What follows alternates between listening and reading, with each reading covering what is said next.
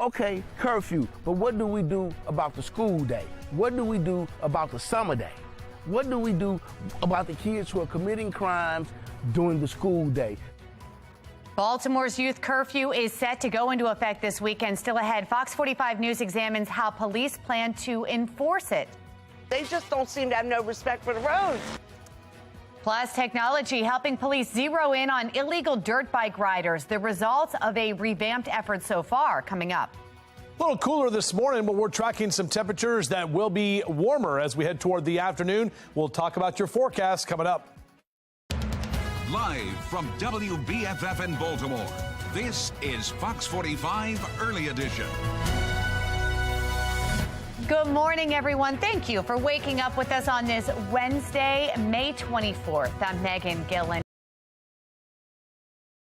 As we begin a new day, see how it's feeling outside. Good morning. Yeah, good morning. A little cooler here this morning. Numbers are about 5 to 7 degrees cooler than yesterday at this time. And as we take you outside and show you what's going on, not much. We've got mainly clear conditions out there. Our Toyota Inner Harbor Sky Cam looking good at this time. Lower 50s for Cockeysville and Towson, 48 in Rosedale, back to the mid to upper 50s in Dundalk, and 53 your temp in Brooklyn Park. So a cooler morning, but a warmer afternoon, and then we'll be breezy and cooler for tomorrow. So kind of the up and down is what we are seeing for today and the next couple of days. Morning commute looking like the low to mid 50s over the next couple of hours. We'll get to about 60 by 9 a.m. We'll track those temperatures and what we can expect for your holiday weekend that's around the corner. That's coming up. All right, sounds good, Justin. Thank you. Out on the roads, your Len Stoller Traffic Network. We've got a live look over Loch Raven Boulevard here this morning. Smooth traveling here at this early hour. Happening today, Mayor Brandon Scott is expected to announce his enforcement plans when it comes to the youth curfew set to go into place on Memorial Day. When violence erupted at the Inner Harbor 6 weeks ago, gunfire injured 2 teenagers and drew a promise from the mayor. We are going back to the old days. We will be enforcing the youth curfew in Baltimore. Police Commissioner Michael Harrison sharing how the department plans to enforce the curfew ahead of today's news conference. The policy says that kids found violating the curfew will be warned 3 times about leaving the area, and then they'll be taken to youth connection centers, but only if they consent to it. Curfew is designed to move people out of harm's way. So I don't know if it will be fully effective. We have to look at the outcome of it. But what I will say, the objective of moving more young people out of harm's way may reduce the homicide rate, and it may in fact reduce the number of young people who are shot. You can read the police memo right now on our website, foxbaltimore.com. And Olivia Dance will have more on this story coming up in our next half hour. We want to know what you think. Is the youth curfew enough to curb the juvenile crime crisis? This poll just opened, and so far you can see 97% of those who have responded say no. You can head to foxbaltimore.com/vote to weigh in. And stay with Fox 45 News all morning long. Coming up in our 8 o'clock hour, we continue our coverage on the city youth curfew. Pastor P.M. Smith will be joining the morning show live in person to weigh in on this.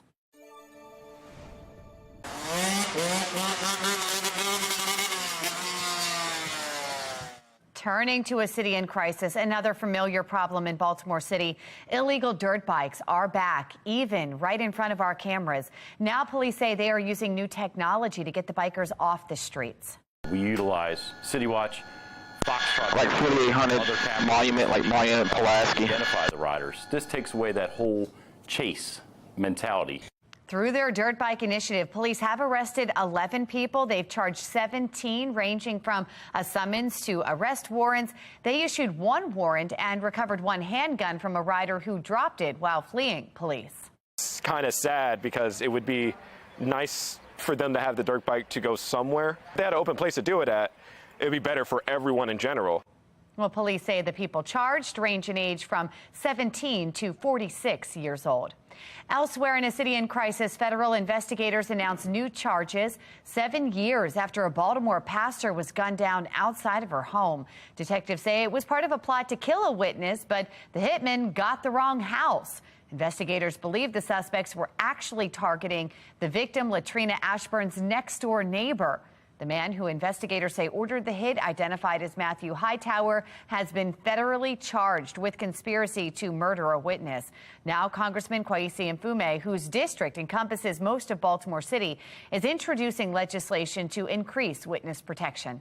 It directs the Department of Justice and the FBI to award $30 million a year for the next 5 years to cities like Baltimore, where there are severe problems with this stop snitching culture. The witness security legislation that has since been endorsed by the Fraternal Order of Police is currently with the House Judiciary Committee. A new report from Baltimore's Office of the Inspector General claims a city employee lied about having proper education for a job in the Department of Finance. The employee claimed to have a master's degree on her application, and supervisors say that she provided transcripts and photos of a diploma. But when the IG's office reached out to the school in question, they were told the employee did not complete a single semester of school. Inspector General Isabel Cumming joining us on Fox 45 News to talk about her findings. What we do in Baltimore City is we have people bring in a picture of their degree or a picture of their transcripts. We've also learned that there is an entire industry that does fake diplomas, fake transcripts, and that could have been the way she got both the transcripts and the diploma. Wow. For Baltimore City. Happening today, Florida Governor Ron DeSantis plans to announce that he is running for president. He's going to do that in a live discussion with Twitter CEO Elon Musk. According to the Associated Press, Musk and DeSantis will host an event on Twitter Spaces, a platform for audio chats. Musk has said that he'd support a DeSantis presidential run. The Republican governor is viewed by many as the leading rival to former President Trump for the GOP nomination. The Blue Angels are getting ready for their appearance at the U.S. Naval Academy's graduation at the end of the week. Just ahead, how this week's rehearsals may impact drivers in Anne Arundel County. And another dry day before we can expect our next weather maker to come, leading into your Memorial Day weekend. Coming up, meteorologist Justin Chambers is tracking the next round of showers and how it could impact holiday plans. 4:37 now on Fox 45 Early Edition. All local, all morning.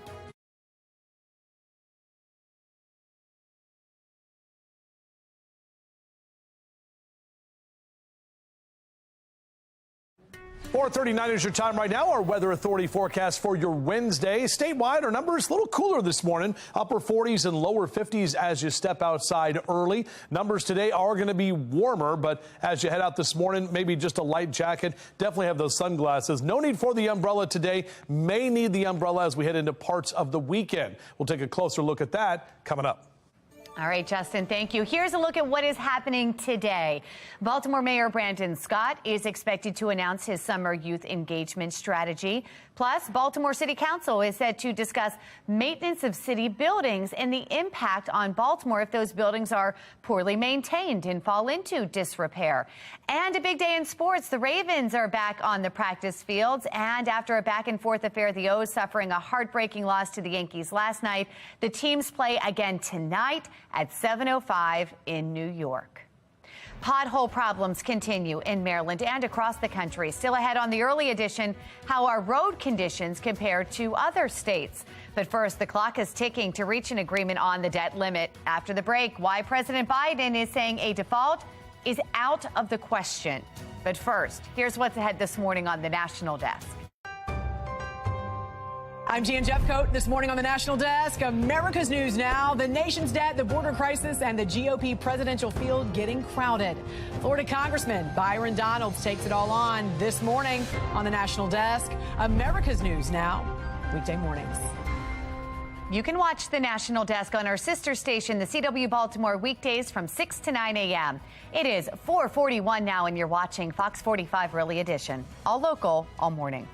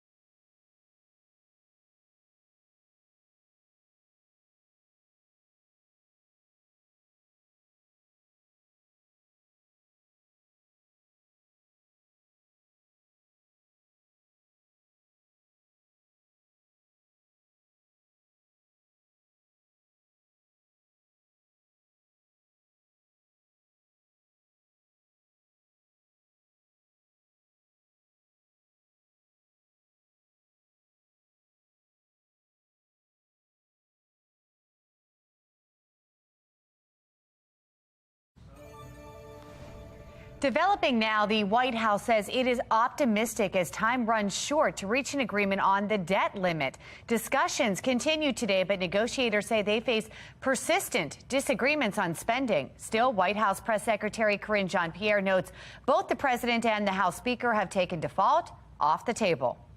Look, if everyone is working in good faith and recognizes that no one is going to get, either side is going to get exactly what they want, we'll get it done. That's the way we see this. Treasury Secretary Janet Yellen says a deal is needed by June 1st or the country could default. Experts warn a default would be devastating to the nation's economy, destroying jobs and businesses.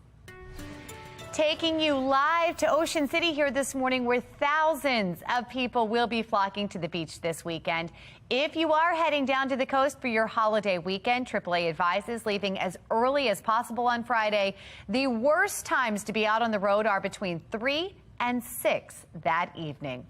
Now we want to check in with meteorologist Justin Chambers, who's going to give us his full Weather Authority forecast. And I think the many question is, we plan and get closer to that weekend, is how's it looking for the holiday, Justin?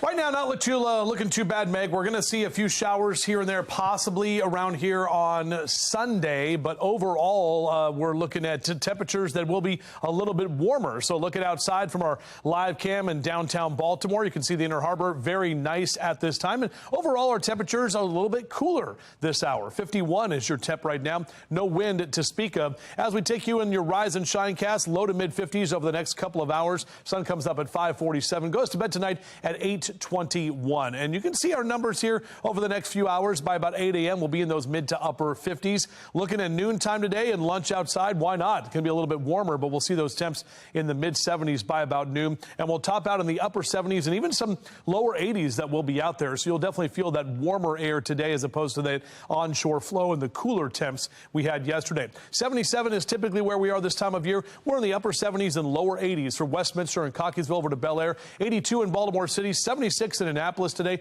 lower 80s up and down the East Coast for Philly and Baltimore down through D.C. Only mid 60s down the ocean there if you're heading to Ocean City for today. 80 your temperature in Cumberland. Great afternoon to throw some stuff on the grill and to eat outside on the patio. We're talking about numbers in the lower 80s for that 4 and 5 o'clock hour and even back to the upper 70s by about 7 p.m. So it will be a very nice evening. Maybe even turning the air on in the house today because our temps will be warmer. Now here comes our cold front. That's coming through late tonight and into early tomorrow. So overnight hours, we may get a stray shower or two, but really not tracking much in the way of rain. The wind is going to be the strongest as that front passes through late tonight. But by tomorrow, a little bit breezy, definitely cooler. And then Friday looks great. Here comes our next weather maker. Notice some of our showers developing in southern Virginia. So this is about 2 o'clock on Friday afternoon. But notice how it kind of shifts onshore and actually shifts a little bit further to the east, or to the west, I should say. So by Saturday afternoon, we're still looking okay, not only here, but also down near the ocean, or if you're going to be down there doing some traveling toward the east. That's what we're looking at with our Saturday forecast. Sunday gets a little bit different with a few more of those showers rolling in. 5 days until Memorial Day. We're just 25 days out until Father's Day and 26 days until Juneteenth. So here's your 7-day forecast. 82 today, mid 70s through Thursday and Friday and Saturday. But then our temps start warming up with upper 70s on Sunday. A chance for some of those showers rolling in by Sunday afternoon. And then as we head into Monday and Tuesday, we'll definitely start feeling some warmer numbers as we approach June next week. All right, Justin, thank you. Looking at our Lens to Alert traffic network, the Bay Bridge heading east down to Ocean City is currently closed. This is because of a car crash right there. You can see the flashing lights right there, indicating some red there as a result of this. Not a pretty situation out there. We're going to keep you updated as we learn more. Well, looking ahead, the Virginia Railway Express has a deal for you. The commuter rail service announcing that from June 2nd to September 1st, all riders will ride for free on Fridays this summer. The agency saying in a news release, fare-free travel will be available and Manassas lines for rides originating at any of VRE's 19 stations, no tickets required. Trending now, many Maryland drivers would probably say that our roads are the worst in the country, but how do they really compare? Well, a new pothole report from Quote Wizard claims Maryland actually has the 11th worst roads in the country in terms of complaints about potholes. Minnesota California and Washington have the worst roads. According to the report, drivers between the ages of 35 and 44 hit the most potholes, and the average repair bill is $306. 50 Cent is adding a Baltimore stop to his global, the Final Lap Tour. He's going to be playing at CFG Bank Arena on September 19th, along with Busta Rhymes and Jeremiah. The tour celebrates the 20th anniversary of 50 Cent's debut album, Get Rich or Die Trying. Ticket pre-sales begin today. General sales start this Friday.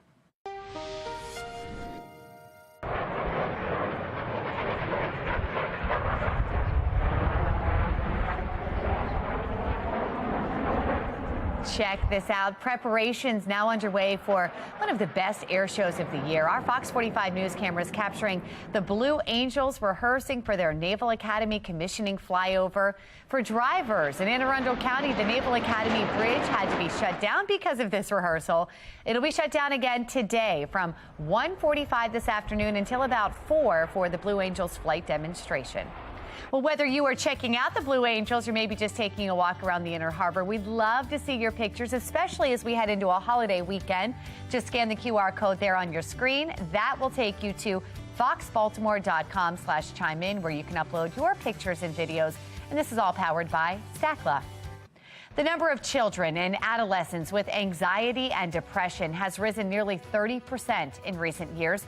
Still to come, how the White House plans to help identify the current and emerging risks associated with online platforms. But first, the Baltimore City Council will hold a hearing on the youth curfew today, days before enforcement is set to begin. Still ahead on the early edition, how officers will be expected to interact with juveniles when it comes to the curfew. It is 4:51 now, and you're watching Fox 45 Early Edition, all local, all morning.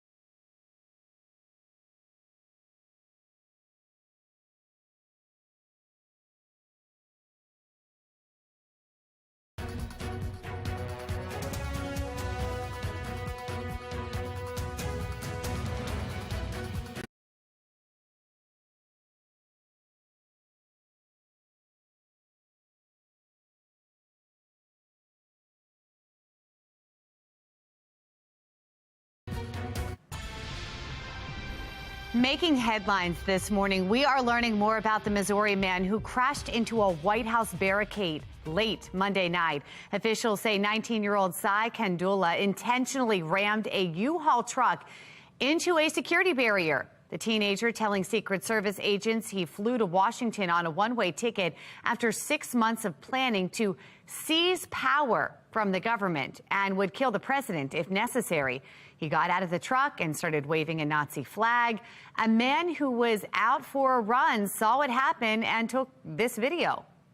I think at first I was just in shock, thought maybe it was just an accident. And then the U-Haul backed up and rammed it again. And at that point, it didn't move. And then that's when the Secret Service police converged on it. No one was hurt in the crash. Kandula now faces several charges, including threatening to kill or harm a president, vice president, or family member, assault with a dangerous weapon, reckless driving, destruction of federal property, and trespassing as well. Well, continuing coverage here this morning, a bill banning abortions around 6 weeks of pregnancy before many women know they're pregnant now heads to South Carolina's governor. He promised he will sign it. The law will reinstate a ban that was overturned by the state Supreme Court when Roe v. Wade was struck down. They said it violated the right to privacy. Without it, abortion has been legal through 22 weeks of pregnancy. The bill allows exceptions for deadly fetal anomalies, the patient's life and health, rape, and incest, up to 12 weeks. Doctors could face felony charges for performing abortions. The largest LGBTQ plus rights organization issuing a warning about traveling to Florida right now. The Human Rights Campaign joining the NAACP and several other groups issuing a travel advisory. The advocacy group isn't calling for a boycott or making a blanket recommendation against visiting the state, but it wants to highlight the new laws passed by Republicans that may pose risks to minorities, immigrants, and gay travelers. Florida tourism rebounding last year, surpassing pre-pandemic levels. An update for you this morning. Former President Donald Trump's criminal trial date is set for March 25th of next year, right in the middle of the presidential primary season. The 2024 White House hopeful appearing by video conference at a pretrial hearing in the hush money case yesterday. He pleaded not guilty to 34 felony counts of falsifying business records related to alleged payments to bury claims of extramarital affairs that could have hurt his 2016 presidential bid. Trump says the prosecution is politically motivated. The New York judge says the trial could last several weeks. Turning now to the crisis at the border. The House Judiciary Committee holds the first hearing on immigration since the expiration of Title 42. Partisan differences on the border haven't abated in that time. The Biden open borders policy is clearly allowing many dangerous gang members, terrorists, and criminals into our country, and he doesn't seem to care about the resulting damage. It appears once again, unfortunately, that it's Groundhog Day in our subcommittee. Today is part 3 of our hearings on the Republicans' assault on immigrants and immigration, and I'm sure we'll have many more parts to come. Congressman Pramila Jayapal went on to note that migration has fallen since the end of the pandemic-era policies, and falling from a high of 10,000 a day to just under 4,400. That's according to the Department of Homeland Security. Some reports suggest that because asylum seekers are taking a wait-and-see approach in Mexico. A health watch for you this morning. We are taking you live to the White House here, where the Biden administration is launching a new task force to study how social media impacts the mental health of children in the United States. According to a federal survey, the number of children and adolescents with anxiety and depression has risen nearly 30% in recent years. The White House says the new task force will help to identify the current and emerging risks associated with online platforms. It will then develop guidance and provide recommendations on those risks by the spring of 2024. These new administration-wide actions will help advance President Biden's national strategy to tackle the mental health crisis and protect the health and well-being of our nation's young people. The U.S. Surgeon General issuing an advisory yesterday warning it's not yet fully understood how social media impacts adolescent mental health. He also called on policymakers, technology companies, and researchers to take action for kids. Baltimore's youth curfew is set to go into effect this weekend. I'm Olivia Danson. Coming up next, we're taking a closer look at how police plan to enforce it. Plus, a common sound echoing through Baltimore City streets yet again. The new efforts from BPD to stop and catch illegal dirt bikers. Our temperature is a little bit cooler this morning. We're talking about a warmer afternoon. We'll break that down for you coming up. Live from WBFF in Baltimore, this is Fox 45 Early Edition. Good morning on this.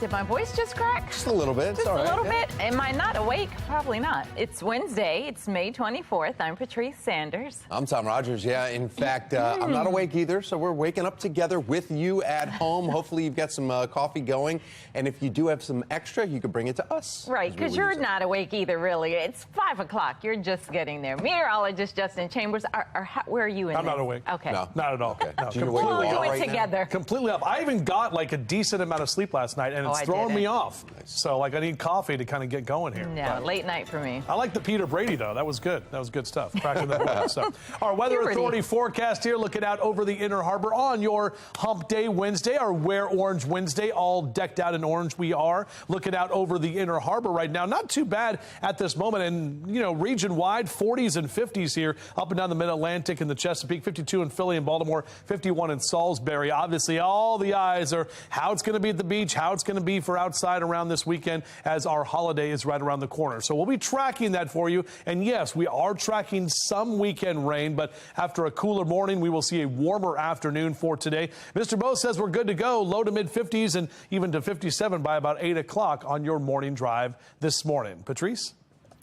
All right, Justin, thank you for that. Looking now at the Lynn Stoller Traffic Network, the Bay Bridge heading east down Ocean City.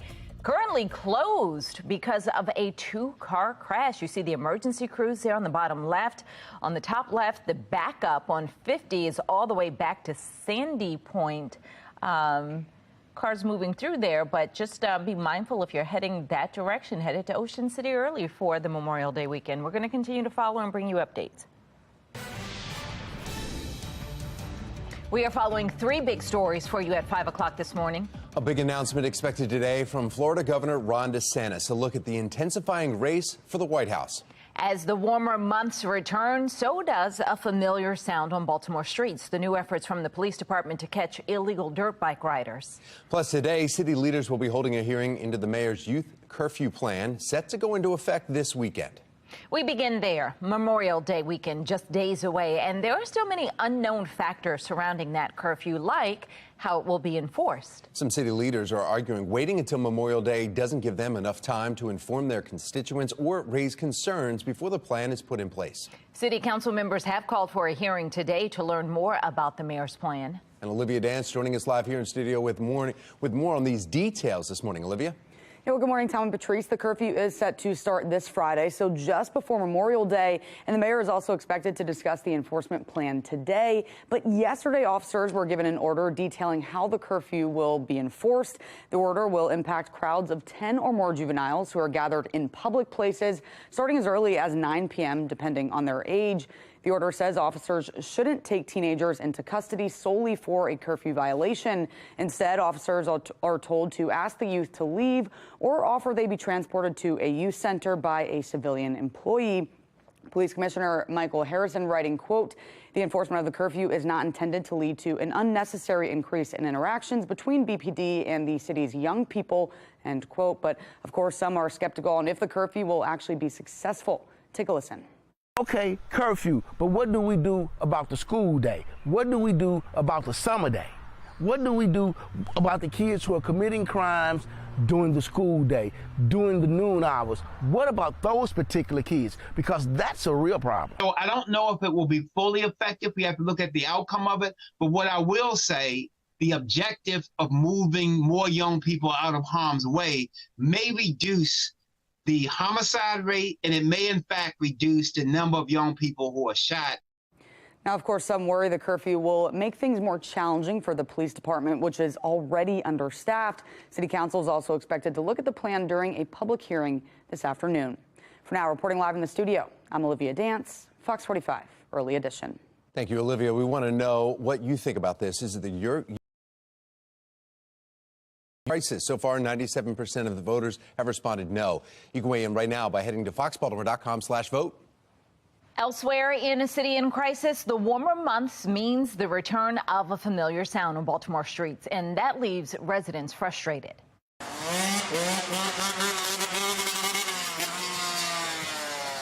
They just don't seem to have no respect for the road. They'll stop at this alleyway and they'll zip through there, and they don't even look for traffic or anybody else. The Baltimore City Police Department is now announcing several dirt bike violation enforcement arrests as they increase efforts to catch offenders. It's not only a safety issue for the citizens and visitors, it's a safety issue for the riders. This has been an ongoing battle, like you said, for years. With technology nowadays, it's basically an investigative work. We utilize City Watch, Foxtrot video, other cameras in the city to identify the riders. This takes away that whole chase mentality. The initiative began in April. So far, 11 people have been arrested. 1 warrant has been issued. An additional 17 people have been charged, ranging from a summons to arrest warrants. Police are expecting even more arrests in the coming summer months. An offender caught in Baltimore could receive a fine of up to $1,000 or 90 days in jail. Now, many see dirt bikes as a neighborhood nuisance, but last fall we saw a potentially deadly encounter. Police say in November, a man threw a bag of leaves at 2 dirt bike riders, leading one of them to fire shots at that man before driving off. Law enforcement experts say incidents like that are the reason why enforcing the dirt bike law is so important. When you couple the culture of dirt bikes with the culture of crime in the city, these are the types of things you get. Now, during the legislative session, the House passed a bill that would have increased penalties for street racing and stunt driving statewide. That bill would have upped the penalty to 1 year in prison or a $1,000 fine, but it failed in the Senate. If you see dirt bikes in your neighborhood and you can safely take pictures or videos, we want to see them. Scan the QR code you see it there on your screen to make sure that you share them with us, or you can head to our website, foxbaltimore.com/chime-in. 5:06 this morning, the race for the White House is intensifying, with Florida Governor Ron DeSantis ready to launch his 2024 bid. Megan Gillen is at our live center now with what we can expect today. Megan. Here's what we know. Governor DeSantis expected to announce this in a non-traditional way through Twitter. Seen by some as former President Donald Trump's biggest rival for the Republican nomination, the long-rumored candidate is expected to make his bid for the White House official tonight at 6 p.m.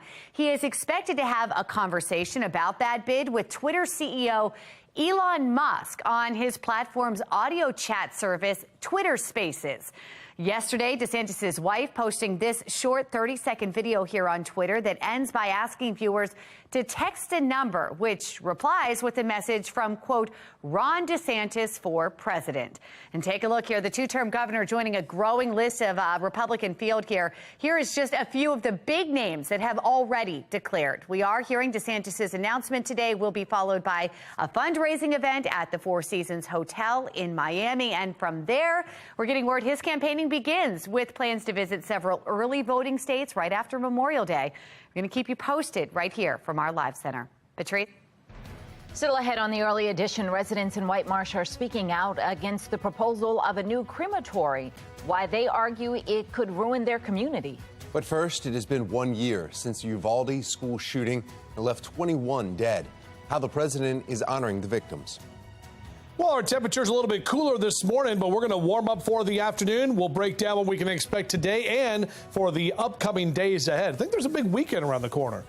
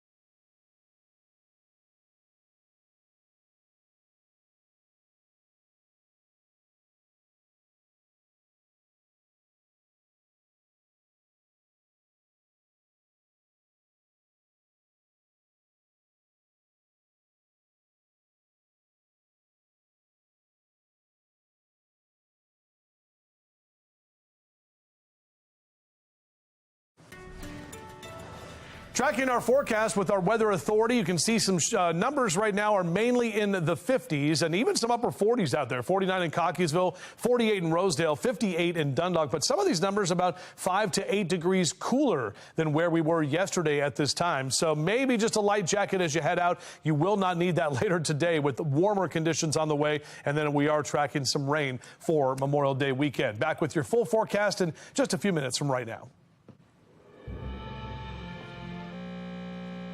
5:11 now. President Joe Biden will mark a somber anniversary today. A year ago today, a lone gunman entered an elementary school, opened fire, killing 19 students and 2 teachers in Uvalde, Texas. Texas Governor Greg Abbott has ordered the state flag to be lowered to half-staff today to honor the victims, survivors, loved ones, and the community affected by the rampage. President Joe Biden will be speaking about that tragedy from the White House. Everybody is shocked by it, and everybody's very upset about it. Still ahead this morning, outrage in White Marsh over the proposed construction of a crematory. Our residents argue it's going to diminish their property values. Plus, a big day ahead at City Hall as city leaders attempt to gain more insight into the mayor's curfew for minors, while some argue waiting until Memorial Day is too late. 5:12, you're watching Fox 45 Early Edition, all local, all morning.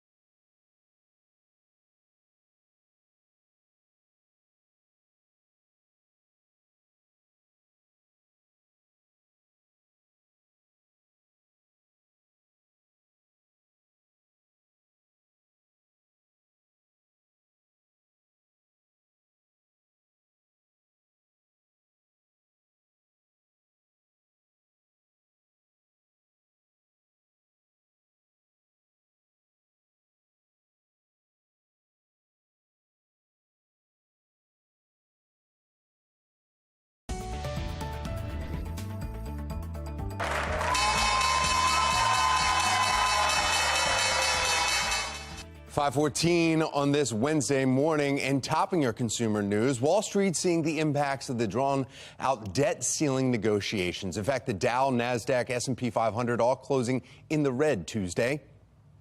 President Joe Biden and House Speaker Kevin McCarthy remain deadlocked on a deal to raise the ceiling with little time left to avoid an economic catastrophe, as some are calling it. Netflix is laying out how it will crack down on password sharing. In a letter to subscribers, the streaming service offers 2 alternatives.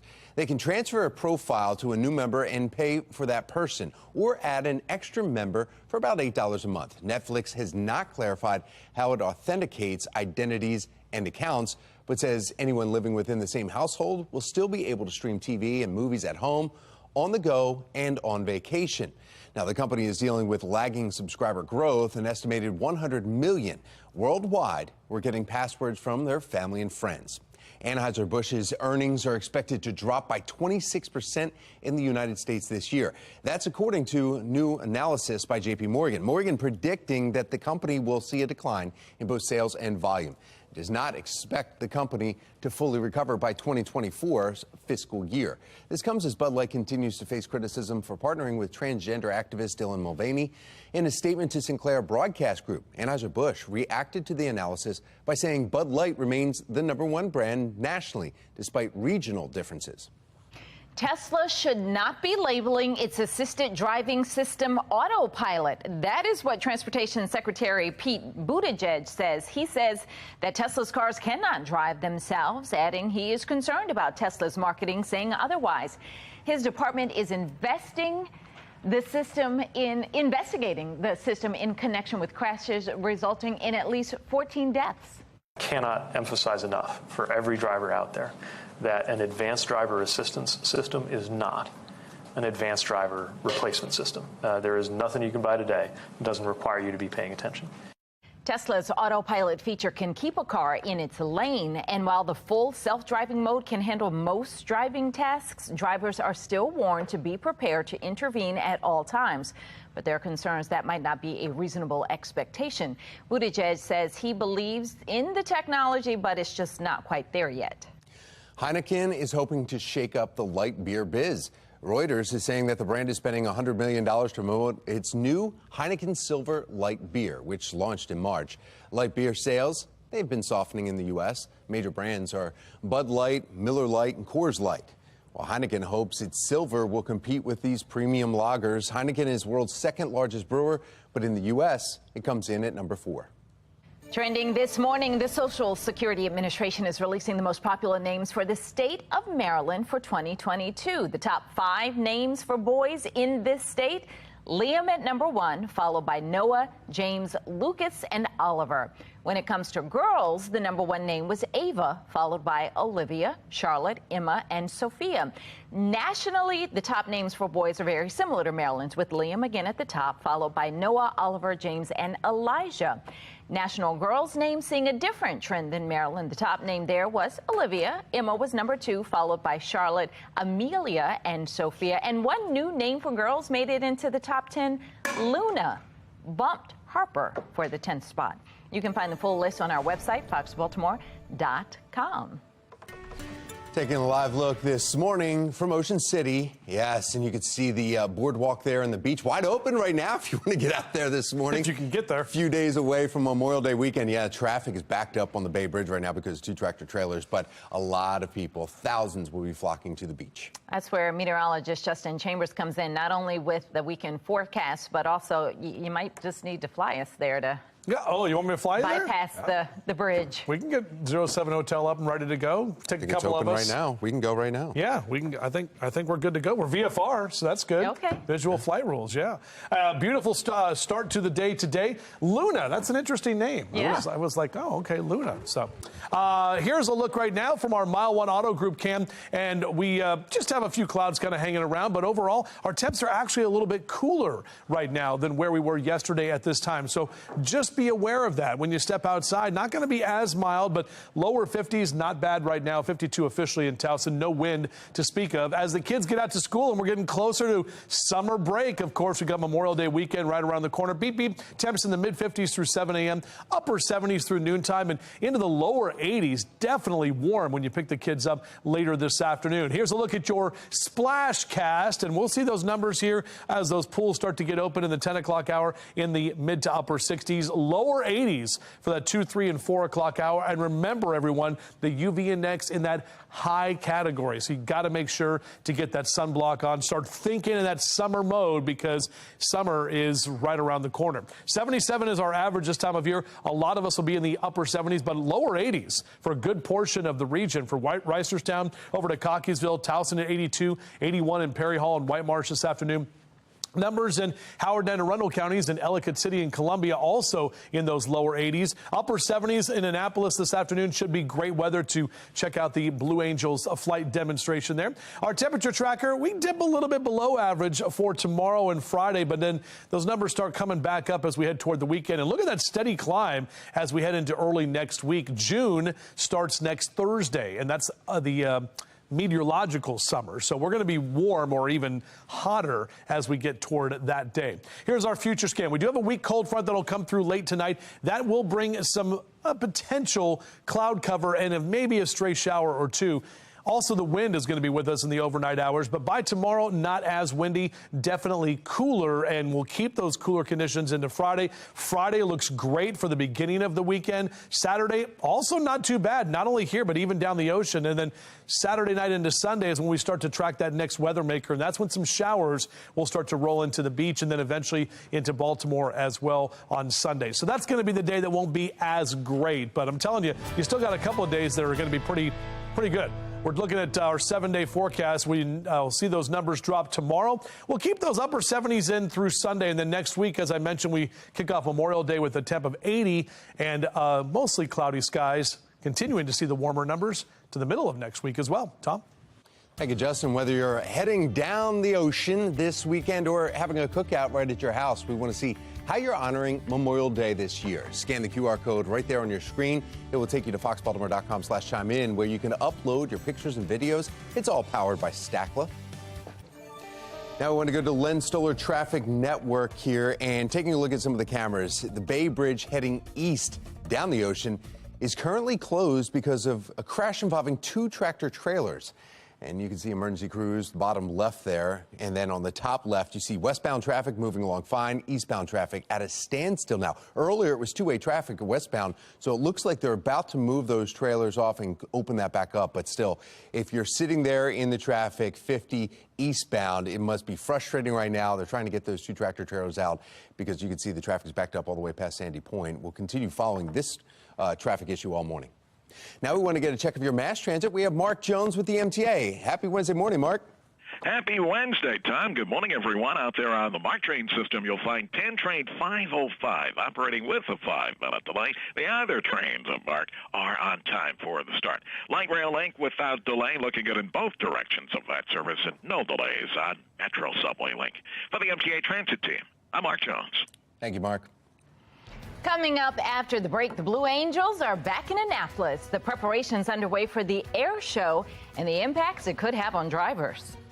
Plus, Baltimore's youth curfew is set to go into effect this weekend. I'm Olivia Dance, and coming up next, we're taking a closer look at how police plan to enforce it and why some worry it won't be effective. You're watching Fox 45 Early Edition, all local, all morning.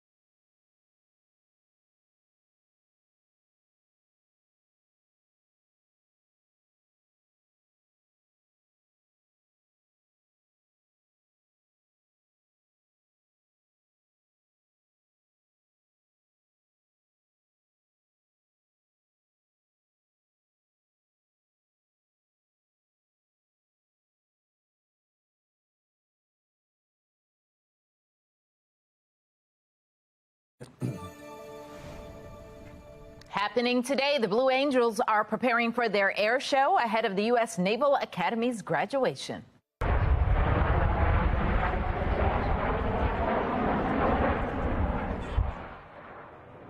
Our Fox 45 camera crews capturing Blue Angels rehearsing yesterday at right around the Naval Academy commissioning flyover. It brought out all sorts of aviation fans, including an Annapolis resident, making it a family affair. And I've known about the Blue Angels and seen them in town before, but this is my first time coming down to City Dock, and I invited my father from South Carolina out to come enjoy the show with me. So I came up here from Bluffton, South Carolina for the grandkids and the Blue Angels. And if you can't tell, we have some cameras out today, and we're taking some photos of the planes. Well, for drivers in Anne Arundel County, the Naval Academy Bridge will be shut down today from 1:45 this afternoon until 4 for the Blue Angels flight demonstration. Still ahead on the early edition, another warm and sunny day ahead. Our Weather Authority team lets us know if the conditions stick around for Memorial Day weekend. Plus, a big day ahead in Florida as Disney's governing board meets. The national impacts it could have as more jobs are on the chopping block. Time now 5:27. You're watching Fox 45 Early Edition, all local, all morning.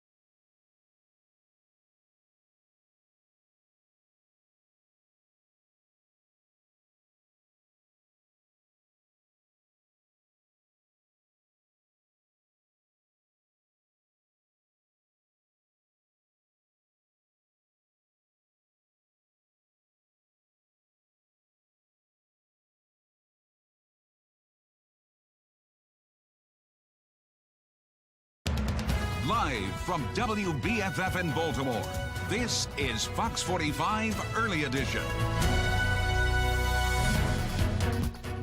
Welcome back on this Wednesday morning. 5:30 is the time. I'm Patrice Sanders.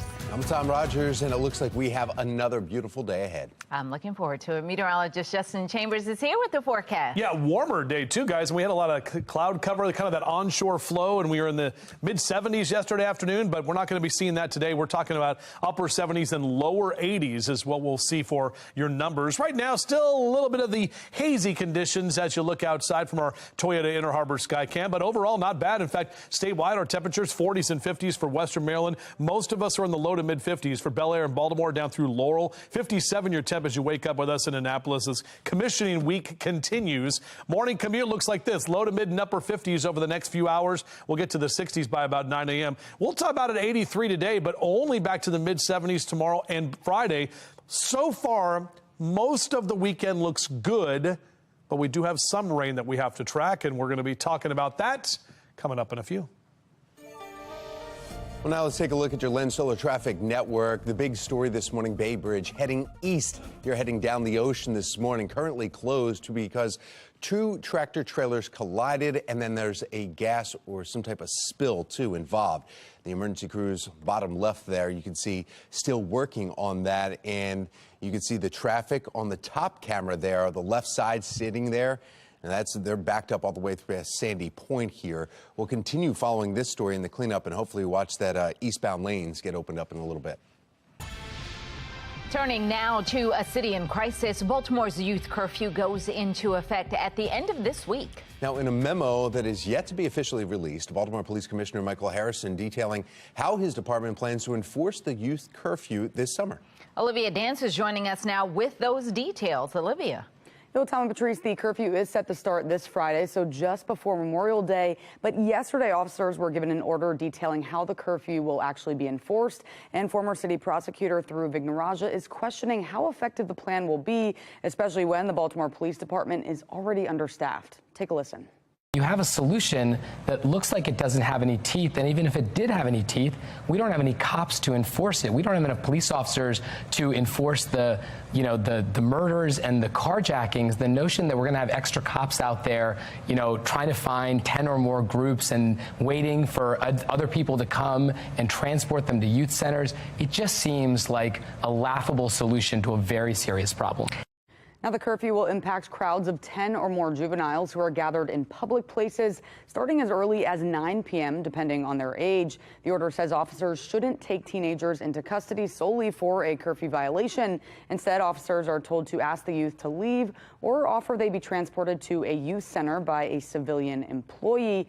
Now, City Council is expected to look at the plan during a public hearing this afternoon. Back to you. So, Olivia, it's clear that Dhruv doesn't think that the curfew is going to be effective. Did he say anything about tonight's City Council meeting? Is he thinking that more answers will come from that? No, Patrice, given what he's seen in the past, he doesn't think much will come out of today's council meeting. Take a listen to what he said. It's a really important issue, but if the past tells us anything, it is that these city council hearings tend to be posturing and political theater with very little substance and very few hard questions and real answers. This is a topic that deserves all of our attention, and I'm not sure a city council hearing is going to deliver what we all need.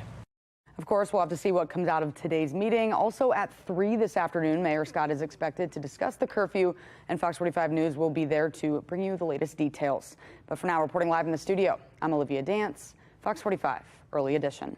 Well, some are skeptical. City council members will ask tough questions. They point to last fall's hearing on the Safe Streets program, where council members spend more time going back and forth with Monzi director Shantae Jackson over the program's organization than asking about how it uses taxpayer dollars. Fox 45 News spoke with political analyst John Deedy about this upcoming hearing. How do you plan on enforcing this, and what are going to be the consequences? Are you going to be actually putting them in the back of the police car and calling parents? What happens if you have a confrontation? And what happens if the kids start running? I'd seriously would think about moving if that was to happen, because it would have such a negative impact on our entire community.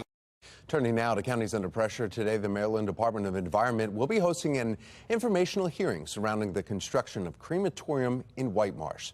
Those in the community are opposing the permit, citing concerns of mercury emissions.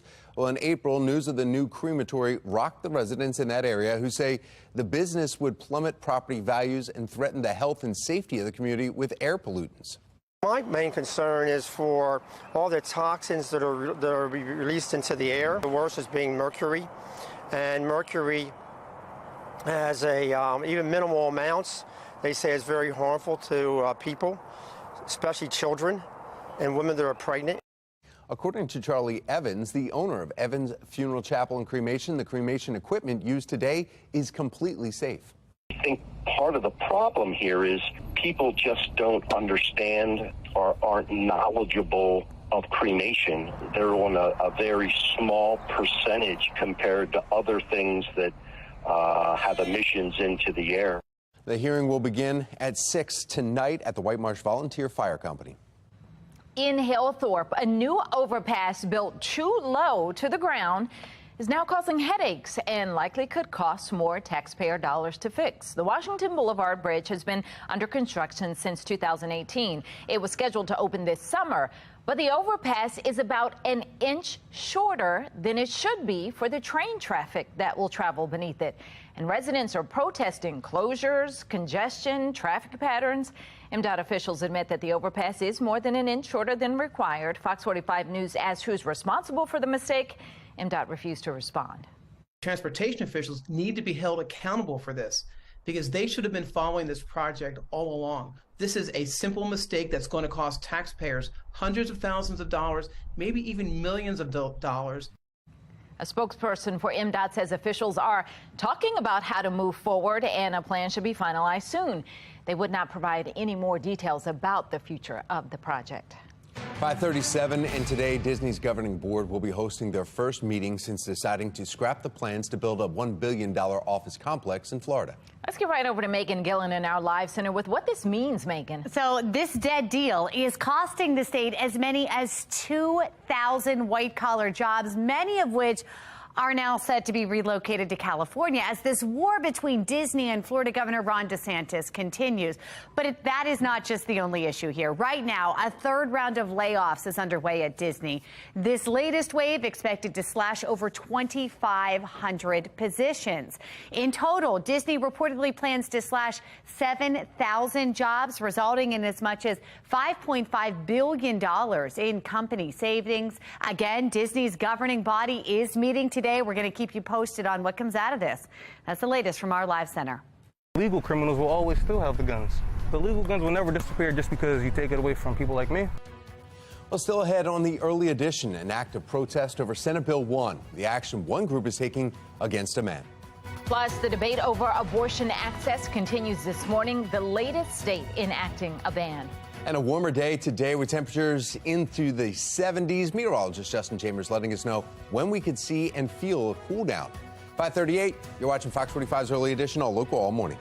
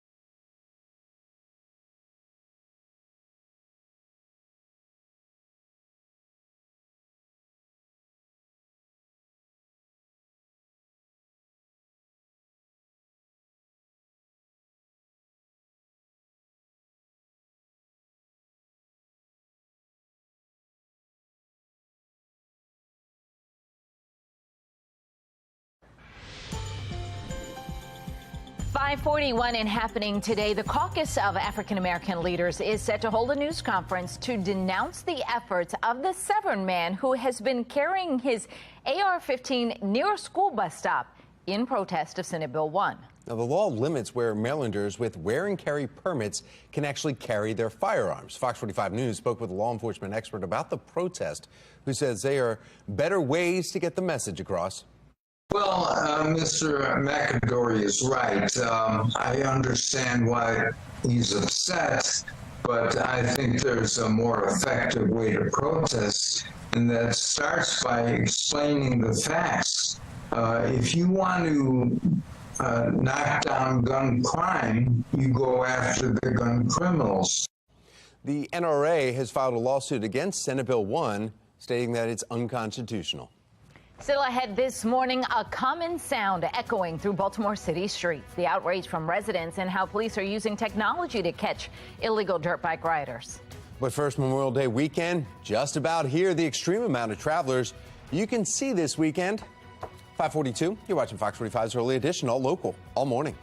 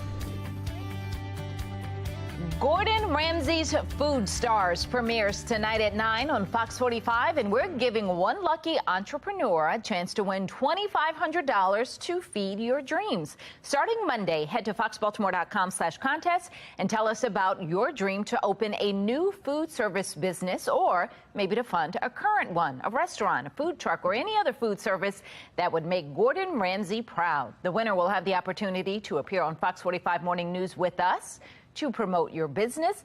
So get your business plan together and watch the premiere of Gordon Ramsay's Food Stars tonight at 9 on Fox 45. That sounds fun. Our Memorial Day weekend, it's just a couple days away. We're talking hours away now, and tens of millions of Americans are expected to travel. Air travel alone could exceed 2019 travel numbers by more than 5%. And AAA says this Memorial Day weekend could be the busiest at airports since 2005. That's right. U.S. Transportation Secretary Pete Buttigieg says that even though this weekend will be a test of the system, he's confident airlines will be prepared. More than 42 million Americans expected to travel 50 miles or more from home over the weekend, 7% increase over 2022's. This is according to AAA. While most travelers will be driving to their destinations, car travel is still expected to be down slightly from pre-pandemic levels, with gas prices higher than 2019 levels. Still lower, though, now than the same time last year. Taking you live to Ocean City this morning. The sun's coming up. Thousands of people will flock to the beach this weekend. If you are heading down to the coast this weekend, AAA advises leaving as early as possible on Friday. The worst times to be on the road between 3 and 6 that evening. You see those lifeguard stands right there, and Ocean City there. I know they're giving out bonuses, $500 if you want to be a lifeguard down there this summer. Everybody's in need of lifeguards. Right. All right, so let's see how the forecast is shaping up for the weekend if you do want to head that direction. I was down the ocean last weekend. It was cruising weekend. Lots of loud cars at all hours of the night, but it was all good, and people were having a lot of fun too. And the good news is the weather looks good for part of the weekend. Yeah, I paused there because we have that chance of seeing a few showers coming in by Sunday, possibly into Monday. It's not going to be bad. I'm telling you, Friday and Saturday look spectacular. So yeah, if you can get out there early today, tomorrow, Friday, Saturday, all looking good. Not only there, but here at home as well. You can see our downtown Baltimore camera, a little bit of an Oriole orange sunrise on our Wear Orange Wednesday. O's didn't get the win last night. Man, they took the Yankees to the 10th inning, but it's all good. We got another game tonight, then they're back home on Friday right here at Camden Yards. So 52-year temp right now in Baltimore, no wind to speak of. As you enjoy breakfast and coffee with us next couple of hours, low to mid and upper 50s is what we're talking about for this morning time, and the sun will be up until 8:21 tonight. Hanging out there, Brewers Hill in the 8 o'clock hour, we're at 57. Numbers by noon are going to be in those mid to upper 70s already, so great day for lunch outdoors. Not much wind out there today, and our highs will slide into the lower 80s for a lot of us for the afternoon, so definitely warmer than what we saw yesterday. Great day to fly today, pilots. We're talking about visual flight rules, so it's a VFR day today. And numbers here in the upper 70s is typically where we are for May 24th, but a lot of us in the lower 80s. Eastern Shore, mid to upper 70s. Chestertown over to Stevensville, right about 76 in Annapolis if you're enjoying the Blue Angels demonstration this afternoon. Lower 80s for Philly and Baltimore down through D.C., and it will be in the mid 60s in Ocean City for this afternoon. Now, if you want to get your grass cut, I guess that no mow May thing is not a thing anymore because my neighbor mowed his yard yesterday. So now I've got to mow my yard because now mine looks really crappy. And so I've got to get out there and mow. So that's what I'll be doing when I get home this morning. Wednesday, Thursday, and Friday, if you want to get the grass cut, 3 greens across the board as we stay dry this week. I tried to be as lazy as I could, but it just didn't happen. Thanks a lot, Creed. All right, 83 today, 74 tomorrow, 76 on Friday. We'll be in the mid to upper 70s as we head into the weekend, and right about 80 on Memorial Day. Again, the chance for showers does come into play by the time we get into Sunday and Monday. We're not looking at a lot of rain, but we'll have some more cloud cover and at least a few showers we'll have to get through this weekend. Back to you. All right, well, it has been a beautiful week so far. Many of you have been getting outside to enjoy the weather. Look at that. Katie sharing this picture with us. That's Luke hanging out in the park playing with his ball. Dave sent us this one. Some special spring guests hanging out at his pool. They just wanted to cool down with the warmer temperatures. Well, we want to see how you're enjoying the weather. Scan the QR code on your screen, and that will take you to foxbaltimore.com/chime in. And that's where you can upload your pictures and videos. It's powered by Statla. Taking a look at your Len Stoller traffic network here, and the bottom screen, that's westbound. The top screen, you still see those vehicles sitting there. Eastbound lanes, they're hopefully opening them back up here any minute now. 2 tractor trailers had collided, and they were still cleaning up a gas or oil spot. So that has been caused some havoc now for a few hours, and the traffic's backed up on 50 eastbound to Sandy Point. We will continue following this story as soon as those lanes open up eastbound across the Bay Bridge and give you an update as soon as that happens. Now we want to get a check of your mass transit. We have Mark Jones with the MTA. Good morning, Mark.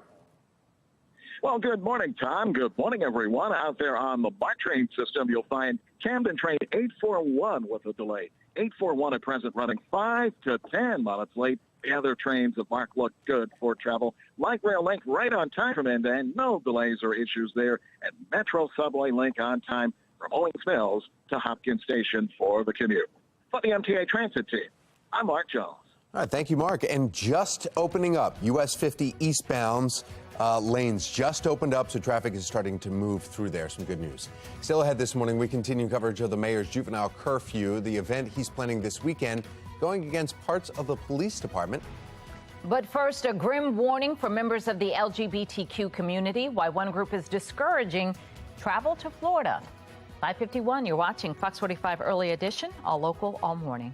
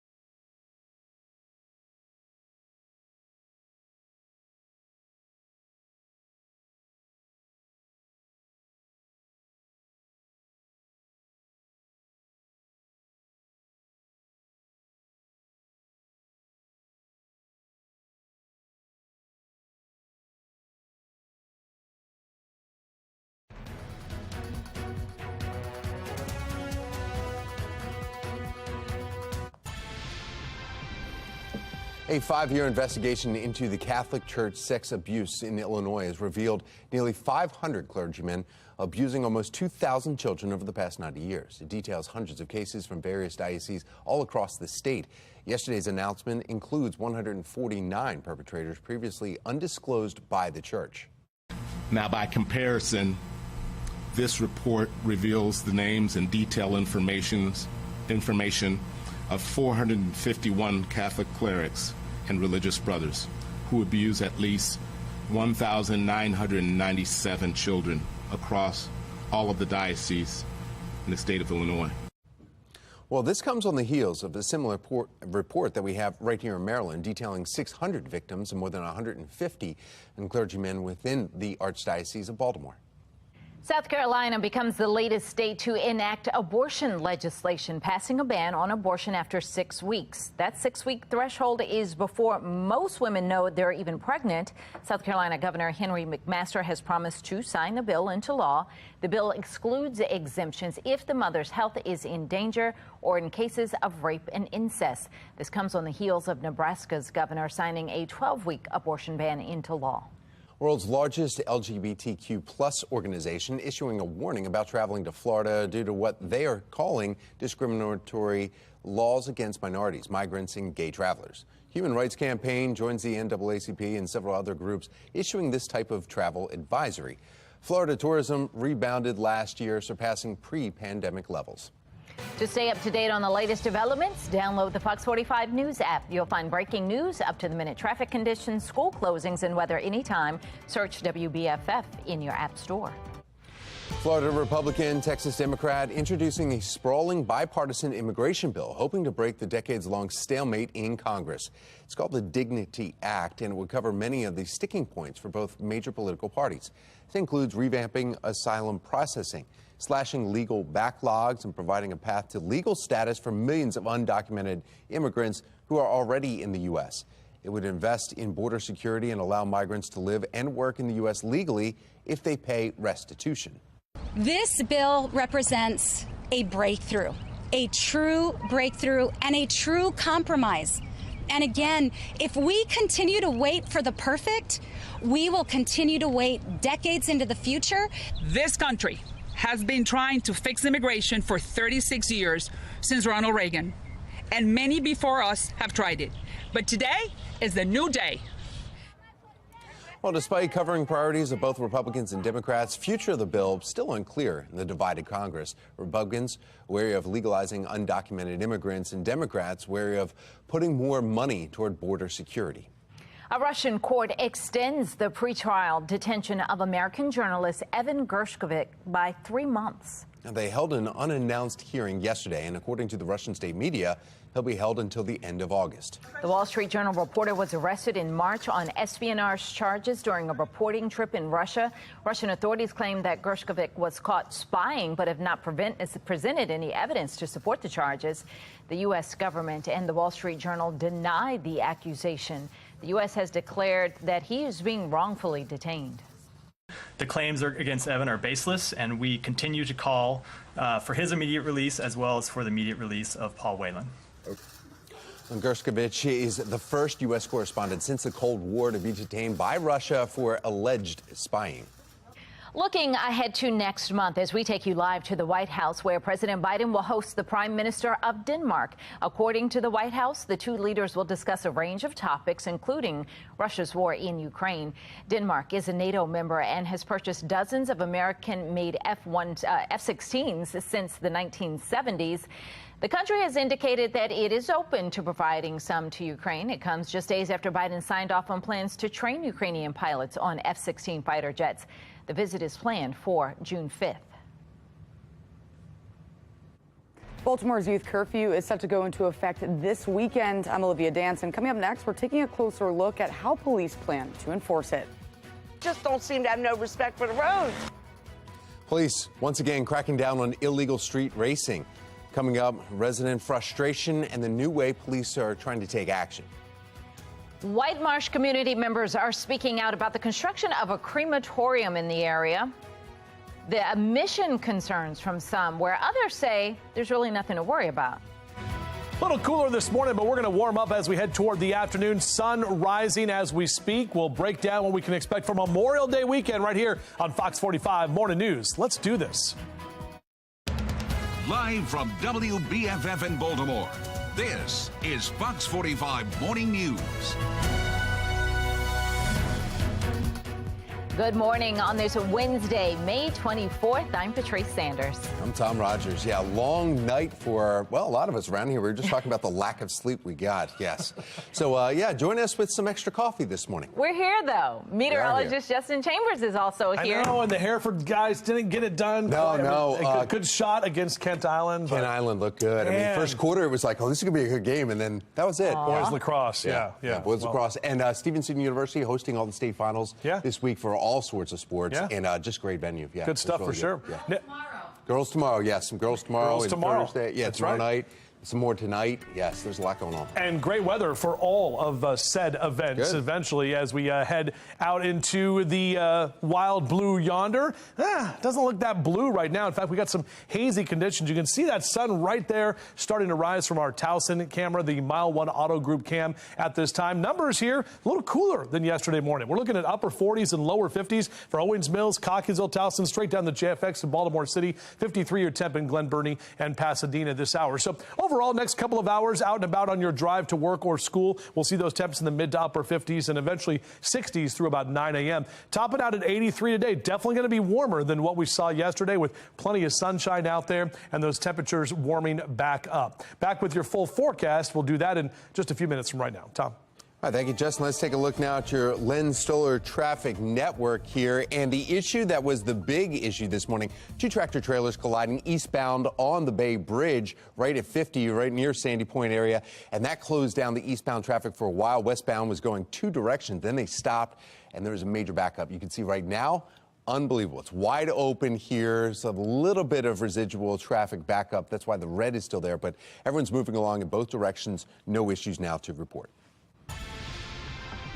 Today, city leaders will hold a hearing into the mayor's youth curfew plan set to go into effect this weekend. Memorial Day is just a few days away, and there are still many unknown factors surrounding the curfew, like how it's going to be enforced. Well, some city leaders are arguing waiting until Memorial Day doesn't give them enough time to inform their constituents or raise some concerns before the plan is put in place. City council members have called for a hearing today to learn more about the mayor's plan. And Olivia Dance joining us live this morning with those details. Olivia?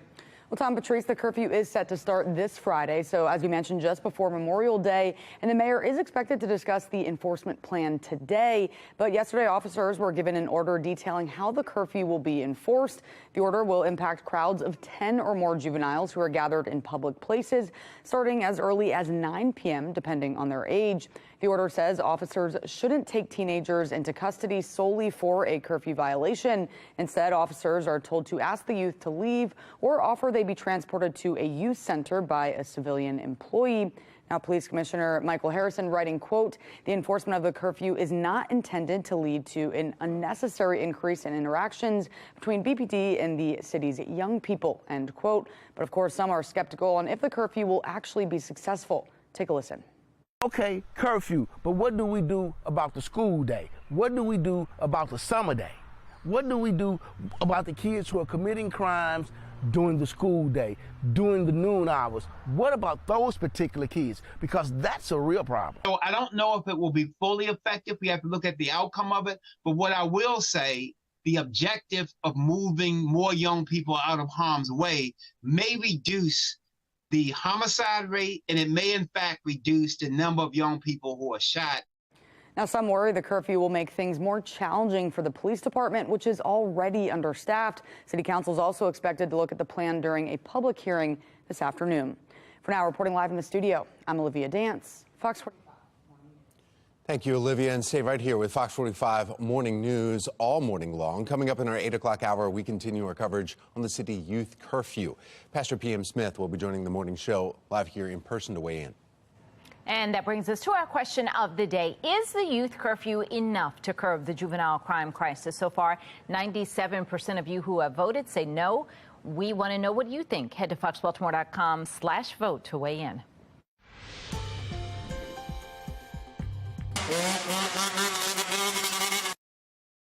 We say so far this year, 50 illegal vehicles, dirt bikes, and ATVs have been removed from the city streets. Now, this comes on the heels of the 108 that were seized last year. And once again, neighbors are frustrated. They'll stop at this alleyway and they'll zip through there, and they don't even look for traffic or anybody else. If they had an open place to do it at, it would be better for everyone in general. Now, as riders on illegal dirt bikes continue to ride through the city's streets, usually on a daily basis, Baltimore City Police announcing that they are taking action with new technology and violation enforcement arrests to help catch offenders. It's not only a safety issue for the citizens and visitors, it's a safety issue for the riders. This has been an ongoing battle, like you said, for years. With technology nowadays, it's basically an investigative work.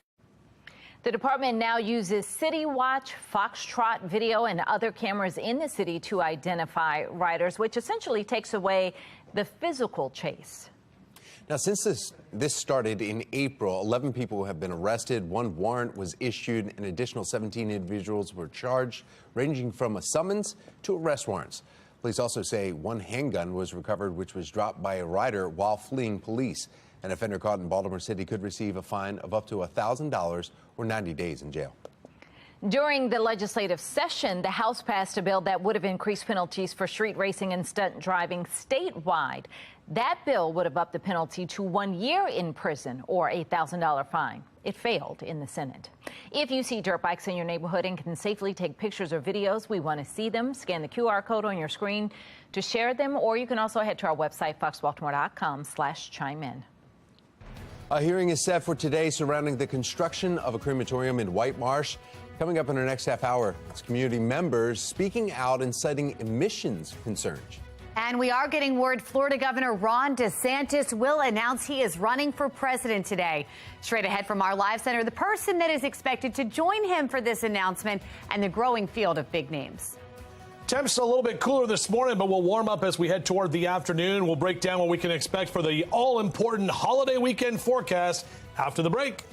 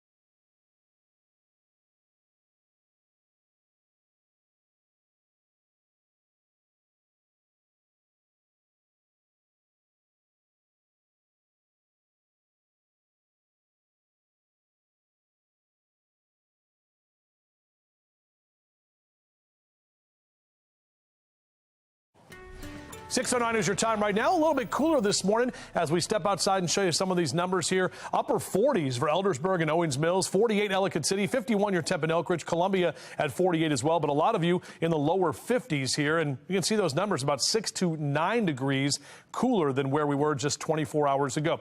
Don't worry, though, those numbers going back up. In fact, upper 60s here through the 10 o'clock hour, and we'll be on our way to the lower 80s for our highs today. So that's the above average category. But we've got some cooler numbers we have to get through before we approach the weekend. We'll talk about that coming up in a few.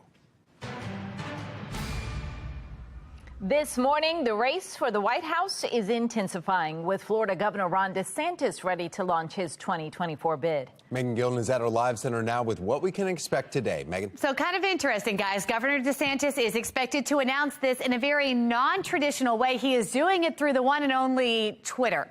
Seen by some as former President Donald Trump's biggest rival for the Republican nomination, the long-rumored candidate here is expected to make that bid official for the White House tonight at 6 p.m. And he is expected to have a conversation about this bid with Twitter CEO Elon Musk on his platform's audio chat service, Twitter Spaces. Yesterday, DeSantis' wife posting this short 30-second video on Twitter that ends by asking viewers to text a number, which replies with a message from, quote, Ron DeSantis for president. We'll take a look. The two-term governor joining a growing Republican field here. These are just a few of the big names that have already declared. There's many others as well. We are hearing DeSantis' announcement today will be followed by a fundraising event at the Four Seasons Hotel in Miami, and then it's off and running. We're getting word his campaign begins with plans to visit several early voting states right after Memorial Day. We're going to keep you posted on today's announcement right here from our live center. I can't.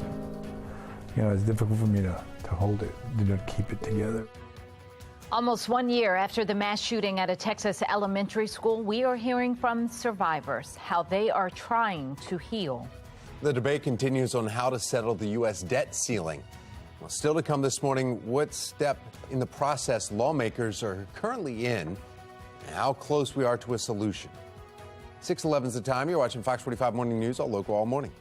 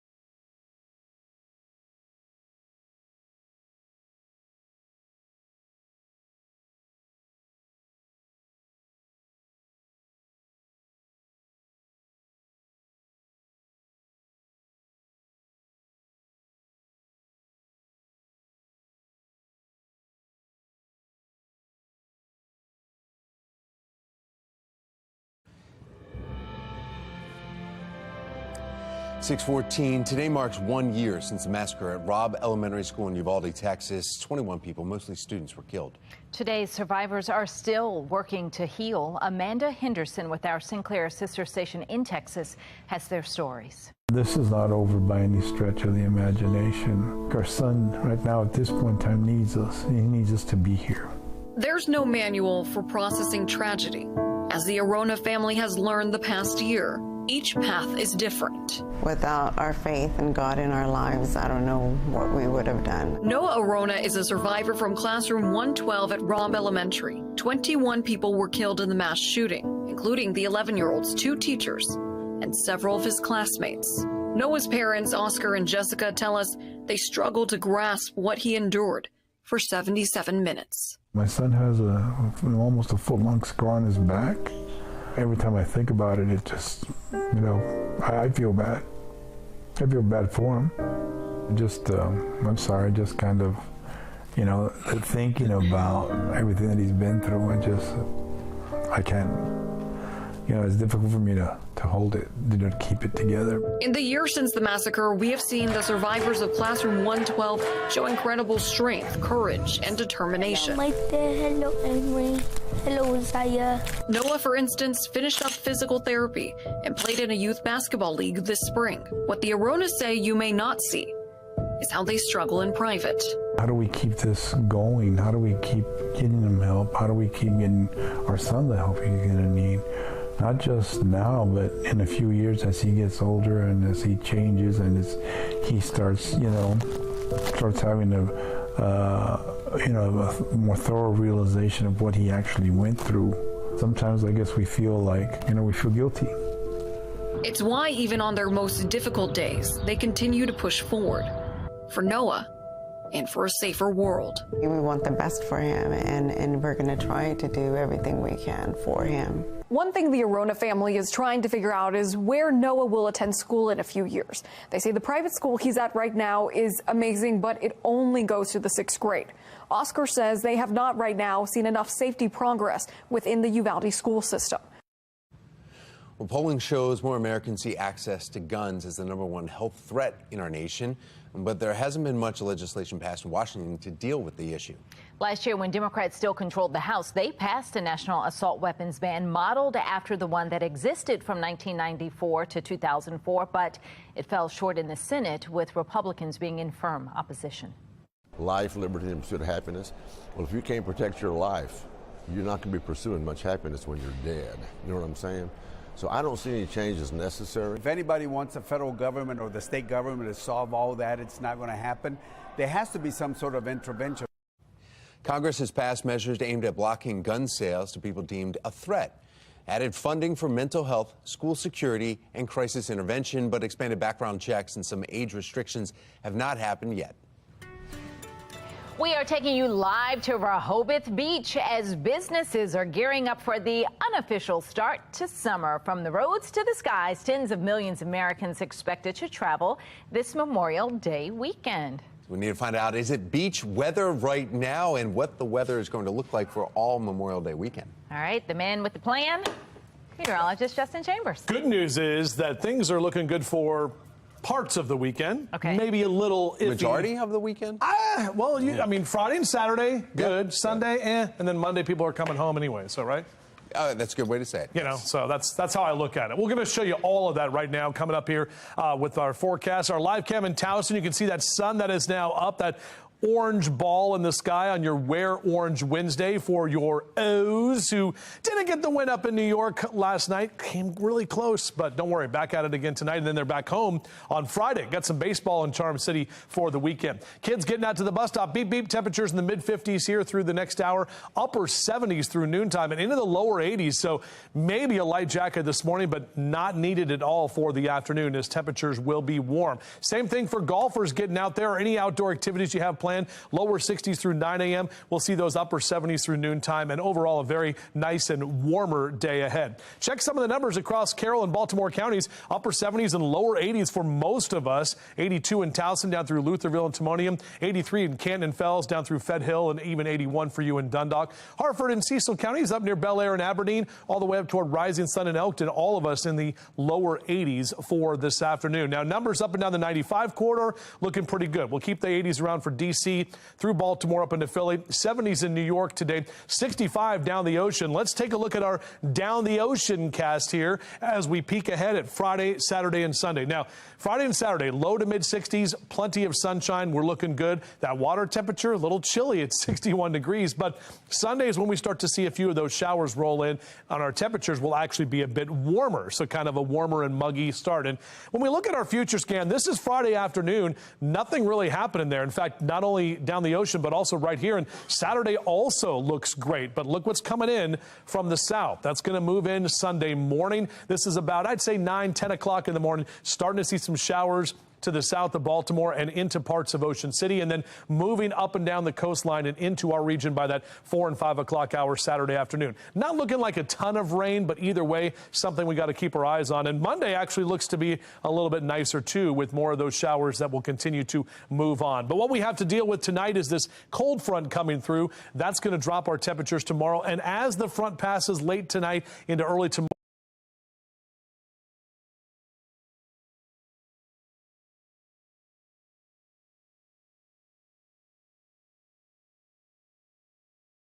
morning, you'll feel the wind pick up and maybe a stray shower or two. It's just a pretty dry cold front, so we're really not tracking that rain until we get to Sunday.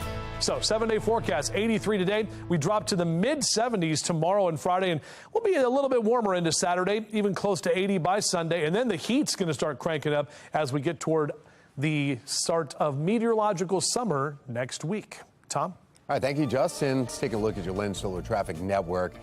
First of all, the incident on 50 eastbound, a little bit of slowdown. They're still trying to clear it up a little bit, but there's some back and forth. It was wide open just about 20 minutes ago. Now it seems like it's slowed down because of the volume going there. Eastbound 50, and there was 2 tractor trailers that had collided earlier this morning that caused major backups while they were cleaning that up. Right now, we also have a 4-vehicle accident 95 northbound that's in Clayton and right near Joppatown, and that's causing a slowdown. Barely. You can barely see it. There's some emergency vehicles just went past. It's north of this shot right here around the curve is where that is actually happening. So that, again, is 95 northbound. Now we want to get a check of your mass transit. We have Mark Jones with the MTA. Good morning, Mark. Well, good morning, Tom. Good morning, everyone. Out there on the MARC train system, you'll find Camden train 845 and Brunswick train 872, both operating with 5 to 10 minute delays. The other trains of MARC look good for travel. Out there on Light Rail Link, you'll find on-time service in both directions there, and Metro Subway Link on schedule between Owings Mills and Hopkins Station. For the MTA Transit Team, I'm Mark Jones. Thank you, Mark. Today, the Baltimore City Council will address the youth curfew outline in our next half hour. What is expected from today's meeting, as we are just days before it is set to begin? And the White House taking action to study the impacts of social media on youth's mental health. Coming up after the break, how to make social media safer for kids. 6:22, you're watching Fox 45 Morning News, all local, all morning.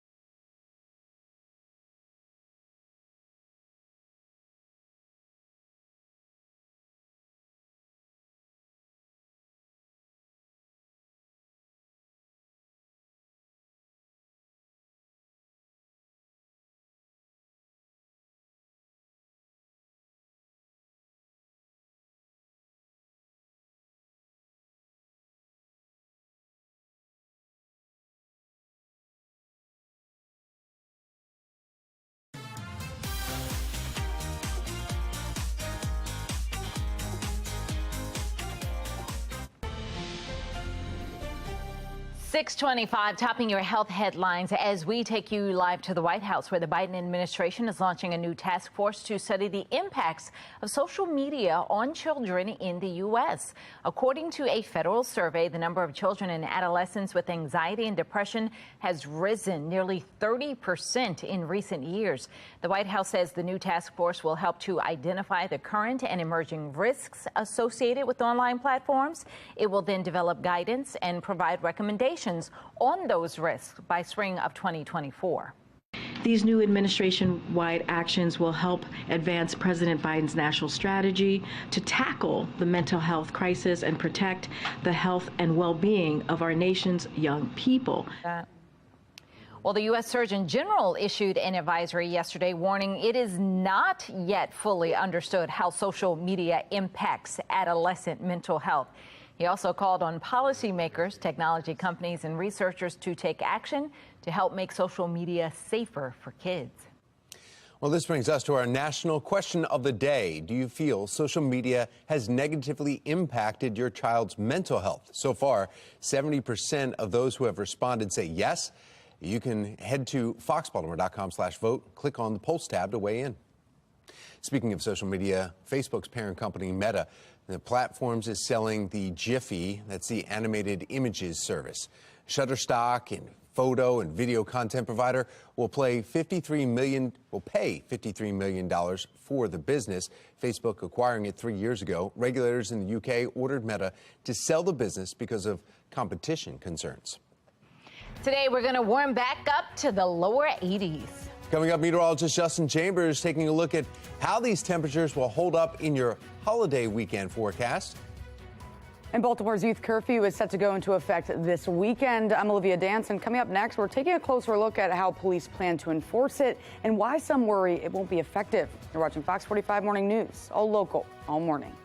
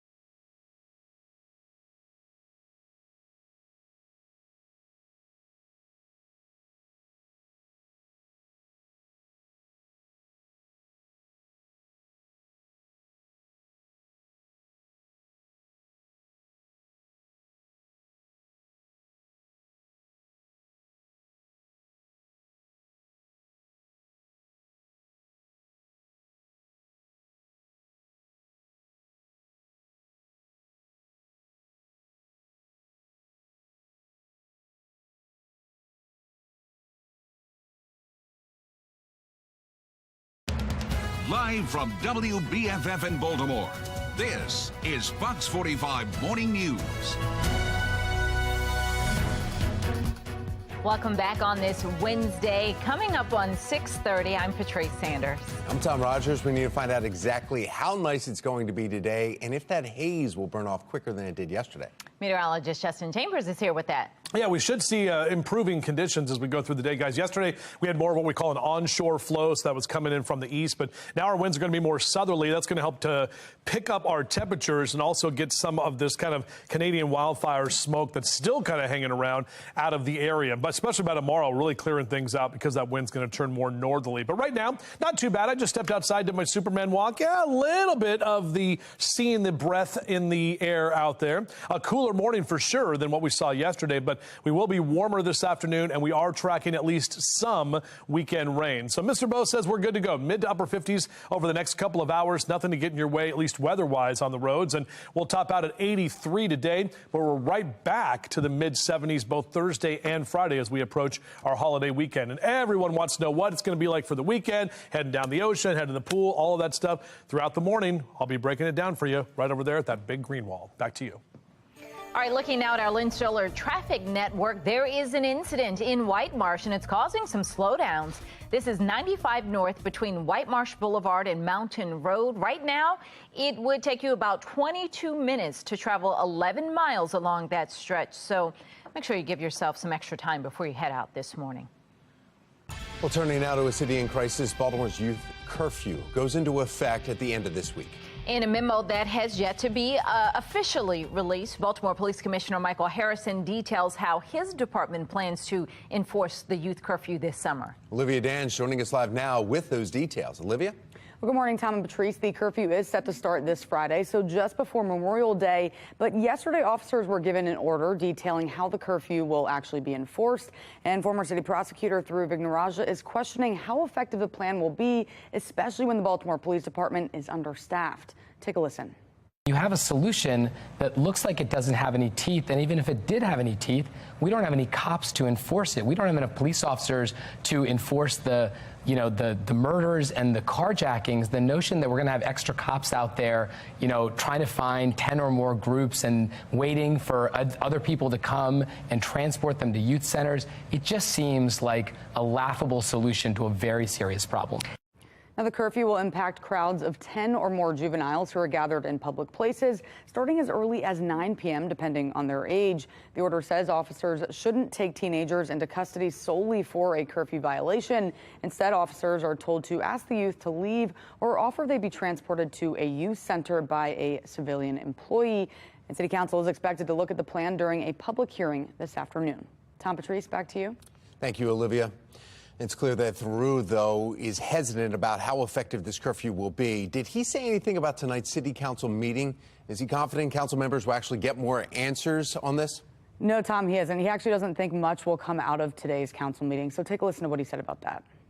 It's a really important issue, but if the past tells us anything, it is that these city council hearings tend to be posturing and political theater with very little substance and very few hard questions and real answers. This is a topic that deserves all of our attention, and I'm not sure a city council hearing is going to deliver what we all need.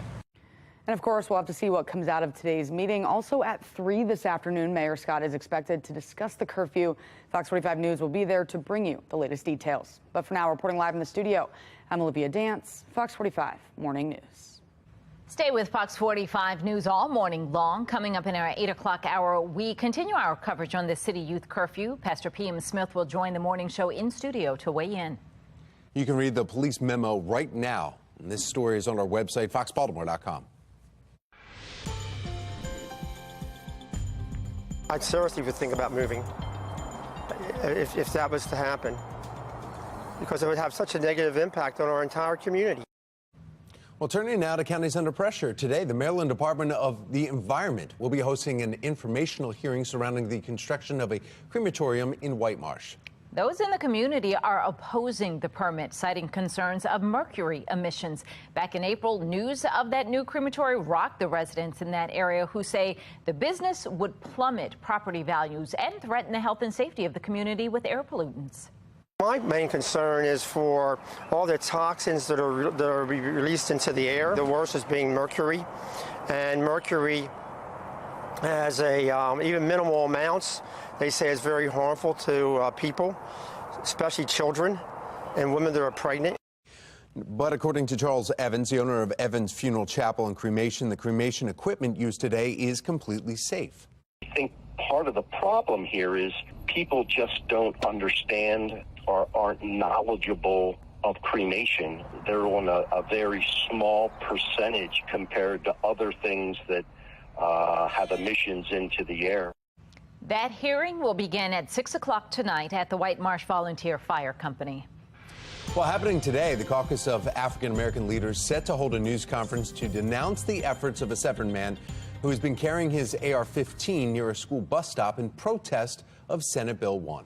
Now, that law limits where Marylanders with a wear and carry permit can actually bring their firearms. Fox 45 News spoke with a law enforcement expert about the protest, who says that there are better ways to get the message across. Well, Mr. McAdory is right. I understand why he's upset, but I think there's a more effective way to protest, and that starts by explaining the facts. If you want to knock down gun crime, you go after the gun criminals. Now, the NRA has filed a lawsuit against Senate Bill 1, stating that it's unconstitutional. This morning, a baby is fighting for his life after falling from an apartment balcony. Coming up, the extra safety precautions you can take as we move into the warmer months. Plus, Disney's governing board meets today. The national impacts it could have as more jobs are on the chopping block. You're watching Fox 45 Early Edition. Today, the temperatures in the 80s, tomorrow cooler and breezy, but what about heading into your holiday weekend? Meteorologist Justin Chambers taking a look at your next warm-up and what we can expect with the weather maker this weekend. You're watching Fox 45 Morning News, all local, all morning. Weather Window, presented by the National Weather Desk. Verdant is the word of the day for Concho Rim Overlook. This beautiful vista is one of many at New River Gorge National Park and Preserve in West Virginia. Also in the Mountain State, these photos from a weather balloon launched by a teacher at Wheeling Country Day School. It's a yearly event, and these photos show the city of Wheeling and the haze of wildfire smoke drifting from Canada. Want to see your weather photos and videos on TV? Click Chime In on this station's website to share.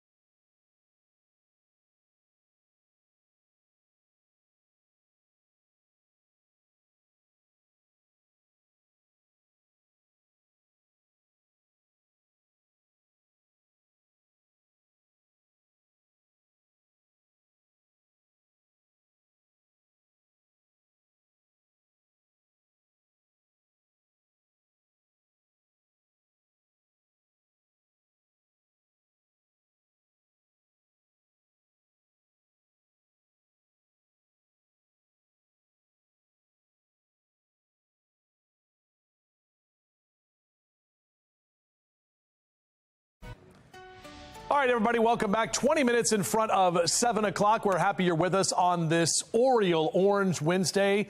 The Oriole Orange sun burns bright in the east from our Mile 1 Auto Group cam.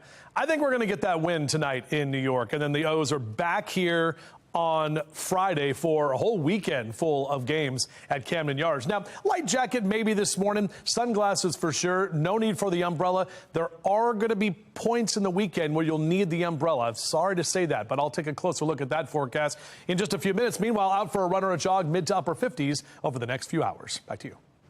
Thank you, Justin. Today, Disney's governing board will be hosting their first meeting since deciding to scrap the plans to build a $1 billion office complex in Florida. Let's get right over to Megan Gillen in our live center with what this all means, Megan. Guys, this dead deal is costing the state as many as 2,000 white-collar jobs, many of which are now set to be relocated to California as this war between Disney and Florida Governor Ron DeSantis continues. But that's not the only issue. Right now, a third round of layoffs is underway at Disney. This latest wave, guys, is expected to slash over 2,500 positions. In total, Disney reportedly plans to slash 7,000 jobs, resulting in as much as $5.5 billion in company savings. Now, again, today, Disney's governing board is expected to meet. We're going to keep you posted on what comes out of this. That's the latest from our live center. Tom? Thank you, Megan. Illegal dirt bike problems continue in Baltimore City. Coming up, the new technology helping police zero in on those riders.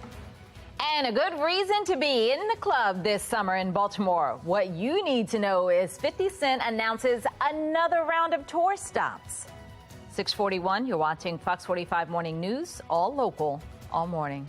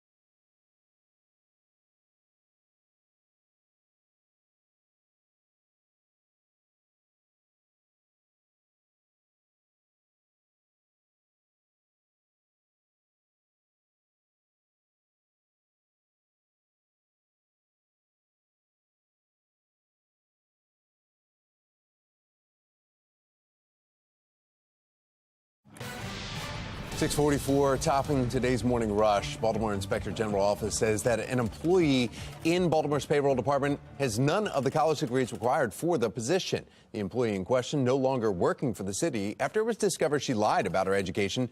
Now the department is working on ways to prevent this from happening again. And the Bel Air Edison neighborhood is now cleaning up after a water main break. It causes a muddy mess on Minnesota Avenue. You can see that video down on the bottom right. The Department of Public Works says the break is not affecting service to the community, but the road is buckled and now being repaired by work crews. Baltimore City's youth curfew goes into effect at the end of this week. In a memo that has yet to be officially released, Baltimore Police Commissioner Michael Harrison details how his department plans to enforce the youth curfew this summer. Olivia Dance joins us now live in studio. So, Olivia, what are those details? Patrice, the curfew is set to start this Friday, so just before Memorial Day, and the mayor is also expected to discuss the enforcement plan today. But yesterday, officers were given an order detailing how the curfew will be enforced. Now, the order will impact crowds of 10 or more juveniles who are gathered in public places, starting as early as 9 p.m., depending on their age. The order says officers shouldn't take teenagers into custody solely for a curfew violation. Instead, officers are told to ask the youth to leave or offer they be transported to a youth center by a civilian employee. Police Commissioner Michael Harrison writing, quote, "The enforcement of the curfew is not intended to lead to an unnecessary increase in interactions between BPD and the city's young people," end quote. Now, coming up in about 15 minutes, find out why some critics worry the curfew won't actually be effective in reducing youth crime. Back to you. All right, summer travel season is almost upon us, and look at this. This is a live shot out of St. Petersburg, Florida, as airports are gearing up for the unofficial start to summer. From the roads to the skies, tens of millions of Americans expected to travel this Memorial Day weekend, and man, that is a nice looking shot there. Yeah, not bad. At the airport right there. You see the flashing lights? Huh? Mm-hmm. We need to Flashing get going. lights, yeah. We were talking about that, right? Weren't we asking if you could fly You us can out just to whisk Ocean us City? over to Ocean City. So I can whisk. Yeah. Yeah. No problem. I don't think I could do it, though. Really? You don't want to come up on a plane with me? I don't. Okay. I'm sorry. Wow. Not with you. Not with you. Not with you. That's not it. Okay. The plane It's is a small small. plane. It's fine. It's good. It's compact. No. Everybody gets close. We That have a makes lot of me breath nervous. mints. Yeah, have to have breath mints in the plane because you're really close to each other. But either way, good day to fly down the ocean today. Taxi right there, a water taxi going across the inner harbor on this calm Wednesday morning, and cooler too. 51 your current temperature right now. We will be warmer this afternoon. Check that high today in the lower 80s right there, the JFX number. We are tracking the rain that is going to be heading in at least for part of the weekend. This weekend, by no means will be a washout. It's just that there's going to be some rain that we'll have to deal with, especially on Sunday. That's kind of the day where the wet weather is moving in. But next couple of hours, mid to upper 50s here. You can see lower 60s through 9 a.m. Sun will be up until 8:21 tonight. And you can see those high temperatures in the lower 80s. It's going to be a warmer day, so definitely a day for cannonball as you jump into the pool today, our splash cast. Just remember that UV index in the high category. Some pools already open. A lot of pools opening this weekend as the kids and you get out there. And today, a great day to hang by the pool for sure with lower 80s, maybe some cocktails there or whatever kind of beverages you have. 65 down the ocean today. So numbers this weekend are looking pretty good at the beach. And overall, it's the Sunday, really the rainiest day. The rest of the weekend should be fine. But our numbers are going to drop below average starting tomorrow, and we'll keep that below average trend going into Friday. But notice those numbers steadily climb. In fact, as we head toward next week, by next Thursday, which is meteorological summer, we could have a temp close to 90 degrees. So you're going to feel that heat next week. There's no doubt about that. Getting the cars cleaned up today, great day to do that. In fact, tomorrow and Friday also good with green lights across the board. You can clean them up. We are tracking a weak weather maker that's going to come through. Now, this is a cold front, however, a dry cold front at that. Late tonight is when the wind is going to pick up, maybe a stray shower along with that frontal boundary about 9-10 p.m. This will be while most of us are going to sleep or just kind of hanging out this evening. And then tomorrow, drier and cooler air is going to be working in. That's that cooler air we talked about. That's going to last through Friday. But look at that. Friday and Saturday also looking good. That next weather maker not impacting us until Sunday. Here's that 7-day forecast getting you into Memorial Day weekend. 77 Saturday, 78 Sunday with those showers around. And then on Monday, we keep the clouds around. Not much in the way of rain, but temps right about 80 for Memorial Day. Well, now let's take a look at your Lens Solar traffic network, and we're following this accident that's 95 northbound here in just north of White Marsh towards Joppatown. 4 vehicles involved, and it's causing some major slowdowns now. 95 north between White Marsh Boulevard, Mountain Road. 2 left lanes are blocked. You can't make that out because it's around the curve past this shop that you see on the top left, but it would take you about 30 minutes to travel 11 miles on that stretch. Coming up on 6:50 today, the Maryland Lottery is celebrating its 50th anniversary, and there are some pretty special prizes that you can win. If you purchase from any of Maryland's draw and fast draw games, you could receive an instant cash voucher for anywhere from $50 to $500. They're giving out almost 15,000 of those. The Maryland Lottery's first drawing was in Hopkins Square back on May 24th, 1973, when a ticket cost just 50 cents. And the grand prize then was $50,000. Well, speaking of 50 Cent, we have another reason to party like it's your birthday this fall. Hip-hop star 50 Cent is adding Baltimore stop to his global The Final Lap tour. He'll be playing at CFG Bank Arena September 19th, along with Busta Rhymes and Jeremiah. The tour celebrates the 20th anniversary of 50 Cent's debut album, Get Rich or Die Trying. Wow. 2 wows right there. Pre-sales begin today. General ticket sales start Friday. I love that. Yeah, you and the thing is I don't sip Bacardi on my birthday. Everybody's why? I don't know, because I'm just not a Bacardi fan. I told you half birthday. That song was popular on my 21st birthday, and that's how I remember. Go shorty, it's your birthday. Yep. Yeah. You were just playing it in here for us. I'm going to play it again in a few minutes. Played it a few. That was a good time. All right. Now we can do it again. Okay. All right, so Final Lap tour, do you buy it or no? No. Maybe.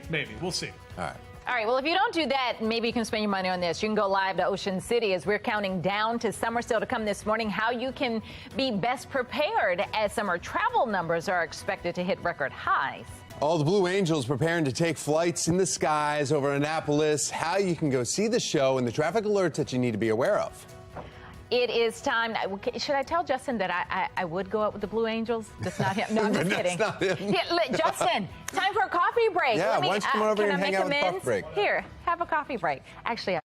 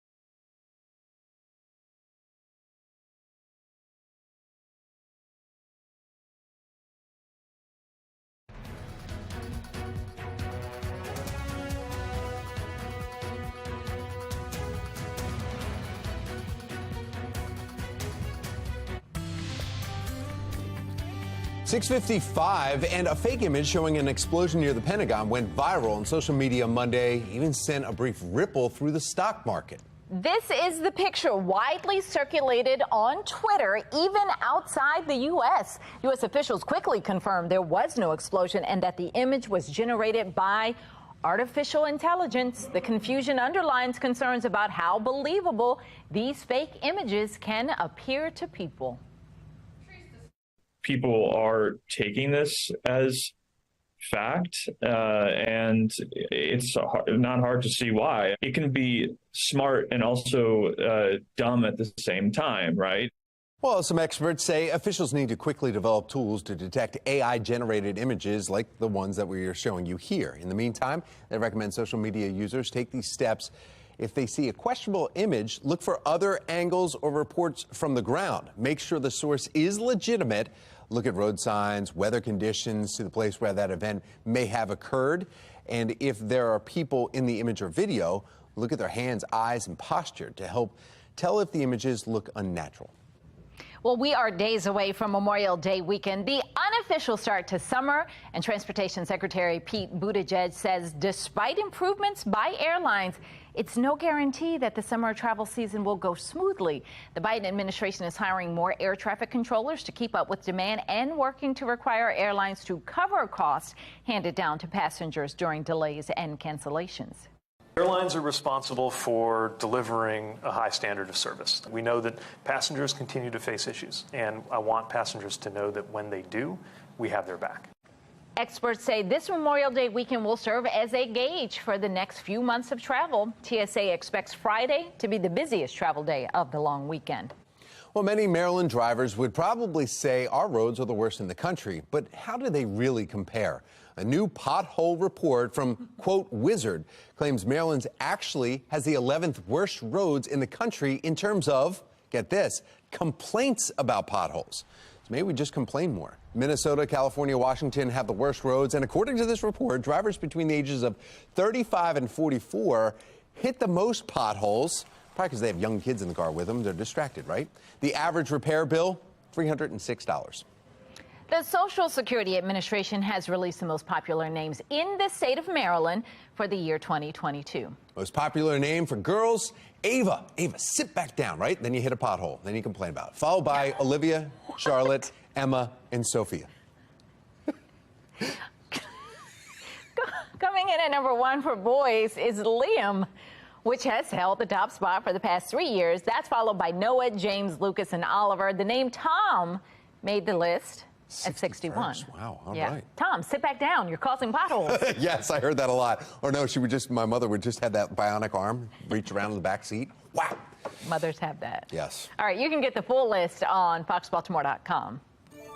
Preparations underway for one of the best air shows of the year, and who wouldn't recognize the sound of Blue Angels?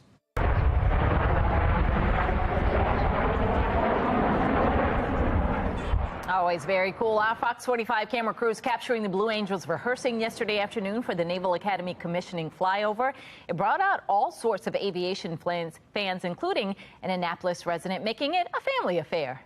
And I've known about the Blue Angels and seen them in town before, but this is my first time coming down to City Dock, and I invited my father from South Carolina out to come enjoy the show with me. So I came up here from Bluffton, South Carolina for the grandkids and the Blue Angels. And if you can't tell, we have some cameras out today, and we're taking some photos of the planes.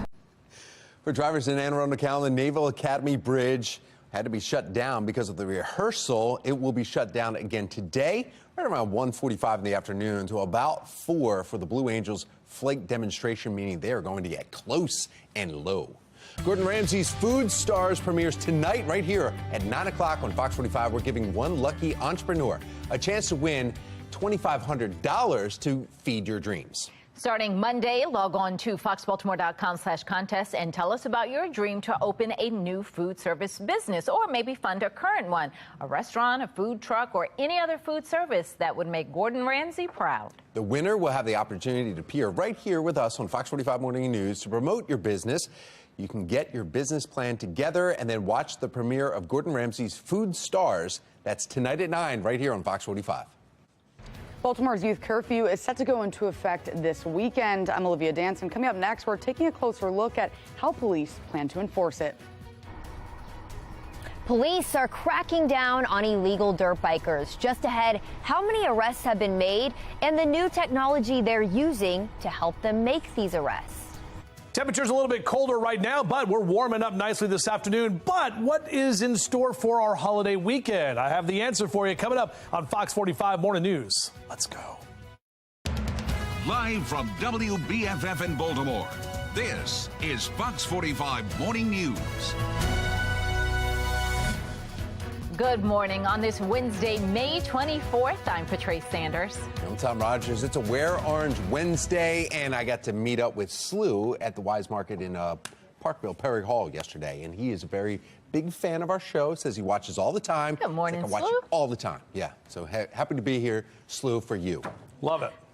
Yeah, and he's got a lot of family that works at Wise Markets all around the area, too. He showed me a picture of some of his cousins and stuff that were working at different ones. So. You know what I like at Wise? They have these little tiny things of candy that are 99 cents, like of Spice Drops, like the fruit slices that I like, and they're in a little, so you don't feel guilty when you're like, it's only 99 cents, and it's a little thing, and boop. Just a little. Wait a minute, the chewy fruit slices? Yeah. My dad eats those. Yeah, I know. I'm old. I know. I like the Spice Drops. Everybody makes fun of me. Mints? Huh? You do the menthol mints? No, I don't have menthol mints. All right, 57 here this hour, 60 by 8 a.m. into the lower 60s by 9. Mr. Bo says we are good to go on your morning drive. Again, just a little chillier this morning on your 3 T-cast today, tonight, tomorrow. 83 today, mid-50s tonight. Look at that number tomorrow, 74. So cooler air is coming back in right as we approach the outskirts of the weekend. We're going to be taking a closer look at that weekend forecast and what we can expect in terms of rainfall. There is some rain that we're tracking. We'll talk about that in just a few. All right, now let's take a look at your Lynn Solar Traffic Network. The accident, 4 vehicles involved, White Marsh, north of White Marsh, causing some major slowdowns. It's really closer to Joppatown, 95 north between White Marsh Boulevard and Mountain Road. The 2 left lanes, behind that camera, there's a curve there. That's where it's happening here. 2 left lanes are blocked. Right now, it will take you a little bit more than 30 minutes to travel the 11-mile stretch. In a city in crisis, Memorial Day weekend just days away, and there are so many unknown factors about the curfew that's supposed to be enforced, like how it's going to be enforced. Some city leaders are arguing that waiting until Memorial Day doesn't give them enough time to inform their constituents or raise any concerns before the plan is put in place. Now, city council members have called for a hearing today to learn more about the plan. And Olivia Dan is joining us live this morning with those details, too. Olivia. Well, good morning, Tom and Patrice. The curfew is set to start this Friday, so just before Memorial Day. And the mayor is also expected to discuss the enforcement plan today. But yesterday, officers were given an order detailing how the curfew will actually be enforced. Now, the order will impact crowds of 10 or more juveniles who are gathered in public places, starting as early as 9 p.m., depending on their age. The order says officers shouldn't take teenagers into custody solely for a curfew violation. Instead, officers are told to ask the youth to leave or offer they be transported to a youth center by a civilian employee. Now, Police Commissioner Michael Harrison writing, quote, the enforcement of the curfew is not intended to lead to an unnecessary increase in interactions between BPD and the city's young people, end quote. But of course, some are skeptical on if the curfew will actually be successful. Take a listen. Okay, curfew, but what do we do about the school day? What do we do about the summer day? What do we do about the kids who are committing crimes during the school day, during the noon hours? What about those particular kids? Because that's a real problem. So I don't know if it will be fully effective. We have to look at the outcome of it. But what I will say, the objective of moving more young people out of harm's way may reduce the homicide rate, and it may in fact reduce the number of young people who are shot. Now, some worry the curfew will make things more challenging for the police department, which is already understaffed. And City Council is also expected to look at the plan during a public hearing this afternoon. For now, reporting live in the studio, I'm Olivia Dance, Fox 45 Morning News. The mayor announced the curfew following the Easter Sunday crowds and shooting in the Inner Harbor that left 2 teenagers hurt. So far this year, 10 young people have lost their lives to the violence. About 40 others have survived shootings. Now, we're not only seeing teenagers fall victim to the gun violence, we're also seeing a rise in juvenile suspects. Last month, a teenager was arrested in a March mass shooting that killed a local boxer. Also in March, police say a 15-year-old wanted in connection with the carjacking of an Uber driver was arrested after running into Carver High School with a loaded gun. And then on New Year's Eve, police say a group of teenagers kidnapped a couple in Federal Hill, took them to various ATMs, forcing them to take money out of their accounts. Some are skeptical that city council members will ask tough questions. They point to last fall's hearing on the Safe Streets program. Council members spent more time going back and forth with the Monzi director, Shantae Jackson, over the program's organization than asking about how it uses taxpayer dollars. Fox 45 News spoke with political analyst John Deedy about the hearing.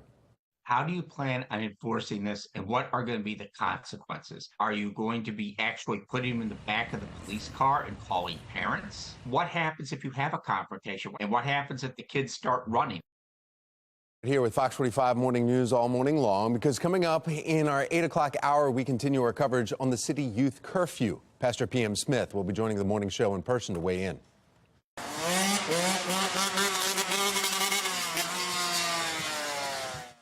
Elsewhere in a city in crisis, as the weather gets warmer, illegal dirt bikes are back. Now police say they're cracking down using new tools to get bikers off the streets. Shannon Lilly joins us live to explain. Shannon. Yeah, this is an ongoing problem, Patrice, that's once again ramping up in recent months. In fact, if you live in the city, you have probably seen and heard those dirt bikers blasting through streets, whether it's here in Fells Point, Harbor East, the downtown, or really any other corner of the city. But now police say they are increasing their efforts to identify and arrest dirt bikers, and they're using technology to help them. Take a look. We utilize City Watch, Foxtrot video, other cameras in the city to identify the riders. This takes away that whole chase mentality. It's not only a safety issue for the citizens and visitors, it's a safety issue for the riders. This has been an ongoing battle, like you said, for years. Well, the department's focused initiative to crack down on dirt bike riders, though, began in April. And yesterday, they announced in less than 2 months, they've already arrested 11 people and issued 1 warrant. An additional 17 individuals have been charged, ranging from a summons to arrest warrants. Also, police say 1 handgun was recovered, dropped by a rider who was fleeing from police.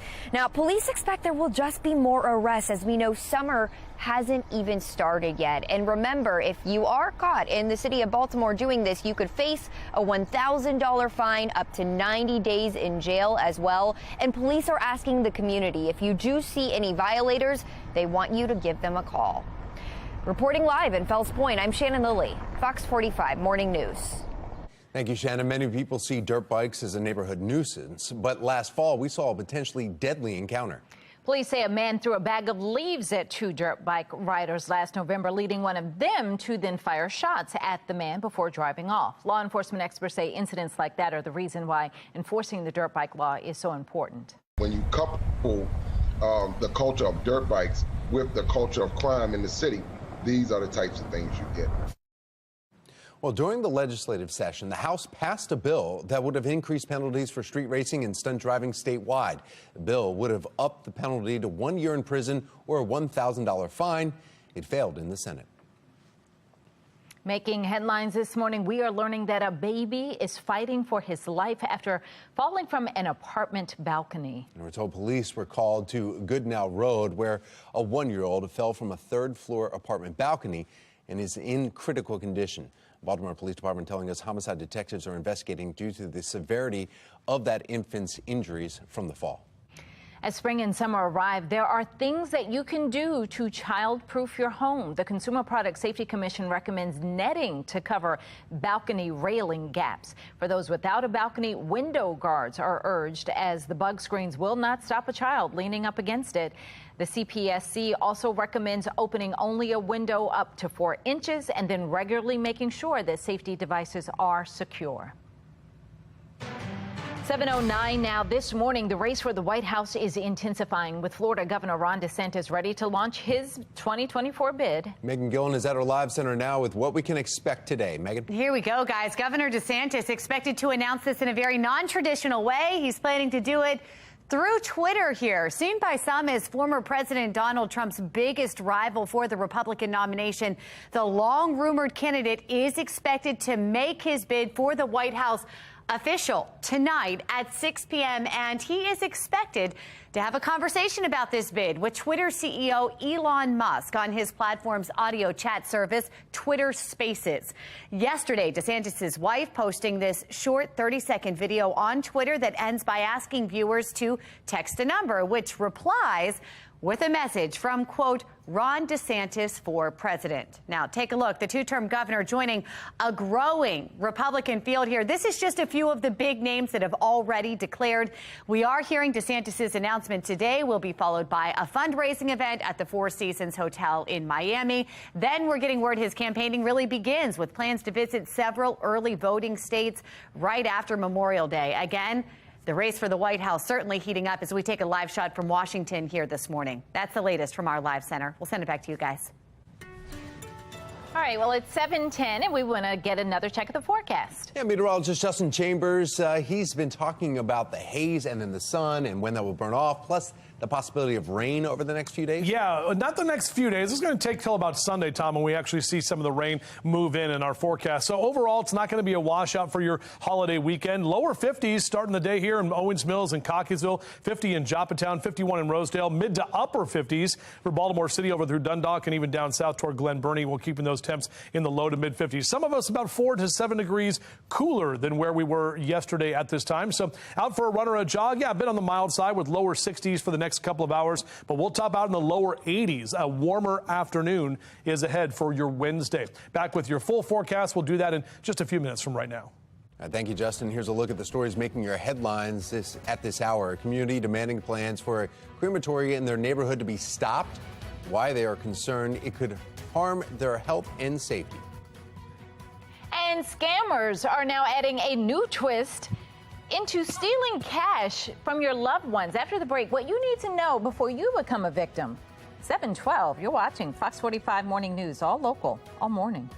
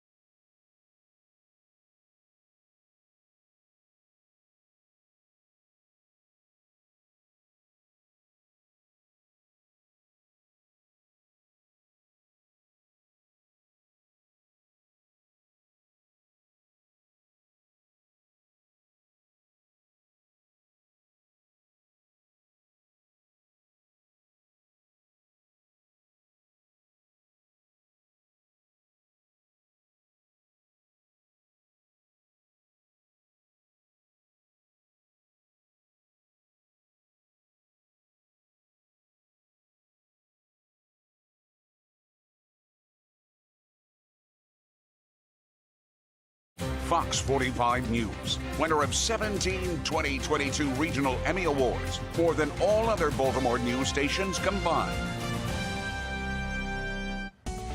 7:15, artificial intelligence has the potential to be used in a lot of beneficial ways, but the reverse is also true.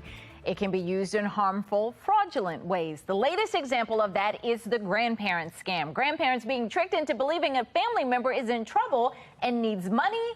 For this week's Confident Consumer, Angie Barnett with the Better Business Bureau is joining us. Angie, good morning. Good morning, Patrice. Okay, so what exactly is happening? Yeah, and we're very familiar with the grandparent scam. We've talked about it so much. You get a call, and the caller will say, Granny, and she'll say, is this you, Timmy? That right. Links it, and the scammer will say, I've been arrested. I'm at the hospital. I'm in a foreign country.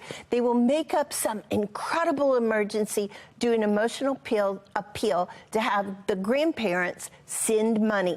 And they include, don't tell mom and dad, don't tell anybody.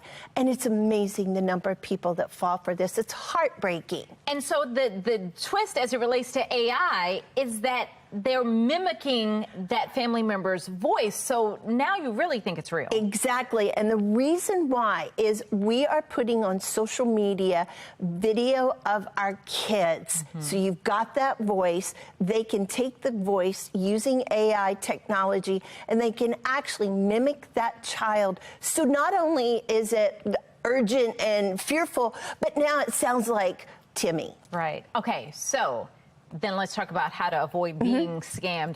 I mean, and AI is so new, people are still figuring it out, but you can, in most cases, tell the difference in the voice. So what do you listen for? You're listening for choppy.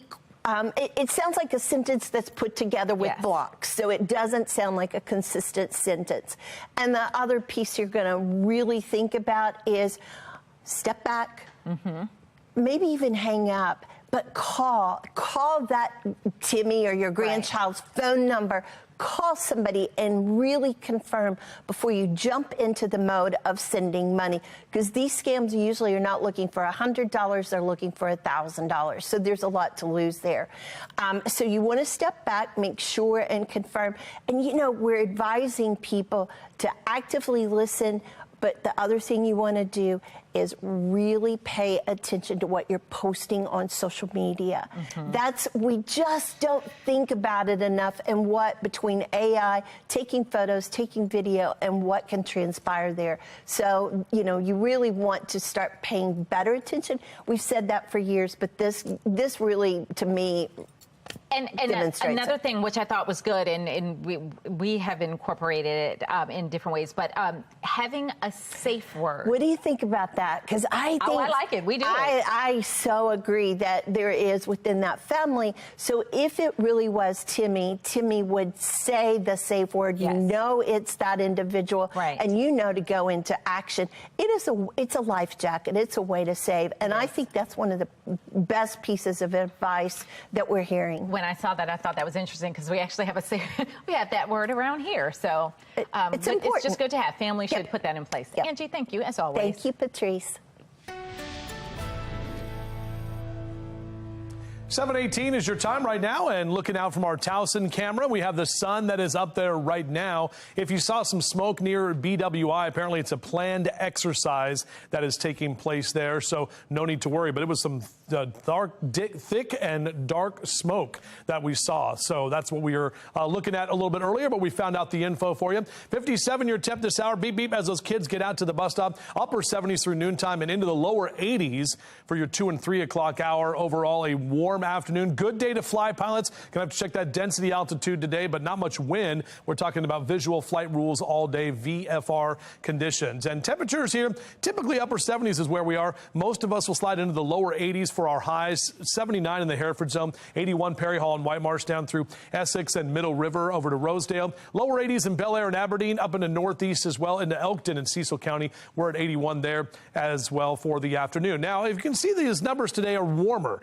Upper 70s 70s and lower 80s up and down the 95 corridor for Philly and Baltimore down through D.C. Maybe you're already heading down the ocean, looking at 65 for your high today. And looking forward into Friday, Saturday, and Sunday, the important weekend days, water temp still pretty chilly, 61 degrees, but low to mid 60s Friday and Saturday for your air temperature under partly cloudy skies. Those days will be great. Sunday gets a little bit warmer and muggier with a few showers that are going to be rolling in by Sunday afternoon. But this is our long-range future scan, and this is Friday at 4 p.m. Look at that. Not much to get in our way anywhere, so it should be a great start to the weekend. And Saturday also looking great. Look what's lurking down there to the bottom of your screen. That's that area of low pressure, bringing in some more of that rain into Sunday morning. First, it will hit the eastern shore, then move up south of the area into Annapolis and up into Baltimore through Sunday afternoon. Off and on rain showers is what we're talking about. A bit muggy, as I mentioned, with those overcast conditions. But actually, Monday's looking a little bit better right now. So if you get to hang out on actual Memorial Day,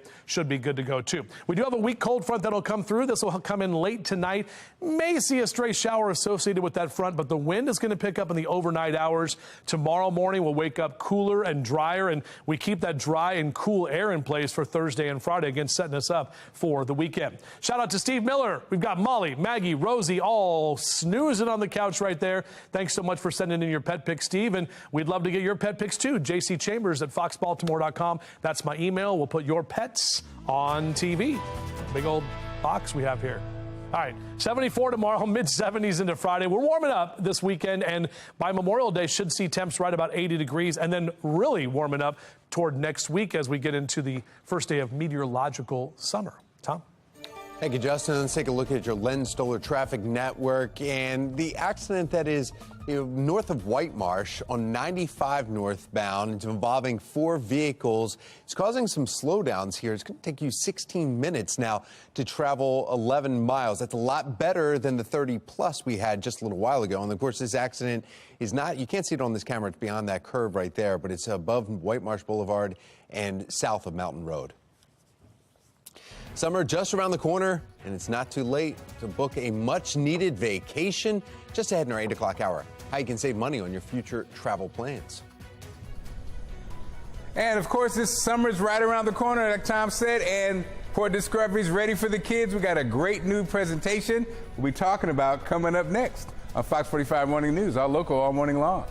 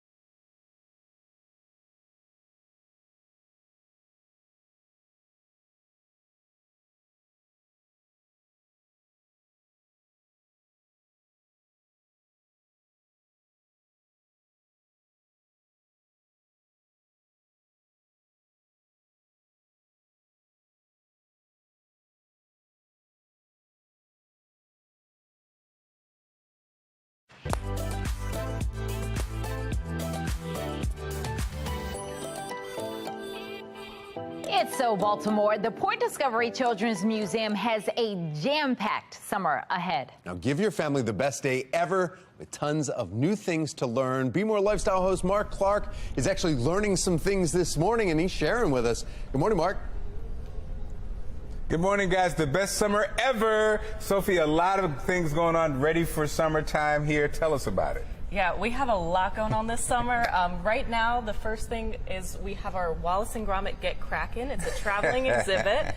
It focuses on STEM learning, and it's here through September 3rd. So definitely come down this summer to check it out. We also have a lot of programs happening this summer, a lot of fun events. Let It Shine Weekend, which you'll hear about later, so stay tuned. Let it shine. We also have our ice cream weekend coming up and our set sail for school. So lots of events, lots of fun stuff happening. I love it, and it feels like the energy. It feels everybody's back out again. I'm sure the kids are excited by the activities, and I think this is such a jewel because it's not only fun and entertaining for the kids, but it's a chance to learn. Yeah, we're all about learning through play. So the entire point is to have a lot of fun here while learning, while getting educated.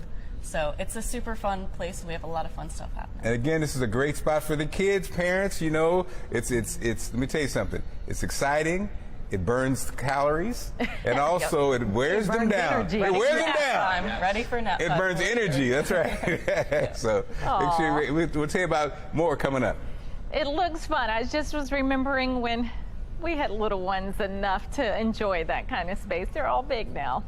All right. Well, if you want more information, go to foxbaltimore.com/newslinks. We are expecting a few showers today. Yeah, speaking of burning some energy, meteorologist Justin Chambers, he lets us know if it's a good day to be at the pool in his splash cast.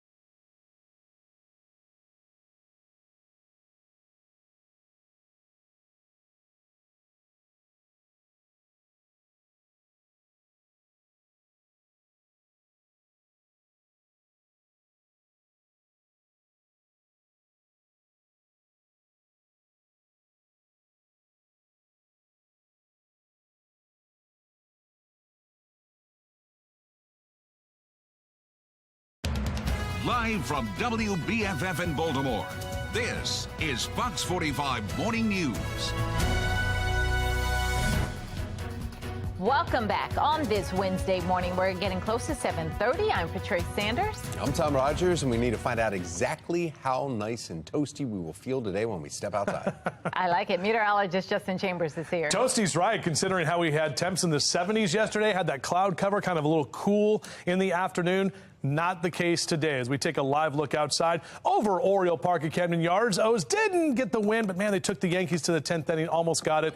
Just have that Aaron Judge guy who's kind of good. Either way, they're back at Oriole Park here coming up on Friday for a whole weekend set of games. Meanwhile, our weather story, after a cooler morning, we are going to be warmer this afternoon. We're right back into the lower 80s.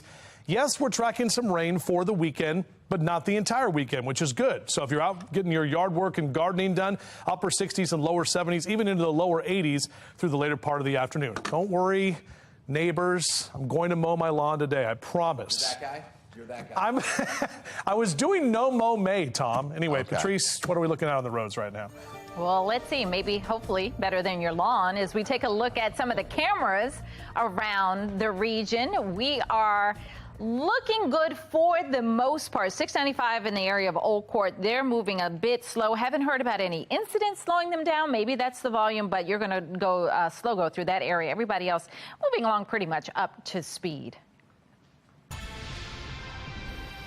Turning now to a city in crisis, Baltimore's youth curfew goes into effect at the end of this week. Now, in a memo that has yet to be officially released, Baltimore Police Commissioner Michael Harrison detailing how his department plans to enforce the youth curfew this summer. Olivia Dance joins us now with those details. Olivia.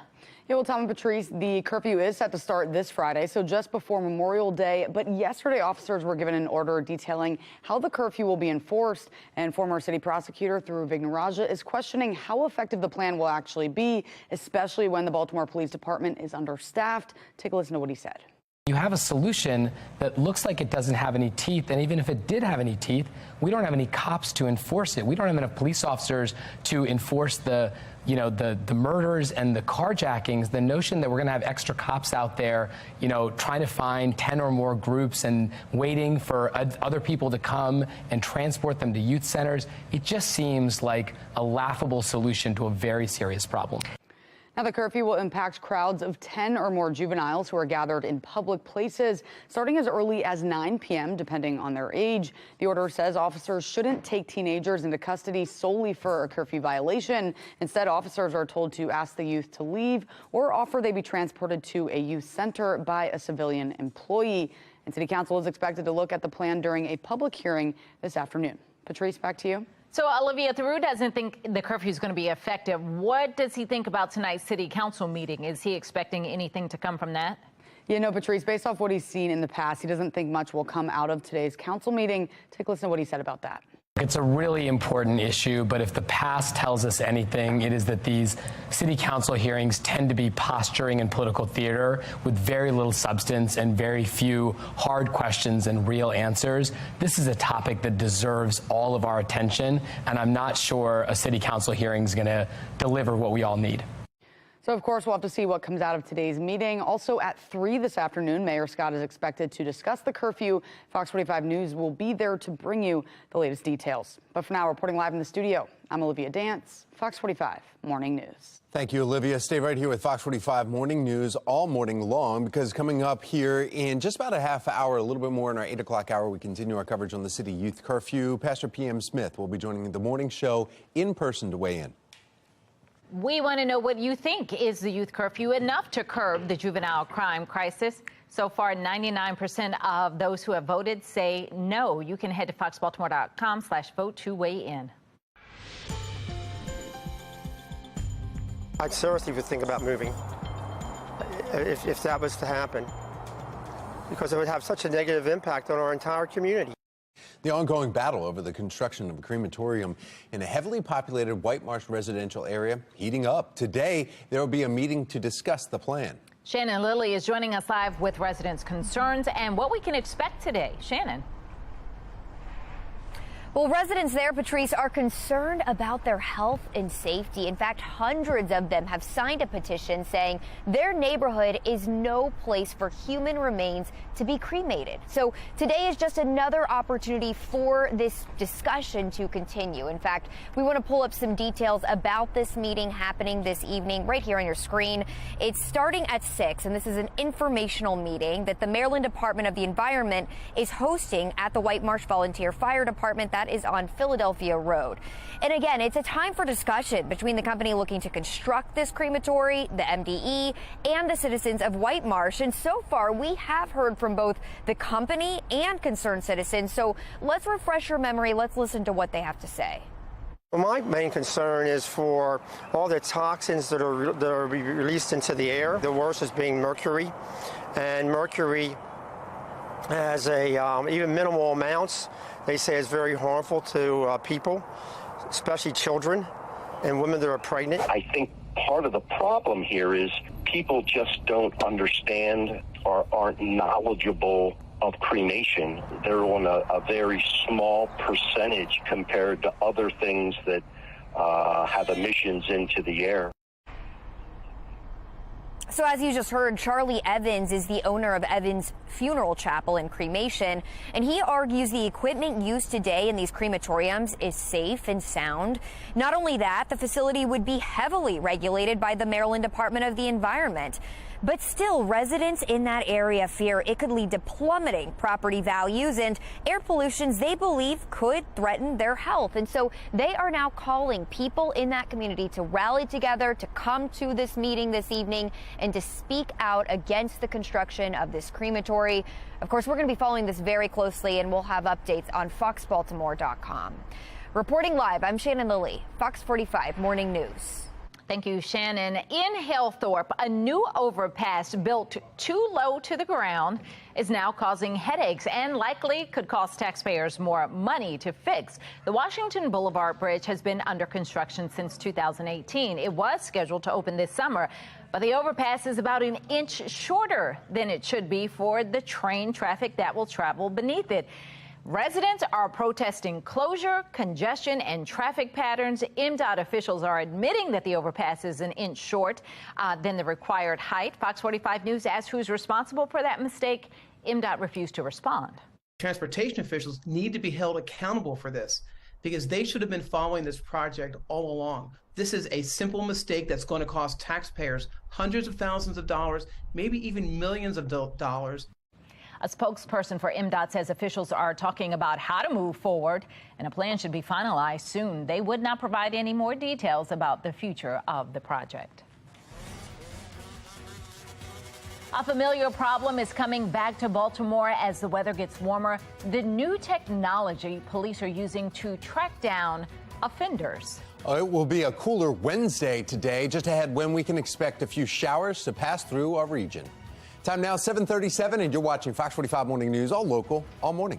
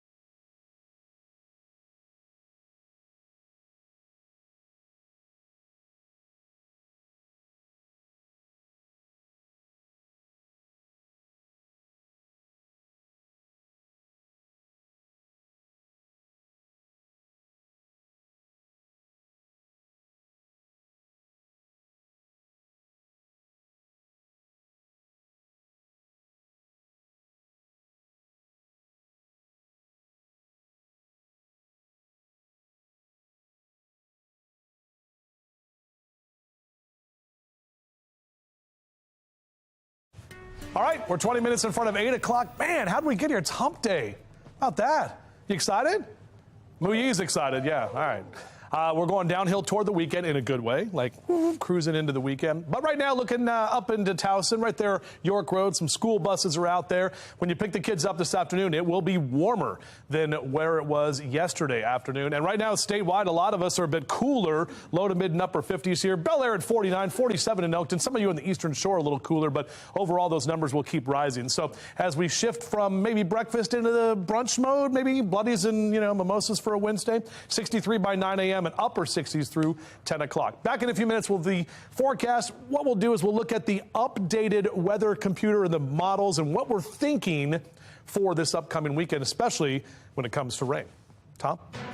Thank you, Justin. Today, Disney's governing board will be hosting their first meeting since deciding to scrap the plans to build a $1 billion office complex right in Florida. Let's get over to Megan Gillen in our live center with what this means now, Megan. Guys, this dead deal is costing the state as many as 2,000 white-collar jobs, many of which are now set to be relocated to California as this war between Disney and Florida Governor Ron DeSantis continues. But that is not the only issue here. Right now, a third round of layoffs is underway at Disney. This latest wave expected to slash over 2,500 positions. In total, Disney reportedly plans to slash 7,000 jobs, resulting in as much as $5.5 billion in company savings. Again, Disney's governing board is meeting today. We're going to keep you posted on what comes out of this. That's the latest from our live center. Tom? I'm Scott Thuman in Uvalde, Texas, 1 year after that horrific shooting, with a look at what's been done to prevent more tragedies. Orange. Top congressional leaders still not reaching an agreement on the debt ceiling. Coming up after the break, what we can expect to happen before a possible default could sink the U.S. economy. 7:42. You're watching Fox 45 Morning News, all local, all morning.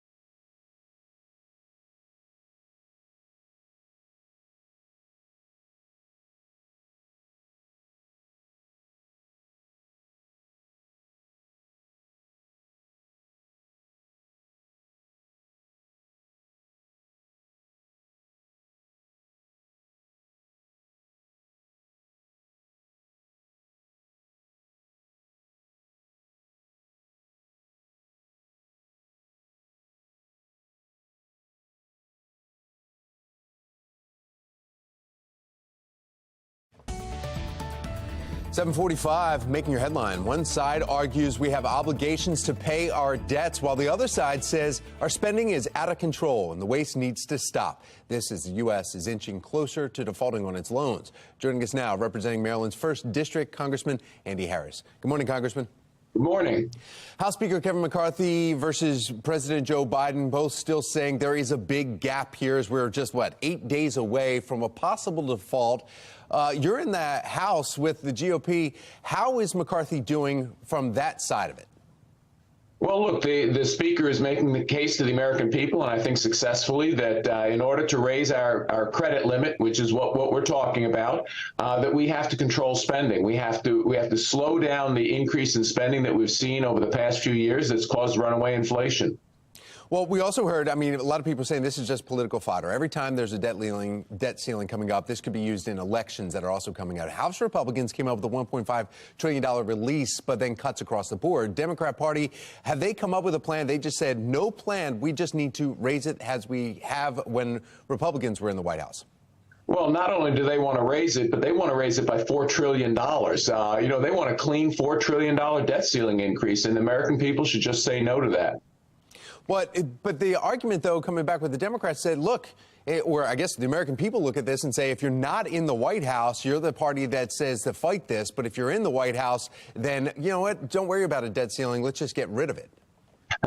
Look, that may have been true in the past, but our federal debt is at $31.5 trillion. It's never been this high. It's never increased this rapidly, this fast. So I think this set of circumstances is different. That's why the majority of the American public agree that in order to raise the debt ceiling, you should have some spending constraints. Are we actually going to default? Do you think that will happen in a week, or is this just kind of looking at this and just kind of the tension between the two parties? Look, there's no way that we don't have enough revenue to pay our interest on our debt, which is really what default means. Is you don't pay it's like you don't make your mortgage payment. We have plenty of money to make the mortgage payment. Now, whether we have money for some of the other spending that's unnecessary in Washington, that's what this debate is all about. Will this impact, though, as we're getting closer, there's a lot of speculation talking about, a lot of people are saying, one world currency. Others are saying the American dollar is dropping in value, and things like this is the reason behind it. Well, look, the fact of the matter is we're the reserve currency because our economy is so strong. Republicans feel we're threatening that because if we spend too much and we have runaway inflation, our economy is not going to be strong, and we can lose it that way. But again, there is no way that Janet Yellen doesn't have the authority to pay the interest on the federal debt come June 1st or June 15th or whenever. U.S. Representative, actually honoring the Maryland District 1, Andy Harris. Thank you so much, Congressman. Thank you. All right, at 7:48, we need to get another look at our forecast. Yeah, in fact, we have meteorologist Justin Chambers stepping into the shot right there. Oh, wearing the orange. We've got our O's, Wear Orange Wednesdays, and they're up with pinstripes this week so far. But we should send the picture out of us attempting to spell. We posted it. Orioles. You already tweeted it? We spell orals. We spelled orals. We spelled orals. Yeah, so, which is good because Balmer, we're in Balmer. It's a Balmer. We're going down the ocean. Yeah, orals. Yeah. So we needed one more person too to spell it all. Either way, it is Wear Orange Wednesday, and we're happy to be here. And looking at Camden Yards, they are going to be back here at home on Friday. In fact, the entire weekend for Memorial Day should be pretty good baseball weather. In fact, great baseball weather, especially Friday and Saturday. Sunday is kind of have to deal with a few showers, which we'll talk about in a sec. 57 your temp right now at BWI Thurgood Marshall. No wind to speak of at this time. So Daryl the Dragonfly, well, he gets covered up with all the temperatures because it's so much warmer today. We're going to see those highs back into the lower 80s. So about 7 or 8 degrees warmer than yesterday. And we should see a little bit more sunshine as well. So looking at your splash cast as you jump into the water today. 68 in the 10 o'clock hour, lower 80s through about 2 p.m. Notice that UV index in the high category. So you've got to start thinking about getting that sunblock applied. especially as we start doing more and more things outdoors as the weather continues to be very nice. 77, that's typically where we are for May 24th. Most of us in the mid to upper 70s across the Eastern Shore. Should be great weather for the Blue Angels demonstration and all of the commissioning week activities continuing in Annapolis there at 76 today, with lower 80s for Cockeysville, Baltimore, out through Columbia, up into Westminster, all the way out toward Frederick. If you do want to get the grass cut today, on your MoCast, Wednesday, Thursday, and Friday, we are staying dry this week, so we've got green lights across the board, nothing to get in your way. Here comes our next weather maker. This is the cold front that comes through late this afternoon, and really tonight, wind is going to pick up. We may get a stray shower or two.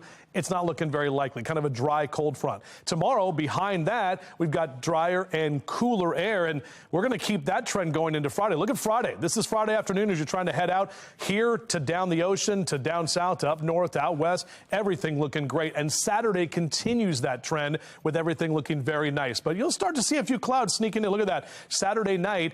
And that next weather maker will bring some rain to the area, not only here, but also on the beaches for parts of Sunday. So overall, that's what we have to get through for our weekend forecast, but looking good right now. In fact, we'll start to warm up next week, guys, and even heating up as we'll see those temperatures back into the 80s and even close to 90 by next Thursday. Speaking of heating up, I mean, perfect time to get your grill on. Woo! Not on Sunday, but for the rest of the Memorial Day weekend. Still ahead in our 9 o'clock hour. The healthy options you can grill up, things other than your basic burger. And you know, Port Discovery is always fun for the kids. Well, guess what? Summer's almost here, and they have a brand new thing they want to tell you about coming up on Fox 45 Morning News, all local, all morning long.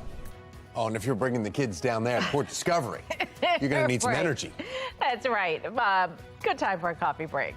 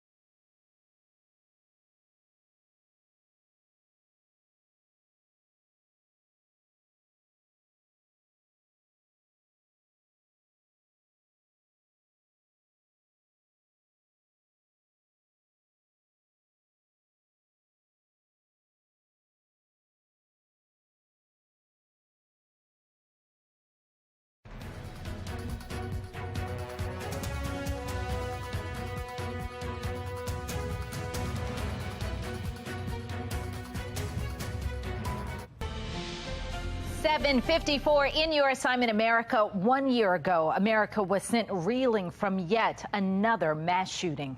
It was at Robb Elementary School in Uvalde, Texas. The gunman killing 19 children, 2 adults, and wounding another 17. Now, since then, polling shows more Americans see access to guns as the #1 health threat, more than fentanyl, obesity, cancer, or COVID. That's right. So what's changed in the 12 months since that attack? Sinclair's chief political correspondent Scott Thuman was recently in Uvalde. He has more.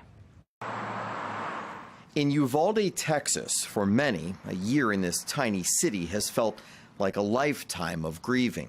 The scars of one of the country's most horrific school shootings are still fresh and coupled with frustration that since the loss of 19 young children and 2 teachers, they've watched other communities experience similar pain. It brings back bad memories and trauma, and we have to relive stuff like that. They're hoping for answers from those who often work under flags at half staff. Here in Uvalde, many still reeling from that terrible day wonder what's actually been done over the last 12 months to prevent more of these tragedies.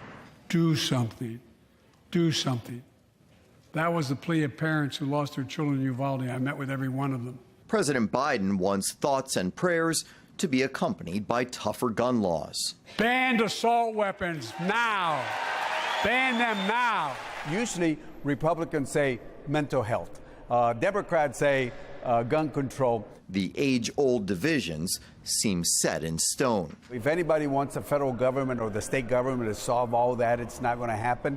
There has to be some sort of intervention. Last year, when Democrats still controlled the House, they passed a national assault weapons ban. The bill is passed.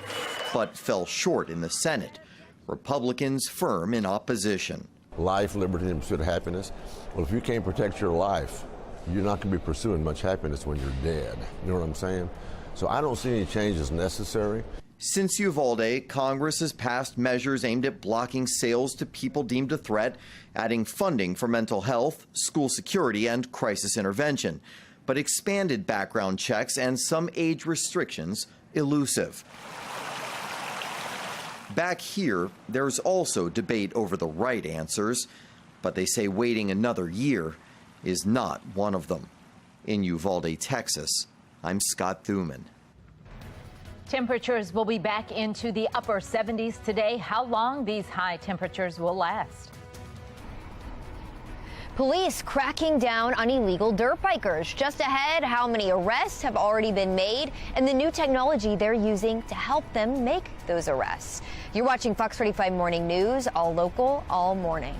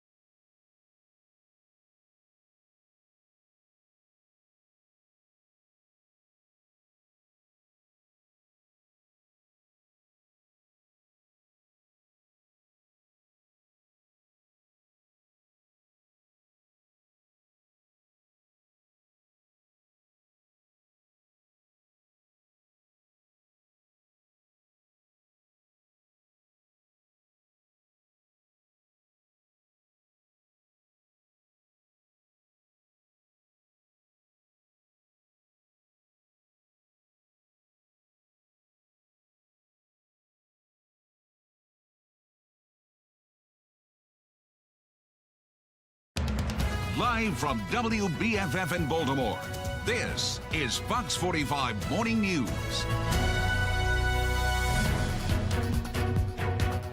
Good morning on this Wednesday, May 24th. I'm Patrice Sanders. And I'm Megan Gillen. We have meteorologist Justin Chambers here with us. Hi. 7 months till today, Christmas Eve. Really? Wow. Oh, that makes sense. 7 months until of spending. What is it? 7 months. 7 months shopping of days. shopping days. Thank you. That's what I was trying to get. You got there. Sometime.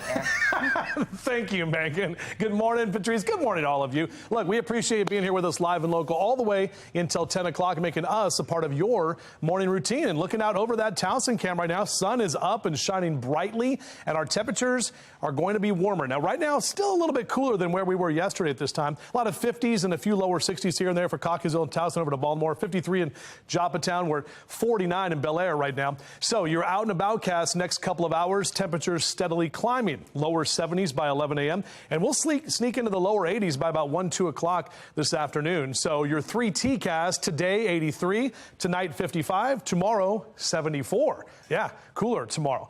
We'll take a look at how that temperature of 74 may impact what happens as we head into the Memorial Day weekend coming up in a few. Meg? All right, Justin, thank you. We've got your Len Stoller traffic network here. Live look over Loch Raven Boulevard right there. And you can see we've got some congestion out there. A lot of volume, no issues, but we're moving pretty slowly through that area. Today, city leaders will hold a hearing into the mayor's youth curfew plan that is set to go into effect this weekend. Memorial Day weekend just a few days away, and there are still many unknown factors surrounding the curfew, like how it will be enforced. Some city leaders argue waiting until Memorial Day doesn't give them enough time to inform their constituents or raise concerns before the plan is put into place. City council members have called for a hearing today to learn more about the mayor's plan. Olivia Dange joining us live this morning with details on this. Olivia. Hey, good morning, Megan and Patrice. The curfew is set to start this Friday, so just before Memorial Day, and the mayor is expected to discuss the enforcement plan today. But yesterday, officers were given an order detailing how the curfew will actually be enforced. The order will impact crowds of 10 or more juveniles who are gathered in public places starting as early as 9 p.m., depending on their age. The order says officers shouldn't take teenagers into custody solely for a curfew violation. Instead, officers are told to ask the youth to leave or offer they be transported to a youth center by a civilian employee. Police Commissioner Michael Harrison writing, quote, "The enforcement of the curfew is not intended to lead to an unnecessary increase in interactions between BPD and the city's young people," end quote. But of course, some are skeptical on if the curfew will actually be successful. Take a listen. Okay, curfew, but what do we do about the school day? What do we do about the summer day? What do we do about the kids who are committing crimes during the school day, during the noon hours? What about those particular kids? Because that's a real problem. So I don't know if it will be fully effective. We have to look at the outcome of it. But what I will say, the objective of moving more young people out of harm's way may reduce the homicide rate, and it may in fact reduce the number of young people who are shot.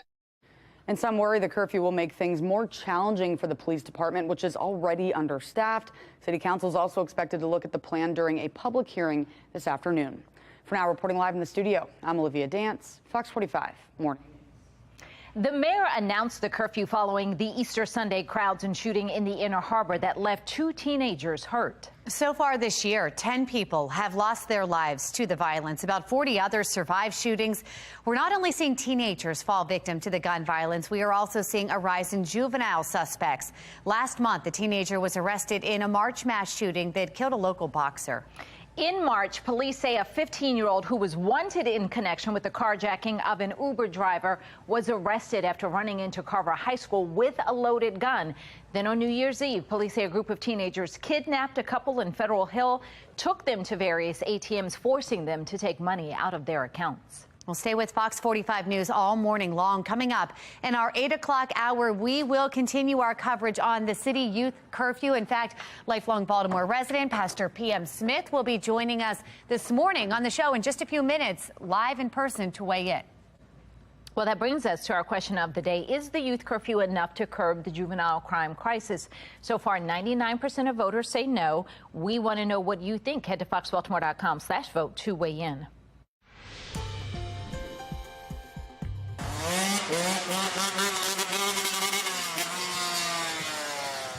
Here they're developing now as the warmer weather picks up. Illegal dirt bikes are back.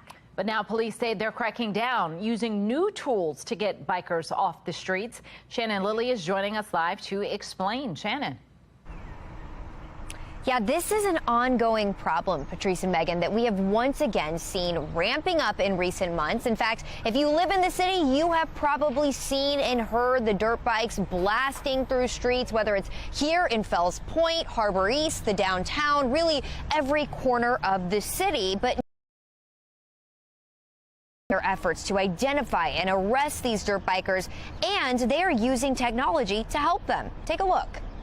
We utilize City Watch, Foxtrot video, other cameras in the city to identify the riders. This takes away that whole chase mentality. It's not only a safety issue for the citizens and visitors, it's a safety issue for the riders. This has been an ongoing battle, like you said, for years. Well, despite that ongoing battle, the department's focused initiative to crack down on dirt bike riders began in April.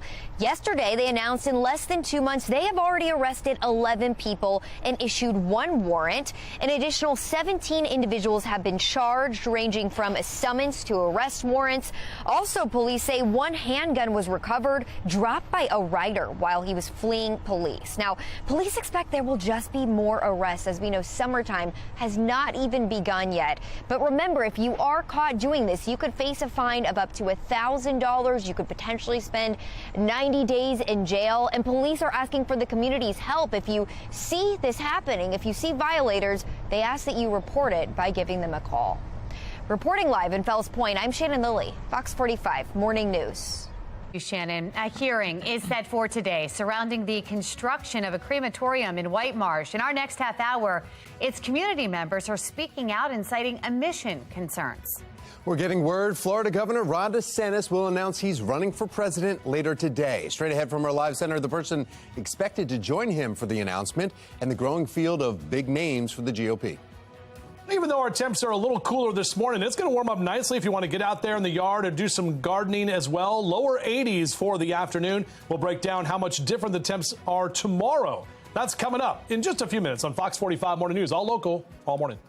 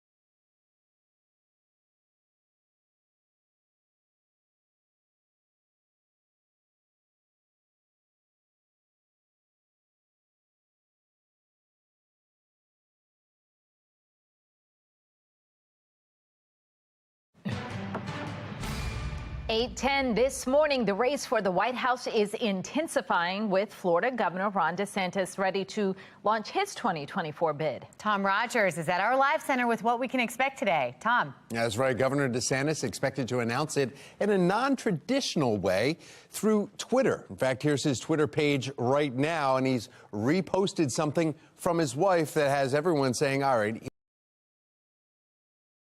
former President Donald Trump's biggest rival for the Republican nomination. Let me just hit play again here for you on this one.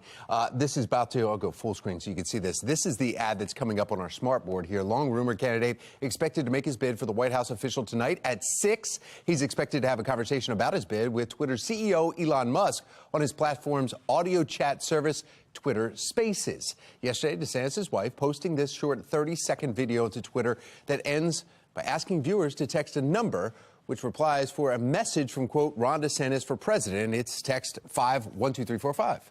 And take a look. Two-term governor joining a growing Republican field. Here's just a few of the names, the big names that have already declared. We're hearing DeSantis' announcement today will be followed by a fundraising event, Four Seasons Hotel in Miami.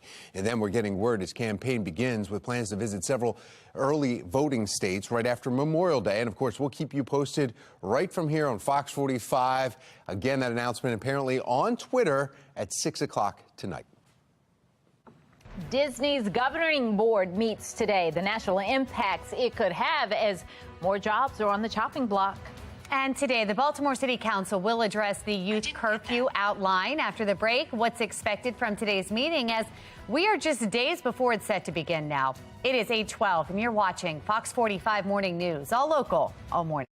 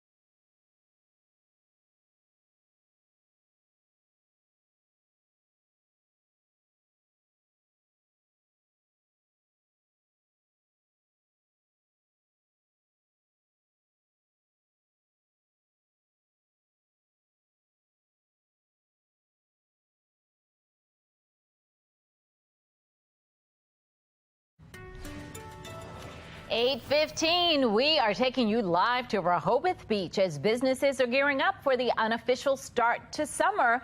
From the roads to the skies, tens of millions of Americans are expected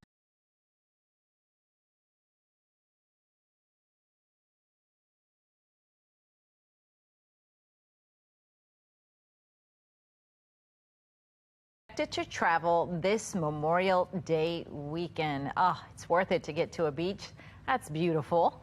Let's see how the weather's going to hold up for the Memorial Day weekend. Meteorologist Justin Chambers is here. He's got that forecast. Yeah, and you know, it wasn't bad last weekend in Ocean City. We were down there for cruising week and had a little rain to deal with. But let me tell you, Friday and Saturday both look great, not only for Ocean City, Maryland, but for Rehoboth and Dewey and all of those beaches up and down the East Coast. Now, Sunday looks a little bit different on your Down to Ocean cast. 65. It will be a little bit more on the muggier side of things, and we are tracking at least a few rain showers. Let me show you our long-range model. This is Friday afternoon. Look, 4 p.m., nothing. Not a cloud in the sky. Should be great. And Saturday also looking very nice as well. So it is not going to be a washout, but you can see what's kind of lingering down there on the south of us. And by Sunday morning, some of those showers will start to move into parts of the ocean and areas around the beaches, and then over to Baltimore by Sunday afternoon. So all of us will get in on some of that rain on Sunday. Good news is by Monday, most of that does move away. Probably some clouds left over, but that's really about it.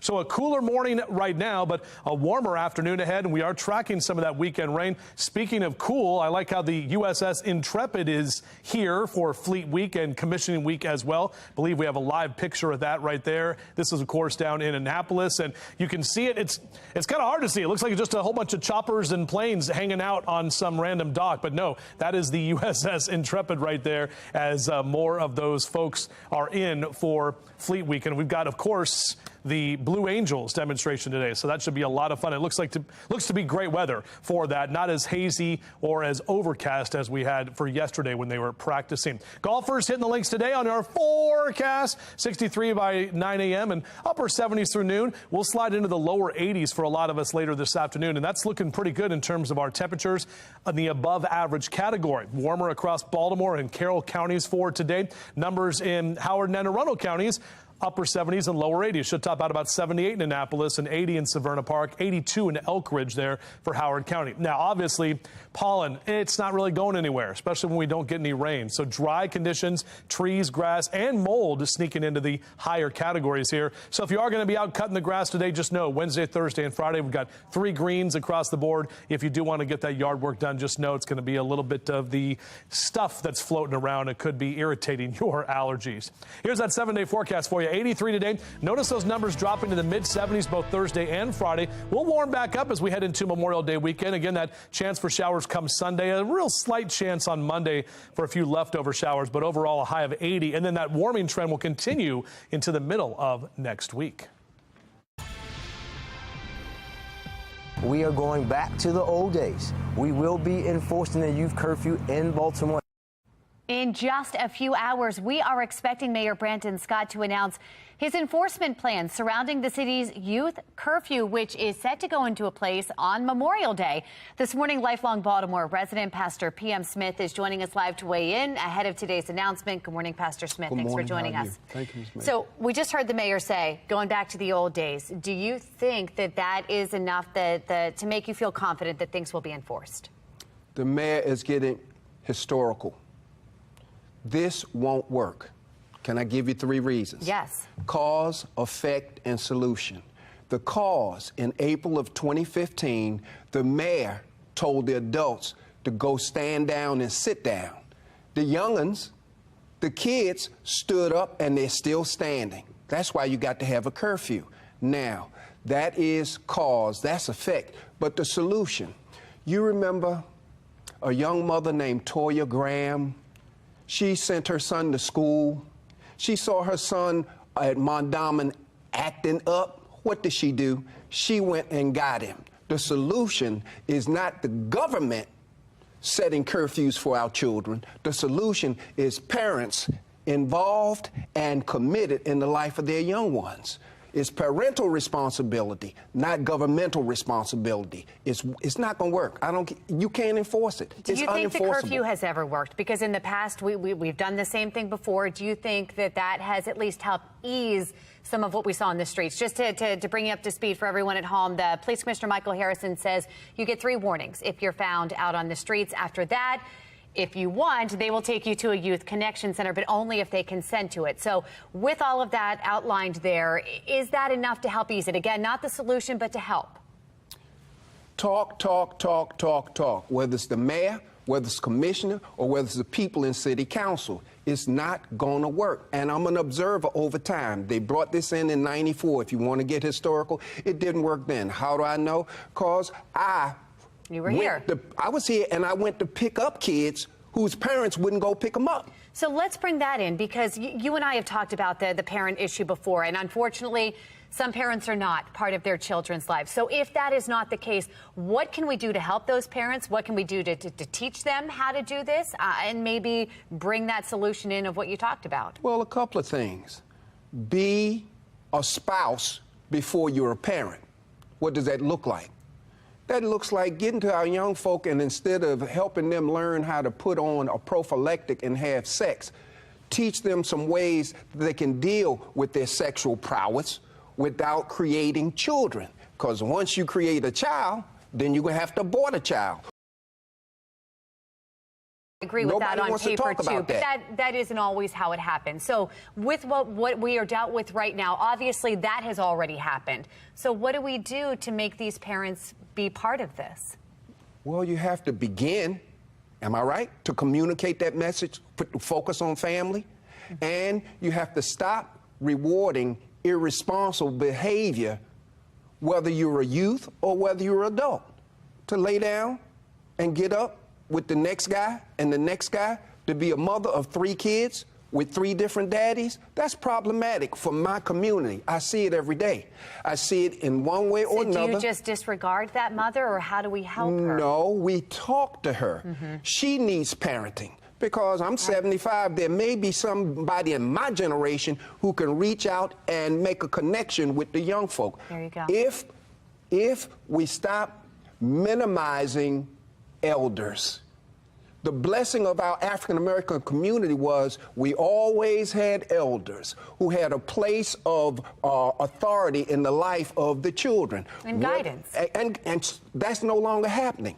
Our young folk got the energy, but they don't have the wisdom. The wisdom comes from experience. And unfortunately, you got the energy, you got the youth, you don't have the age, you don't have the experience, you don't have the wisdom, so you're not going to make good decisions. Well, as we hope that turns around, we're going to be watching today to see what the mayor has to say as we see this curfew enacted. Thank you for weighing in this morning.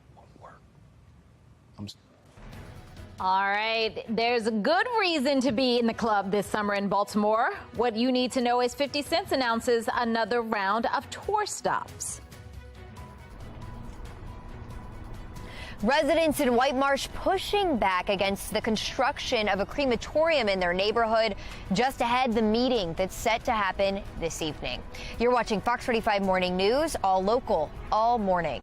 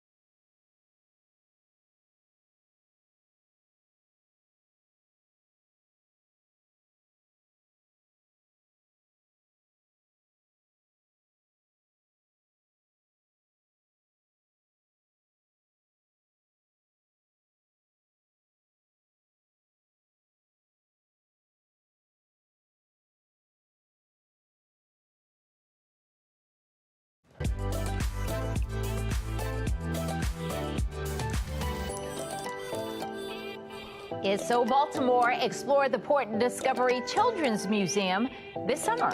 There are endless activities for you and your kids. Be More lifestyle host Mark Clark live with more. And Mark, there's always events happening there too. Of happening, Derek is making it happen this weekend, the Let It Shine weekend.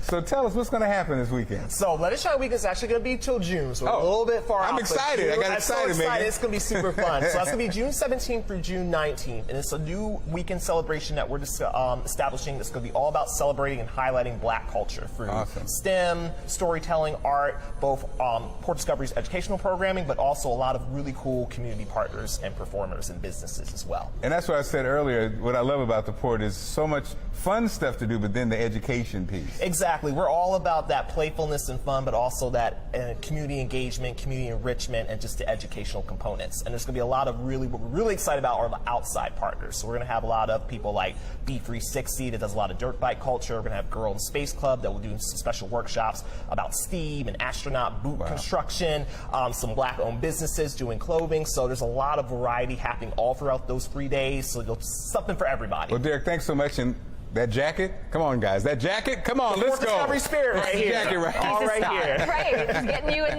the mood for it. That's right, he is a star.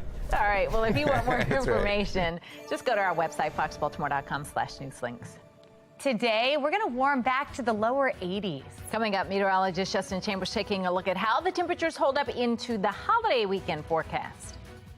And Baltimore's youth curfew is set to go into effect this weekend. I'm Olivia Danson. Coming up next, we're taking a closer look at how police plan to enforce it and why some worry it won't be effective. You're watching Fox 45 Morning News, all local, all morning.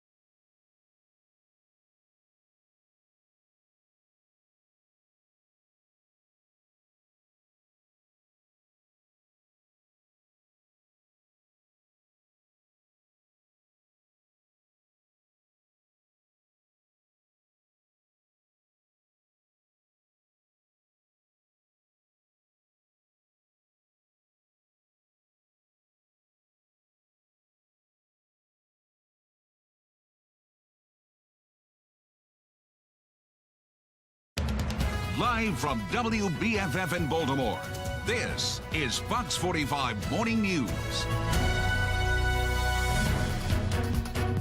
Welcome back to Fox 45 Morning News. It's Wednesday, May 24th. I'm Megan Gillen. Tom Rogers walked in. You guys were talking about lima beans. Did you used to put them under your plate over the edge, like if your parents were sitting over there at the table, stick them under here, kind of like? The dog wouldn't even eat it. Our dog wouldn't eat them. No.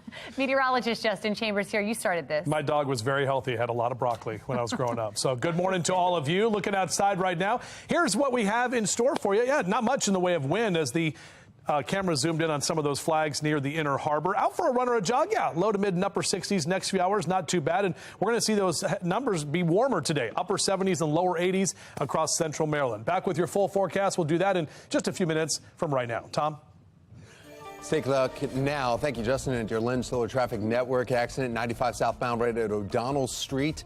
2 vehicles involved. Right shoulder closed. So if you're heading that way, just make sure you see the tapping of your brakes and the slowdowns because of that.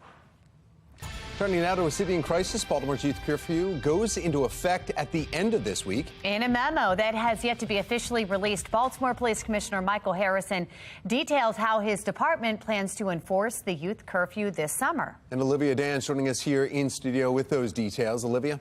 Well, good morning, Megan and Tom. The curfew is set to start this Friday, so just before Memorial Day. But yesterday, officers were given an order detailing how the curfew will actually be enforced. And former city prosecutor Dhruv Vignarajah is questioning how effective the plan will be, especially when the Baltimore Police Department is already understaffed. Take a listen.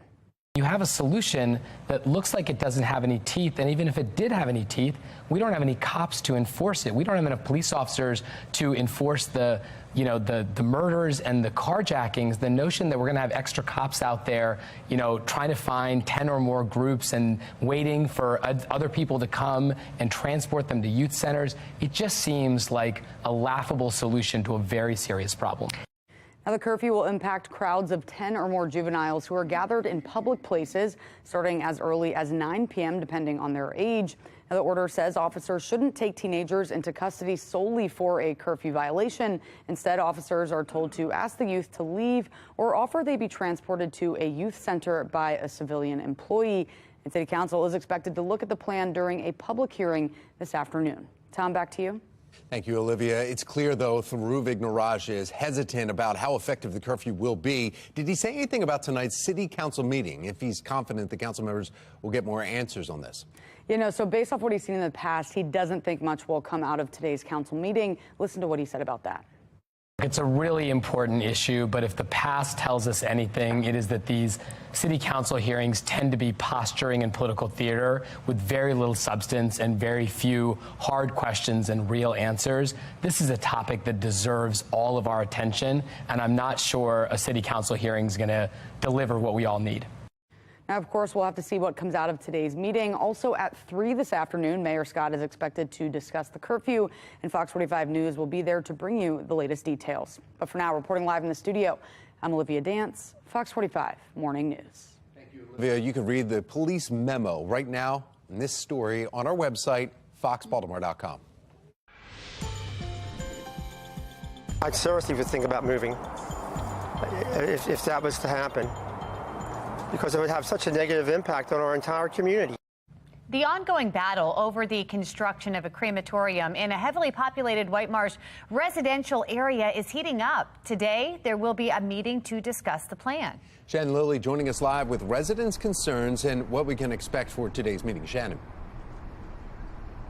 Well, residents, Tom and Megan, are concerned about their health and safety. In fact, hundreds of them have signed a petition saying that their neighborhood is no place for human remains to be cremated. And now today is just another opportunity for this discussion to continue. So we do want to pull up some details about this meeting that's going to be happening a little bit later on this evening right here on your screen. It is set to start at 6, and it's an informational meeting that the Maryland Department of the Environment will be hosting at the White Marsh Volunteer Fire Department, and that is on Philadelphia Road. And again, it's a time for discussion between the company looking to construct this crematory, the MDE, and the citizens of White Marsh. So far, we have heard from both the company and concerned citizens. So let's refresh your memory and hear what they had to say. Well, my main concern is for all the toxins that are released into the air. The worst is being mercury, and mercury has even minimal amounts, they say, is very harmful to people, especially children and women that are pregnant. I think part of the problem here is people just don't understand or aren't knowledgeable of cremation. They're on a very small percentage compared to other things that have emissions into the air.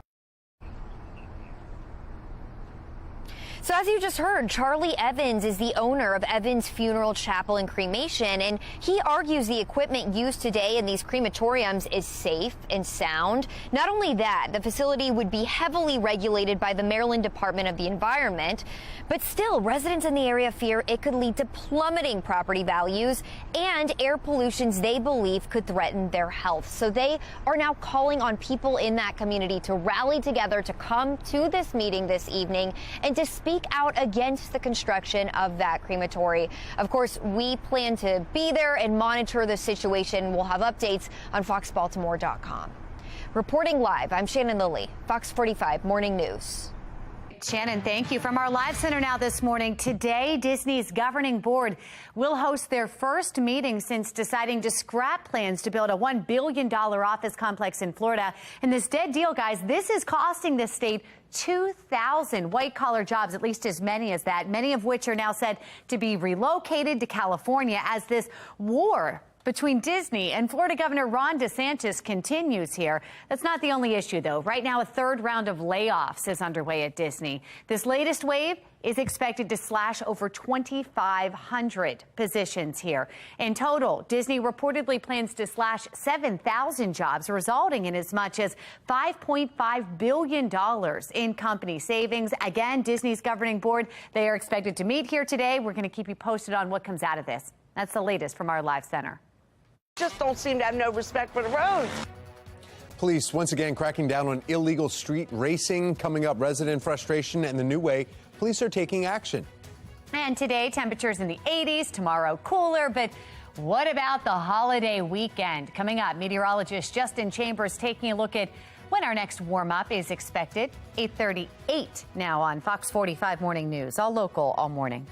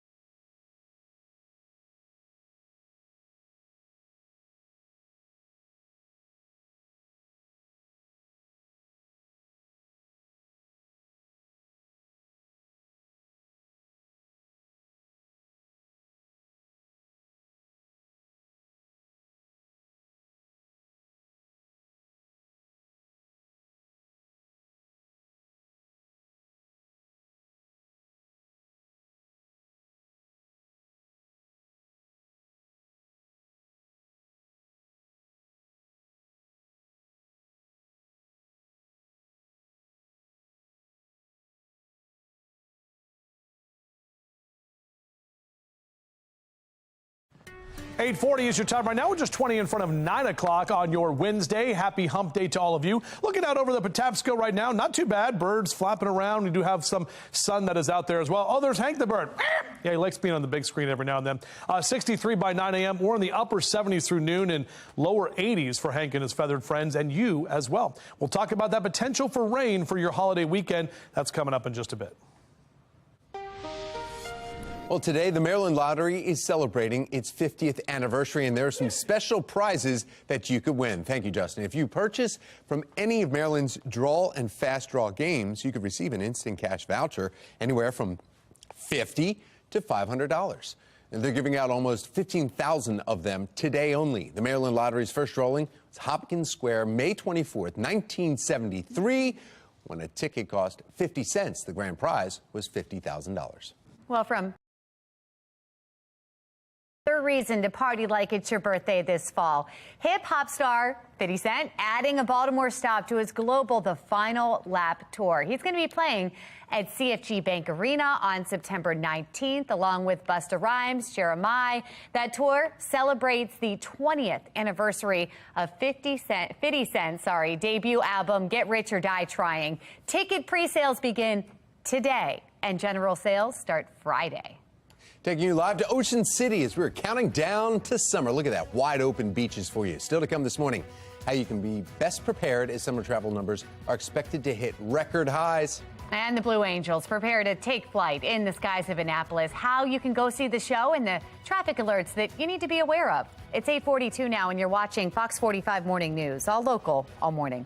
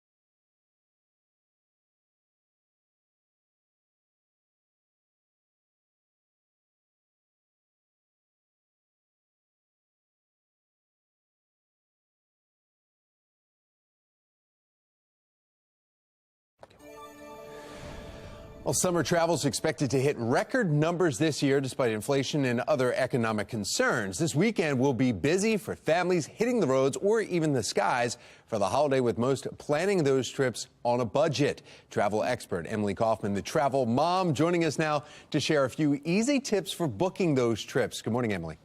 Good morning. It's great to be with you. How exciting that travel is back with a vengeance. It really is. I mean, you see it everywhere. Anytime you host an event or do something, people are coming out in droves because they're like, hey, we've been kind of tied up for about 3 years plus. Pandemic's over, and they're coming back out. But that also means that if a lot of people are coming back out, does that shoot the price up, or does that help flatten it out? Well, it's a little combination of both. You know, according to Forbes, that they conducted a survey, and 87% of the people that they talked to say they plan to travel at least as much as last year, and 50% of them are traveling even more. And to your point, air travel is about supply and demand. So we're not going to find any great air travel deals. We're going to find some good bargains when it comes to road trips. That's the way to get the most bang for your travel buck. And people are getting out there, making up for lost time, like you said. But it also, being the travel mom yourself here, we're starting to look at, like, is it too late now to find a good deal this summer? Well, it's going to be challenging, but not impossible. And here's a travel mom tip I always share with everybody. Join hotel loyalty programs, especially those that have partnerships with Choice Hotels. Has 22 different brands that include upscale stuff like Cambria and Ascend. There's mid-level.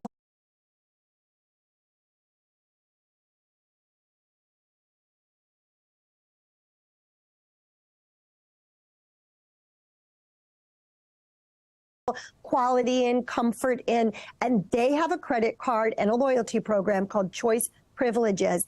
And you start to get points for things that you would be purchasing all day, every day anyways, like gas or groceries. And you use those points towards hotel stays. So it's a terrific way to get the most for your travel dollar. Something we used to do with air miles when we were doing that. We're used to that, just switching it over for not only hotels, but also, can you do that with car rentals? Yeah, they've got those across the board. There are loyalty programs in airlines, hotels, rental cars, no matter what category you're going to travel in. And also it helps you to save time when you're doing that. You get a separate check-in desk at many of these places. Like the rental cars, you just go right out to the kiosks at the airports. So loyalty programs are a huge win in my book. All right, last question for you, Emily. How much should we allow our kids to kind of guide where we go on vacation? Well, that's up to you, Mom and Dad. But I think it's really important to include kids in the planning process. I believe travel is the greatest teacher there is. Yes. And by allowing our kids to participate and join in on that fun is a way that they're going to learn about the world. Fun, teachable moments right there from Emily, the travel mom. Thank you for your expertise. We appreciate it. And safe travels. Thanks. Thanks for having me. Sure.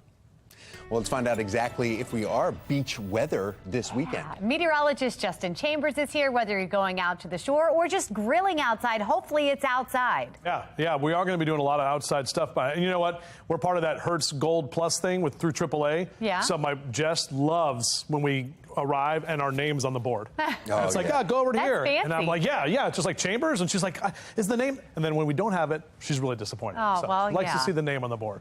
All right, our live cam in Towson. Good morning to you. Mile 1 Auto Group cam looking at the Towson Courthouse right there. Not much in the way of wind at this time. And our temperature right about 60 degrees. Overall, it's been a nice morning. We're going to see a pretty pleasant afternoon with warmer temperatures. So cannonball, jump in the pool today. Our splash cast in the upper 60s through 10 a.m. Matt, we got to find a sound effect back there for the, like an actual, in the pool. I don't know if Matt can find that. He's amazing, but lower 80s in that 2 and 3 o'clock hour. A good day to be by the pool if they're open. We know a lot of them are open in this weekend. Got to think about that UV index in that high category. If you're not going to the pool, maybe just going flying today out there in Martin State or any of our other great airports. You're not flying out of KAMP this afternoon because we got that TFR for the Blue Angels. But visual flight rules all day. Should be a great day to fly, pilots. Upper 70s and lower 80s. We'll see those 70s in the Eastern Shore, mid 70s in Annapolis for the Blue Angels demonstration. But lower 80s,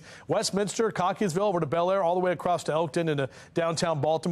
Down the ocean, looking pretty good. 65 for your high in Ocean City today. And overall, this weekend is looking better. We just have some rain we have to get through. Now, next 3 days are dry if you want to clean the car up for the weekend. We do have a cold front coming through. This is coming through late tonight through early tomorrow morning. And maybe a stray shower in the overnight hours, especially about 10, 11 o'clock tonight when a lot of us are sleeping. sleeping. That's overnight for us. That's also when the wind is going to pick up. But tomorrow we'll wake up with drier and cooler conditions and keep those cooler temperatures going for Thursday, Friday, and even into Saturday. And look at this right now. Friday afternoon looks great. Nothing for the ocean. No problems there. Same thing for Saturday. Overall dry conditions. But you can see this guy right there south of Virginia Beach early Sunday morning. That's going to be the next weather maker that does bring at least some rain to our area, not only here in Baltimore, but also down the ocean for Sunday. Monday actually doesn't look too bad either for Memorial Day, right about 80 for our high. And then we crank that heat up into the middle of next week. Time to take a look at a view through your window. Yeah, look at it. This is Aruba, the dog, who's helping out in the garden. And I believe, correct me if I'm wrong, that's a trowel.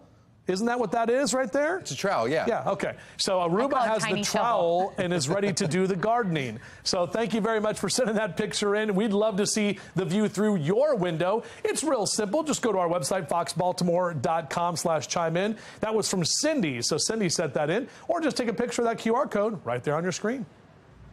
Super cute. Justin, thank you. Looking at our Len Stoller Traffic Network, we have a live look at some of our traffic cameras around the Baltimore region. Volume still pretty dense out there. Look at that, especially the top parts of our cameras right there. Otherwise, no major issues to report. Just, again, that volume.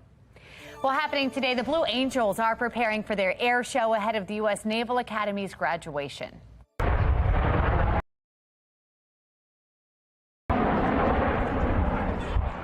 Hornets are active. Our Fox 45 camera crews capturing the Blue Angels rehearsing yesterday afternoon for the Naval Academy commissioning flyover.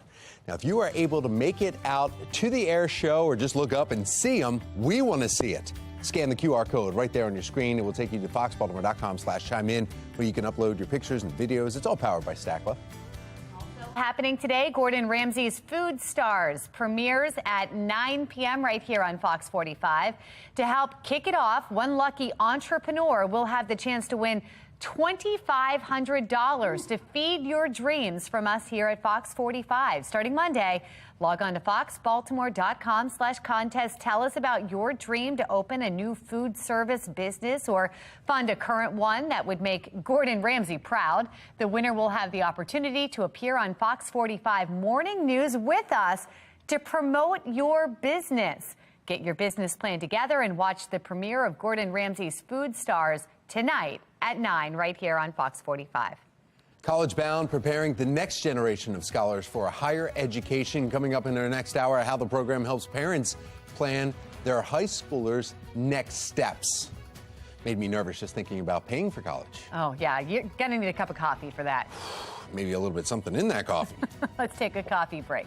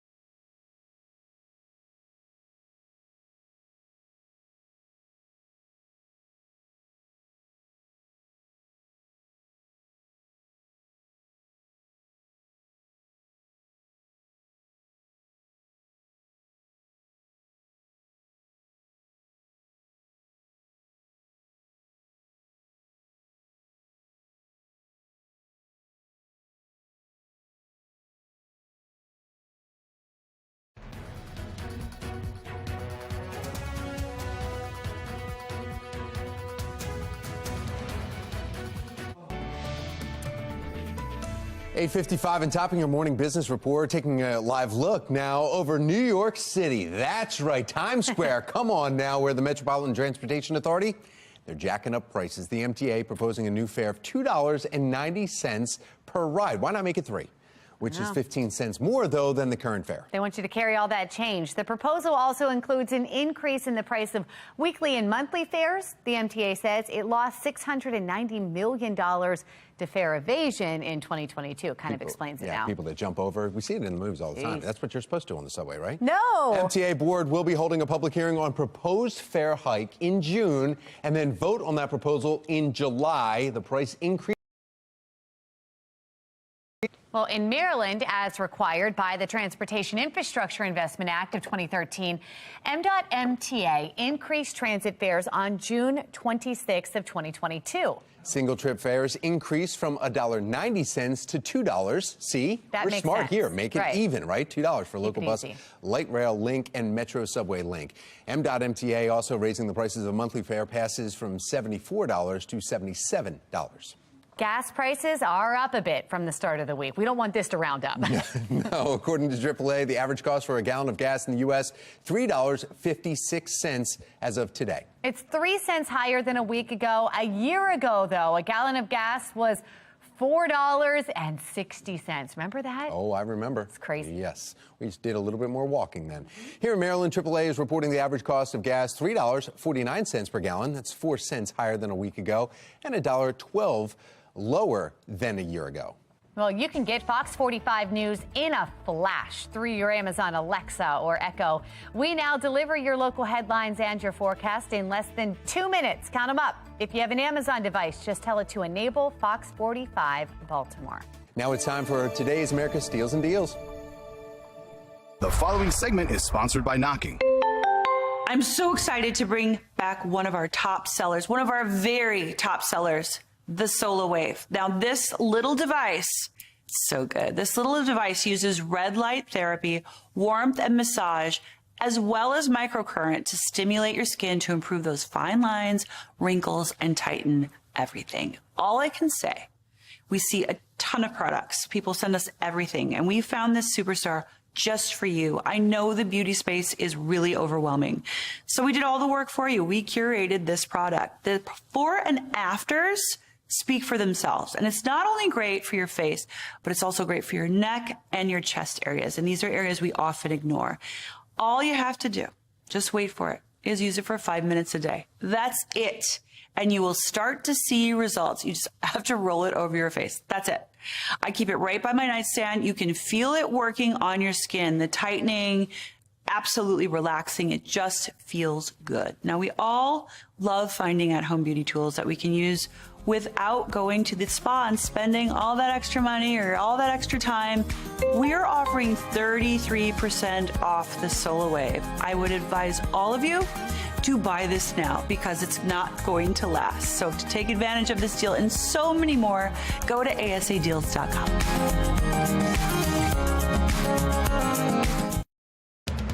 Live from WBFF in Baltimore, this is Fox 45 Good Day Baltimore. Good morning on this Wednesday, May 24th. I'm Patrice Sanders. I'm Megan Gillen. Let's check in with meteorologist Justin Chambers. So Instagram has Merriam-Webster. Okay. Apparently, my wife just said she started following them, and they have word of the day. Oh. Adumbrate is the word today. Ooh, I don't know that one. Adumbrate. No idea what that means. Adumbrate. She didn't tell you? She did not. Did No. she use it in a sentence Nope. so we No, could it's a get game some between us, context? so. What's the root word? What? What's the root word? I don't know. I gotta look it up. Adumbrate. All right, we'll get on this. Our Weather Authority forecast Even how to here, spell looking it. out over the Patapsco. Good morning to you. Overall, we've seen a pretty nice morning, guys. It's been cooler than it was yesterday morning at this time, but then today, this afternoon, it's going to end up being warmer with our numbers that will slide into the upper 70s and lower 80s. So 50s and 60s across the state right now, 64 Baltimore, 63 in Annapolis, getting ready for the Blue Angels later today, commissioning week, all the great activities going on there. Upper 60s next hour, we're sliding to the 70s through 11 a.m. on our way to the lower 80s this afternoon. Back with your full forecast. We'll do that in just a few minutes from right now. Back to you.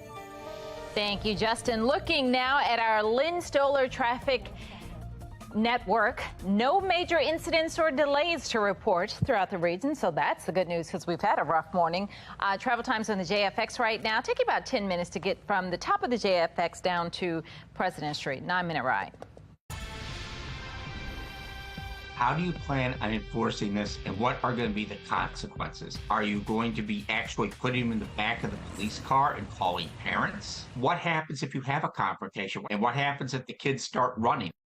In a city in crisis, Memorial Day weekend is just days away, and there are more questions than answers surrounding Mayor Scott's youth curfew, like how it will be enforced. Some city leaders argue waiting until Memorial Day didn't give them enough time to inform their constituents or raise concerns before the plan is actually put into place. City council members have called for a hearing today to learn more about the mayor's plan. Olivia Dance joins us live in studio this morning. She's got more details. Olivia. Well, Megan and Patrice, the curfew is set to start this Friday, so just before Memorial Day. And the mayor is also expected to discuss the enforcement plan today. But yesterday, officers were given an order detailing how the curfew will actually be enforced. The order will impact crowds of 10 or more juveniles who are gathered in public places starting as early as 9 p.m., depending on their age. The order says officers shouldn't take teenagers into custody solely for a curfew violation. Instead, officers are told to ask the youth to leave or offer they be transported to a youth center by a civilian employee. Police Commissioner Michael Harrison writing, quote, "The enforcement of the curfew is not intended to lead to an unnecessary increase in interactions between BPD and the city's young people," end quote.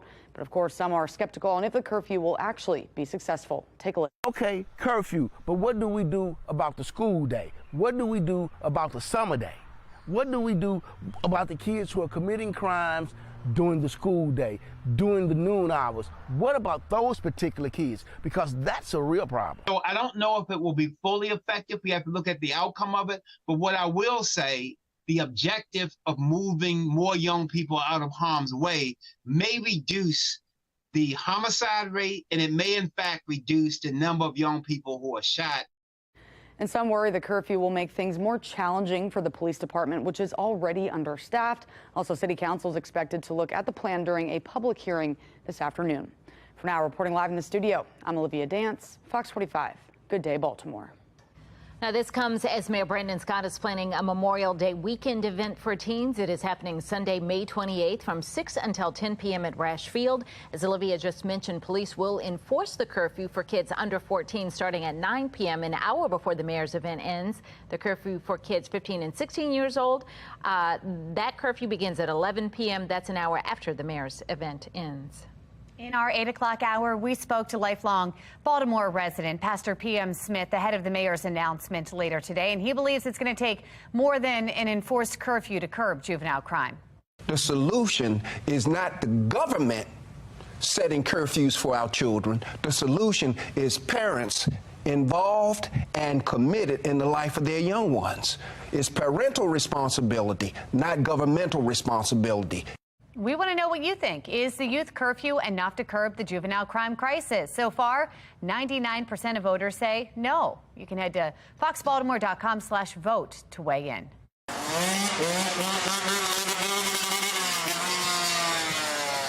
They just don't seem to have no respect for the road. They'll stop at this alleyway and they'll zip through there, and they don't even look for traffic or anybody else. Elsewhere in a city in crisis, the warmer months means the return of a familiar sound. You heard it there on Baltimore streets, leaving residents frustrated. Baltimore City Police are now announcing several dirt bike violation enforcement arrests as they increase efforts to catch offenders. We have Shannon Lilly joining us this morning with more. Shannon. Yeah, this is an ongoing problem, once again ramping up in recent months. In fact, if you live in the city, you have probably seen and heard those dirt bikers blasting through streets, whether it's here in Fells Point, Harbor East, or downtown, really any corner of the city. But now police say they are increasing their efforts to identify and arrest dirt bikers, and they're using technology to help them. Take a look. We utilize City Watch, Foxtrot video, other cameras in the city to identify the riders. This takes away that whole chase mentality. It's not only a safety issue for the citizens and visitors, it's a safety issue for the riders. This has been an ongoing battle, like you said, for years. Now, the department's focused initiative to crack down on these dirt bike riders, though, began in April. And yesterday, they announced in less than 2 months, they have already arrested 11 people. They've issued 1 warrant. An additional 17 individuals have been charged, ranging from a summons to arrest warrants. Also, police say 1 handgun was recovered, dropped by a rider while that rider was fleeing police. Now, police just expect there will be more arrests. As we know, summer has not even started yet. So remember, if you are caught doing this in the city of Baltimore, you could face a fine of up to $1,000 as well as 90 days behind bars. And police are asking for the community's help. If you see any violators, they are asking that you give them a call. Reporting in Fells Point, I'm Shannon Lilly, Fox 45 News. Good day, Baltimore. All right, Shannon, thank you. This morning, we are once again following the latest negotiations on the fight to raise the debt ceiling. Christine Frizzell is live on Capitol Hill with the latest developments. Christine. Well, good morning, Megan and Patrice. So with negotiations, there's always some give and take, right? We know Democrats are now considering some GOP demands, like adding new work requirements for those who receive federal benefits, and also giving back some funds approved to battle COVID-19. But we've also learned the White House is fighting hard to hang on to billions of dollars, including $5 billion to develop new vaccines and treatments. Now, there is a little bit of concern this morning because Speaker McCarthy yesterday said Republicans' concession, well, is one thing. It's raising the debt ceiling. And if that's it, there's a chance reaching a deal might not happen. We've already learned this morning the Treasury Department has just asked federal agencies if they can make payments a bit late this month in an effort to conserve cash and possibly prepare for the worst. Christine, we know lawyers for former President Donald Trump also requesting a meeting with Attorney General Merrick Garland. What is this all about? So Trump's lawyers once again alleging he's been baselessly investigated and treated unfairly. This comes after several reports detailing how special counsel Jack Smith is wrapping up his investigation looking into former President Trump's handling of classified material, and that an indictment is likely on the horizon. Today, by the way, is the day Jack Smith is set to receive a batch of new documents from the National Archives, which reportedly show not only Trump but his advisors knew about the declassification process and did not follow it. This also comes as a trial date has been set for charges in New York. Remember, those are the hush money alleged payments to adult film star Stormy Daniels. That is set for March 24th, smack in the middle of the presidential primary season. Patrice, Megan? All right, national correspondent Christine Frizzell live from Capitol Hill. Thank you. All right, it is time now to get another check of our forecast. That's right. We've got meteorologist Justin Chambers filling us in on what we can expect. We're heading into a holiday weekend. I think you're about to adumbrate the forecast, right? Foreshadow what's to come. Sure. I didn't know that that's what it meant. Thank you for looking it up. Looking outside right now, we are seeing a few clouds out there, but overall the Patapsco looking nice and calm. Temperatures have been cooler this morning, but we're going to warm up this afternoon. In fact, we're in the mid to upper 50s for Owens Mills and Cockeysville right now. We've already made it to the 60s for Rosedale out through Essex and Middle River. 60 in Joppatown, 62 your temp in Glen Burnie and Pasadena, right about 62 as well in Woodlawn. So if you do want to get a run or a jog in the next few hours, upper 60s and lower 70s overall, not too bad for some exercise outside. It's going to heat up later today. In a few minutes from right now, I'm going to stand right here and I'm going to tell you all about what's going on for if you're heading down the ocean this weekend or if you're heading to the pool. Both of those forecasts coming up in just a few minutes. Sounds good, Justin. Thank you. A major strike looming that could impact millions of American households and the supply chain. Tom Rogers joins us from the Live Center. He's got the latest on that. Tom? Yeah, big scare. Megan, Patrice, I know for a fact that you guys will be impacted by this too. UPS workers could go on strike as early as this summer. Right now, UPS and the Teamsters Union, they're at the bargaining table. In fact, the clock ticking down to July 31st when their contract expires. If there is no deal, nearly 350,000 workers could walk off the job, impacting the packages delivered to your home. The battle is over money. We know that. Well, the Teamsters say workers deserve more of the company's profits that have tripled since the start of the pandemic. In fact, taking a look last night, the Teamsters right here tweeting out this following 13 hours at the bargaining table, saying that they are focused on forcing UPS to make more progress on key issues. Teamsters have demanded better pay all across the board and to put an end to forced overtime. No contract agreement by the end, though, of July could lead to a massive strike, setting off a domino effect. On average, UPS ships 24 million packages every day. That's 1 million packages per hour, about 25% of all U.S. parcels, or 6% of the nation's gross domestic product. This is a huge debate. The only national UPS worker strike was in 1997. It lasted 15 days. I remember it, disrupting the supply chain, costing UPS $850 million. The company does not want a repeat of that, and the country cannot afford this strike. That's the latest from our live center. Megan and Patrice. All right, Tom, thank you. Questions surrounding how Mayor Scott's youth curfew will be enforced, what we're learning from an unofficial police memo, and how staffing shortages could fan the flames of violent crime as we head into the summer months. And it is never too early to start thinking about your educational future. Up next, where rising high school seniors can be connected with the resources they need to succeed. 9/11, you're watching Fox 45. Good day, Baltimore.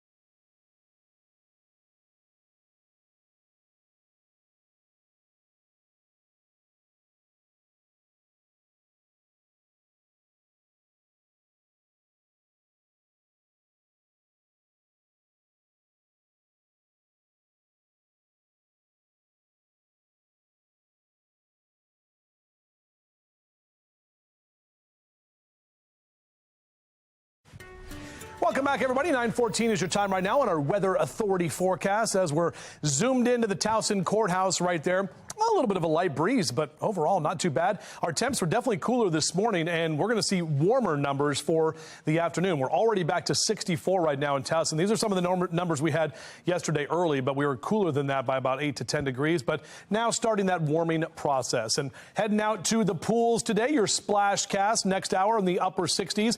We'll get to the lower 80s later this afternoon. So a lot of the pools are either open or will be opening this weekend with our UV index still in that high category. So that's going to remain that way with that high sun angle between 10 a.m. and 2 p.m. And that's the time when you burn and the quickest. It only takes about 15, 20 minutes. You got to get that sunblock on. You got to start thinking about being outside and having the proper attire and also that proper sunblock that gets reapplied every couple of hours. Upper 70s across the eastern shore for today. Mid 70s Stevensville across the Bay Bridge to Annapolis. In the lower 80s for Westminster, Cockeysville, and Bel Air. And up and down the 95 corridor heading to D.C. or up to Philly or even out to Cumberland. A lot of us in the lower 80s today.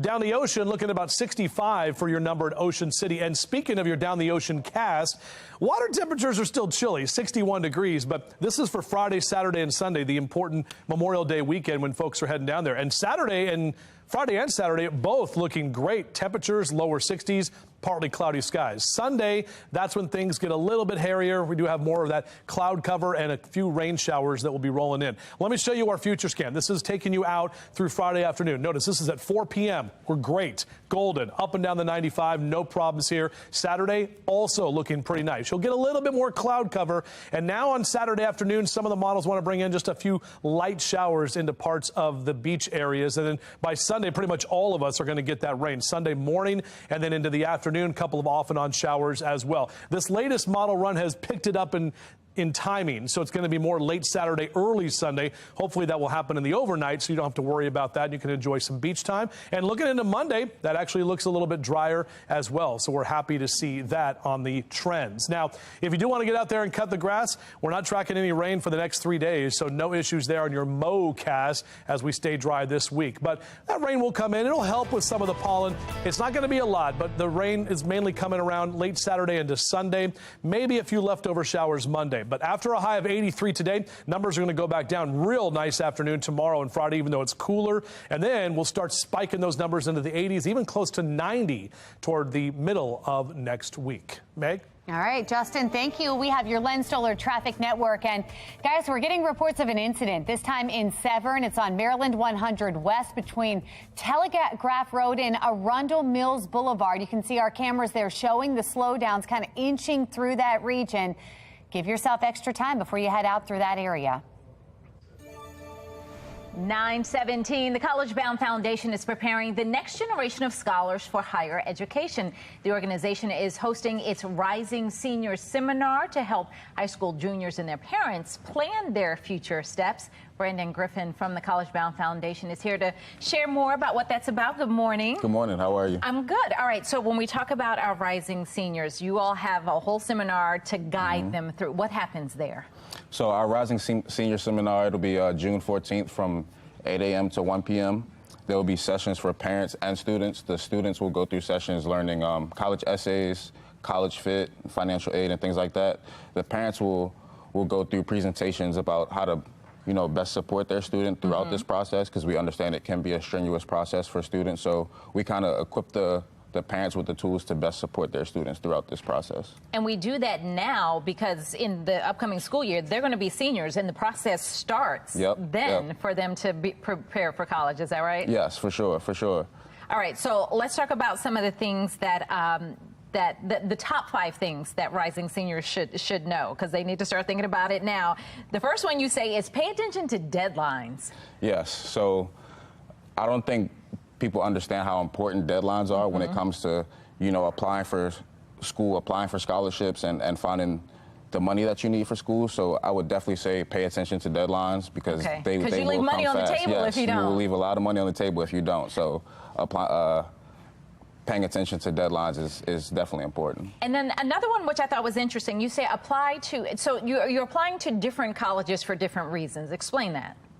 So you want to apply to a good variety of schools. You want to apply to match schools. And what we mean by match schools are schools that, you're pretty sure you will get into. Your GPA matches the GPA requirements, and you're a good candidate for that school. Reach schools are schools that you have a chance of getting into, but it would kind of be a long shot, but it's still a school that's on your radar. Try for it. Yes. And safe schools are schools that you can get into. It will be a good option if things don't work out financially for your reach or safe schools. Or your match schools. That makes perfect sense. So then at the end of it, you're not just with no school because you've done your due diligence. All right. Ask questions along the way, because there's so many things that we may think we know, but you all know better, advisors know better. Yes, ask as many questions as you need to throughout the process. That's what we're here for. We're experts in this field, and we have the information for Baltimore City students to go to college and make the best decisions for them and their family. So ask as many questions as you need to. And what do they need to know about the college essay? The college essay is your opportunity to show college reps who you are. Usually they're just looking at a transcript, but this is your opportunity to tell your story and display what your transcript doesn't. So my advice would be to take those college essays serious and tell your story. Don't be afraid to really show who you are in those essays. And the last one was make wise money decisions, which again, College Bound can help through that. Where do people get more information about getting to the seminar? They can go on our website, collegeboundfoundation.org. The registration will be on our homepage. Breakfast and lunch will be provided for people who do register, so we encourage everybody to visit our website and register. All right, perfect, Brandon. Thank you. Thank you. Good you. information. Tonight, Gordon Ramsay's Food Stars premieres tonight at 9 on Fox 45, and we are giving one lucky entrepreneur a chance to win $2,500 to feed your dreams. Starting Monday, head to foxbaltimore.com/contest. Tell us about your dream to open a new food service business or fund a current one, a restaurant, a food truck, or any other food service that would make Gordon Ramsay proud. The winner will have the opportunity to appear on Fox 45 Morning News with us to promote your business. Get your business plan together. Watch the premiere of Gordon Ramsay's Food Stars tonight at 9, right here on Fox 45. Well, 6 years of work and millions of dollars spent. How a mismeasurement by less than 2 inches is keeping a brand new bridge in Hillthorpe shut down. Wow. And we report Discovery this morning. We'll tell you about a brand new feature. Oh, it's a playhouse. It's coming up next on Fox 45 Morning News. All local, all.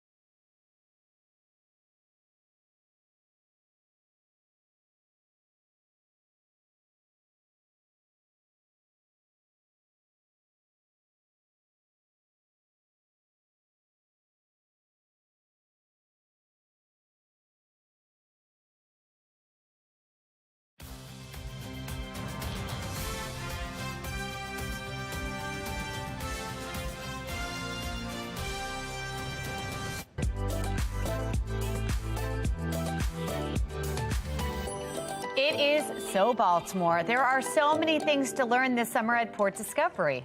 Give your family the best day ever with just endless activities. Be More Lifestyle host Mark Clark is live with more. Mark. We're back with Derek with this smashing ensemble. Look at that jacket. What is that, velvet? Okay, so Derek, we got a lot of exciting things happening. You were telling me about a playhouse? Yes, so we're gearing up for a very exciting summer. One of the things we're most excited about is in June, we're going to have a brand new permanent exhibit called the Playhouse. Oh. Our old theater exhibit is getting completely renovated into an immersive, hands-on exhibit with multiple play areas where kids get to explore dramatic play, theatrical education, and get to wear costumes. Maybe not as fabulous as this, but we do have an example of a costume that kids will be able to wear. Awesome. Now, who's this little guy? So this is a puppet. One of the features in our new Playhouse is going to be a really huge puppet theater for kids to play with. Puppets are great for not only learning about social emotional learning, but also communication, creativity, which are all things that you'll be able to learn and experience for kids of all ages in our Playhouse exhibit. I love it. Now, does he have a name or she have a name? Well, how'd you name him? Well, I just wanted her to say hi to Patrice and Megan. Hi, Patrice and Megan. From the Port Discovery. And the Playhouse will open, soft opening will be June 17th through the 19th, and then the full experience will be June 19th. So if you're around in the area, come back and visit us. Well, Derek, thank you so much. And thank you, whatever your name is. Myrtle. That's Myrtle, of course. So we're not too old to get out there. I mean, Myrtle called us by name. I kind of thought Mark would be more hands-on and like climbing through some of the jungle gyms, but next time. Next time. More information, go to our website, foxbaltimore.com/newslinks. A lot to do out there. Temperatures will reach the 80s this afternoon, but we're looking forward to even warmer temperatures next week. Meteorologist Justin Chambers tracking how warm in his full Weather Authority forecast.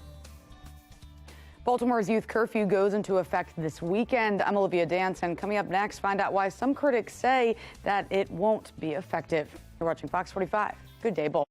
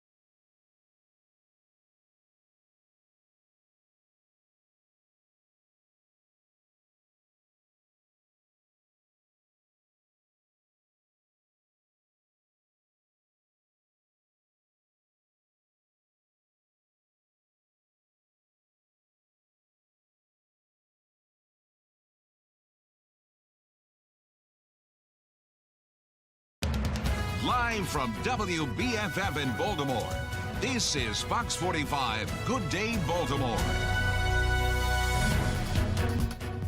Welcome back on this Wednesday. Coming up on 9:30, I'm Patrice Sanders. I'm Megan Gilland. We have a pretty nice start to this Wednesday. I'll take it. Meteorologist Justin Chambers is here. It's nice now, and it's going to get better next week. Oh, yeah, even warmer next week. I like sure. warm. We're going to be definitely getting into that summer mode right as we get to the first day of meteorological summer, which is next Thursday. But a little bit of a light breeze in Towson right now, and overall, not too bad. Earlier this morning, did see my breath outside for a little bit, but will not be the case this afternoon. We'll be back to the lower 80s as we get later into the day. So great day for yard work or some gardening. The average this time of year is 77. So above that number and warmer than yesterday for that matter. Should top out right about 83 for today. Check the next 3 days, however. We'll be dropping right back to the mid 70s into Thursday and Friday behind that cold front, but heading into Memorial Day weekend. Overall, the entire weekend, not a washout. We'll track a little bit of rain that could impact you on Sunday, and we'll take a closer look at that coming up in just a few. Meg? All right, Justin, thank you. We've got your Len Stoller Traffic Network. We've got a live look from some of our Beltway cameras. Volume, still a cause for concern. Here we are at 9:30 and still seeing it picking up. There are no major delays or incidents, just, again, that volume to be mindful of. Turning now to a city in crisis, Baltimore's youth curfew goes into effect at the end of this week. In a memo that has yet to be officially released, Baltimore Police Commissioner Michael Harrison detailing how his department plans to enforce the youth curfew this summer. Olivia Dance joins us live now. She's got those details. Olivia. Well, good morning, Megan and Patrice. The curfew is set to start this Friday, so just before Memorial Day. But yesterday, officers were given an order detailing how the curfew will be enforced. And former city prosecutor Thuru Vignaraja is questioning how effective the plan will be, especially when the Baltimore Police Department is already understaffed. Take a listen to what he said. You have a solution that looks like it doesn't have any teeth, and even if it did have any teeth, we don't have any cops to enforce it. We don't have enough police officers to enforce the murders and the carjackings. The notion that we're going to have extra cops out there, trying to find 10 or more groups and waiting for other people to come and transport them to youth centers, it just seems like a laughable solution to a very serious problem. Now, the curfew will impact crowds of 10 or more juveniles who are gathered in public places, starting as early as 9 p.m., depending on their age. The order says officers shouldn't take teenagers into custody solely for a curfew violation. Instead, officers are told to ask the youth to leave or offer they be transported to a youth center by a civilian employee. And City Council is expected to look at the plan during a public hearing this afternoon. Patrice, back to you. So, Olivia, it's clear that Thuru is not thinking that this is going to be an effective way to curb crime. Is he at all confident about the City Council meeting tonight and the council members being able to get answers? No, Patrice, based off what he's seen in the past, he doesn't think much will come out of today's council meeting. So take a listen to what he said about that. It's a really important issue, but if the past tells us anything, it is that these city council hearings tend to be posturing and political theater with very little substance and very few hard questions and real answers. This is a topic that deserves all of our attention, and I'm not sure a city council hearing is going to deliver what we all need. Of course, we'll have to see what comes out of today's meeting. Also at 3 this afternoon, Mayor Scott is expected to discuss the curfew. Fox 45 News will be there to bring you the latest details. But for now, reporting live in the studio, I'm Olivia Dance, Fox 45. Good day, Baltimore. So we want to know what you think. Is the youth curfew enough to curb the juvenile crime crisis? So far, 99% of those who have voted say no. You can head to foxbaltimore.com/vote to weigh in. I'd seriously would think about moving if that was to happen, because it would have such a negative impact on our entire community. Well, the ongoing battle over the construction of a crematorium in a heavily populated White Marsh residential area is heating up. Today, there's going to be a meeting to discuss the plan. Shannon Lilly joins us with residents' concerns and what we can expect for that today. Shannon. Well, residents in that area are concerned about their health and safety. In fact, hundreds of them have signed a petition saying their neighborhood is no place for human remains to be cremated. And today is just another opportunity for that discussion to continue.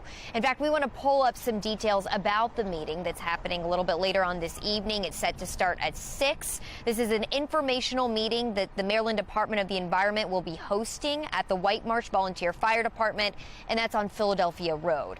And again, this is a time for discussion between the company looking to construct this crematory, the MDE, and the citizens of White Marsh. So far, we've heard from both the company and concerned citizens. So let's refresh your memory. Let's hear what they have to say. Well, my main concern is for all the toxins that are released into the air. The worst is being mercury, and mercury as even minimal amounts. They say it's very harmful to people, especially children and women that are pregnant. I think part of the problem here is people just don't understand or aren't knowledgeable of cremation. They're on a very small percentage compared to other things that have emissions into the air. So as you just heard there, Charlie Evans, the owner of Evans Funeral Chapel and Cremation, argues the equipment used today in these crematoriums is safe and sound. Not only that, the facility would be heavily regulated by the Maryland Department of the Environment. Still, though, residents in the area fear it could lead to plummeting property values and air pollution they believe could threaten their health. So they are now calling on members of that community to come together and rally for this meeting tonight and to speak out against the construction of a crematory in that area. And of course, we're going to be following that very closely and have any updates on FOX45.com. Reporting this morning, I'm Shannon Lilly, Fox 45 News. Shannon, thank you. In Halethorpe, a new overpass built too low to the ground is now causing headaches and likely could cost more taxpayer dollars to fix. The Washington Boulevard Bridge has been under construction since 2018. It was scheduled to open this summer, but the overpass is about an inch shorter than it should be for the train traffic that will travel beneath it. Residents are protesting more closures, congestion, traffic patterns. Wow. MDOT officials admitting the overpass is more than an inch shorter than the required height. Fox 45 News asking who is responsible for this mistake. MDOT refusing to respond. Well, coming up, a major storm pummeling the small U.S. territory of Guam. The images just emerging this morning as Typhoon Mawar moves on toward Taiwan. Temperatures reaching the 80s this afternoon, but our next chance for rain could be just in time for the holiday weekend, unfortunately. Meteorologist Justin Chambers is tracking those potential showers in his full Weather Authority forecast. Time now 9:37, and you're watching Fox 45. Good day, Baltimore.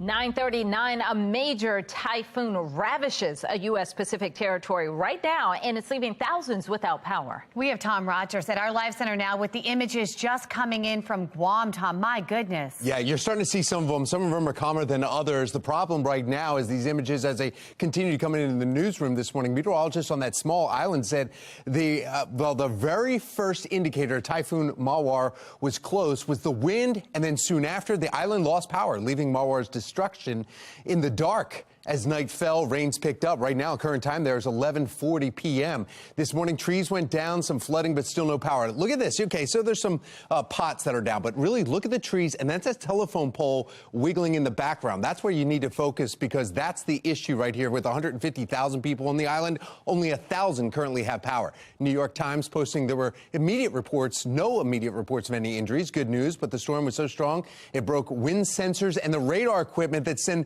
meteorological data to the local weather services, and that brought down the largest tree right outside the building, crashing down in their driveway of that place. So there's no real official reports coming in on how strong the winds are. They've not been confirmed because the official equipment has now been broken.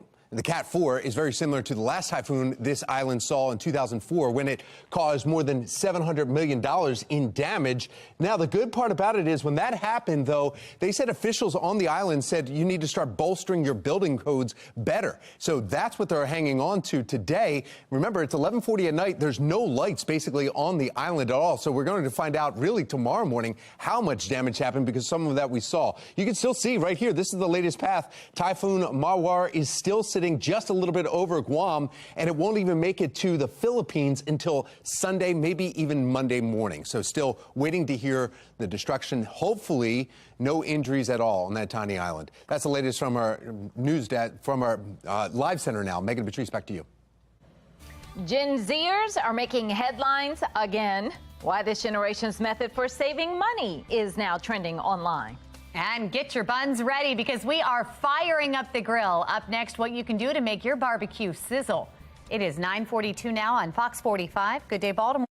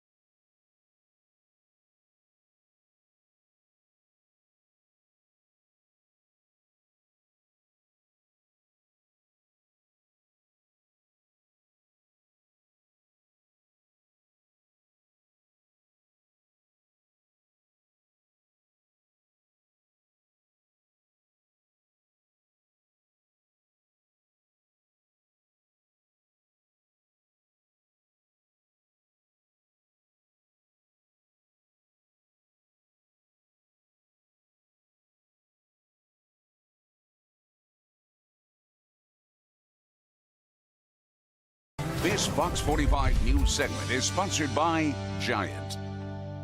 The unofficial start to summer kicks off this weekend, and that means grilling season is firing up too. And this morning, we're very lucky to have registered dietitian and member of the Healthy Living Team Giant, Melanie Burdick, joining us once again with all kinds of stuff, starting with some healthy ways to build a better barbecue. Yes. Thank you for being here. Thank This all you. starts at the grocery store. All starts at the grocery store. So we can make our barbecue better in a lot of different ways. First off, we want to talk about nutrition. So one of the terms that you might have heard the Healthy Living Team use is a swappertunity. A swappertunity. So an opportunity to find something new or something that's more nutritious. So when you're shopping for your staples for your barbecue, look for your leaner cuts of meat, your whole grains, even some of the condiments that have lower So sugar swap out the and white sodium. bread for the grain bread. Grains, yes. Okay. And if you're shopping, you can use the Guiding Stars logo as you navigate the aisles to help you find What are items the that Guiding Stars? So it's our nutritional rating program. So products with 1, 2, or 3 stars are more nutritious. That means a better product for you. Makes Easy sense. to find. So then it comes to budget, because the summer's still crazy for my family, from summer Yes. camp to the summer sports. We want to Absolutely. grill, but we want to make it quick. Want to make it quick and easy. Yeah. So let us do the work for you. So if Okay. you're short on time, you're running around, you can pick up the prepped veggie kebabs. All you have to do is put them together. This is fun Oh. for kids. And you can see there's a Guiding Star logo right on the package. Also, too, your nice. diced fruit and vegetable platters. And you can put them on the grill, too. So grilled pineapple is fabulous. And I was asking you, too, of other things to put on the grill. I hear about avocados all the time. You talked about Avocados, pineapple, avocado. Pineapples, pretty much anything in That's your a kitchen. swappertunity, right? That's a swappertunity. So you can really use your creativity. Put all your favorite things on the grill this summer. You've got and you'll- asparagus for us this morning. Asparagus with a little bit of your favorite seasoning. That's what I was going to ask, Yeah. too. What's the best on the veggies? Because we're trying to make healthy choices. So what do you want to put on the veggies? So we have the McCormick Perfect Pinch, which actually has Good no Baltimore added company. salt. And really just adding those herbs and spices to elevate that flavor with your favorite cooking oil. It's spectacular. And you mentioned the kebabs. I'm always concerned about the timing of all of this. The kebab meat, when you cut them in little pieces, it actually helps speed up that process. Yes. Which is beautiful. Yes, so you can pick them up right in our meat section, put them that on the looks grill. good. You can even use that foil packet for easy cleanup. Love it. And then you're good speaking to my go. language. Yes. Those are good tips. Thank you. Yes.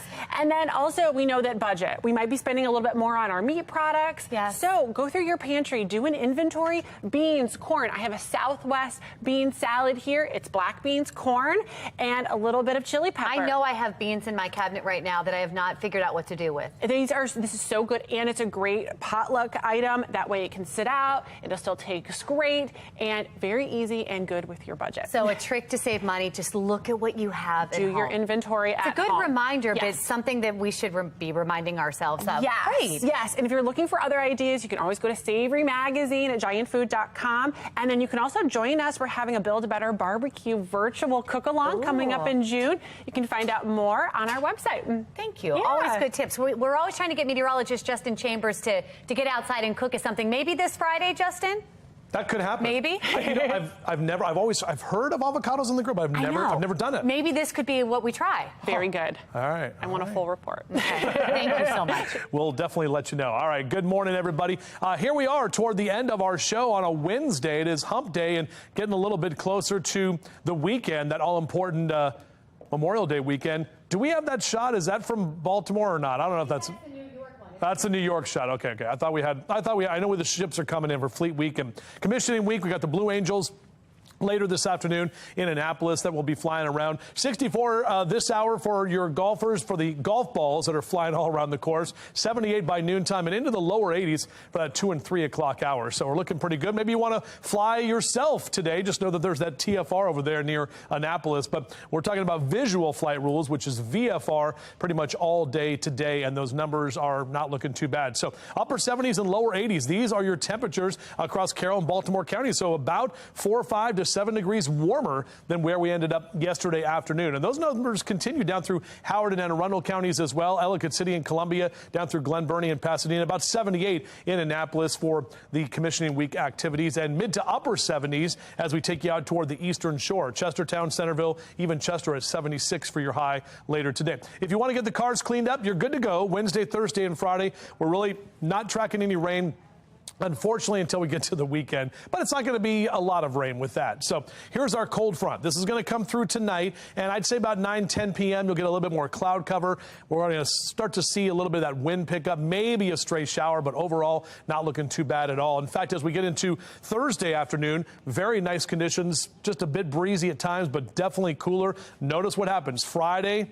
Looking good, right? And on Saturday, you can see that thing creeping into the south of Virginia Beach, but it's looking more and more like that area of low pressure slides more to the west, and we don't really get an influence from that until we get into early Sunday, and then into Sunday, mid-afternoon is when we're going to see a few showers, not only around here, but also near the beaches. So 78, though, for our high on Sunday, and then back to 80 on Memorial Day, even warmer temperatures through the middle of next week. 9:50 now, and topping your consumer news, a new report finds Gen Z prefers to pay with cash over credit cards. Interesting. Credit Karma reports 69% of Gen Zers use cash more now than they did a year ago. Younger adults are turning to the old school budgeting method known as cash stuffing. So cash stuffing encourages people to set aside cash in different organized envelopes for expenses. You've got your grocery envelope, your entertainment envelope. The amount of cash allocated to each category is all you have to spend for that month. So kudos to them for the budgeting plan. That's awesome. I hadn't heard of that before. Well, another recent study finds Americans are not interacting with each other or exploring their cities like they did before the pandemic. Researchers at MIT followed cell phone data of more than 1 million people in cities like Dallas, Los Angeles, and Boston from 2019 to 2021. They found Americans did not visit neighborhoods where residents earned much less or much more than them. Socialization between people of various economic classes fell by 30% during that time period. Researchers say online shopping and remote work are some of the factors. You have to blame that for the behavior change. Makes sense. Yeah, it does. Well, if you couldn't get your hands on tickets to Taylor Swift's Eras Tour, some fans who already attended are selling some really bizarre items to make you feel like you were there. My friend brought home confetti. All right, so at some point it gets to be enough is enough. It's crazy. It's too much now. Concert goers are using eBay and Facebook Marketplace to sell items from the show that they went to, but it's not even going to come cheap. One user is selling, pieces of confetti. You just said that. My girlfriend, I guess, could be selling this. $55 on eBay. That is more than $1 a piece. Taylor Swift's official website listing a rain poncho that you saw there for $10, but one fan is selling theirs for $150. Well, hey, I was at the concert, and I have some stuff. Exactly. I'm getting ready to go on eBay. All right, so that poncho. Taylor signed every one of those confetti I'm pieces. sure she did. That poncho, the description says, quote, it has the same rain on it that fell on Taylor Swift herself. Oh, my gosh. That's what that says. Come on. All right, so if that's not good enough, there's a fan selling a bag of air from the concert. So good for them. $100. It's the person who buys that we should be more concerned about. Do you think somebody's going to buy it? I hope not. No. The seller claims there's a big chance Taylor breathed that same air during the show. I'm hoping this is just, comedic. For fun. It is. It has to be. Come on. I have to believe in humanity more than that. We got this. All right, stay with Fox 45 News, because after the break, we've got meteorologist Justin Chambers. He's got the exclusive 10-day forecast. We could breathe the same air? The same air as him? If you wanted to. Maybe not. He had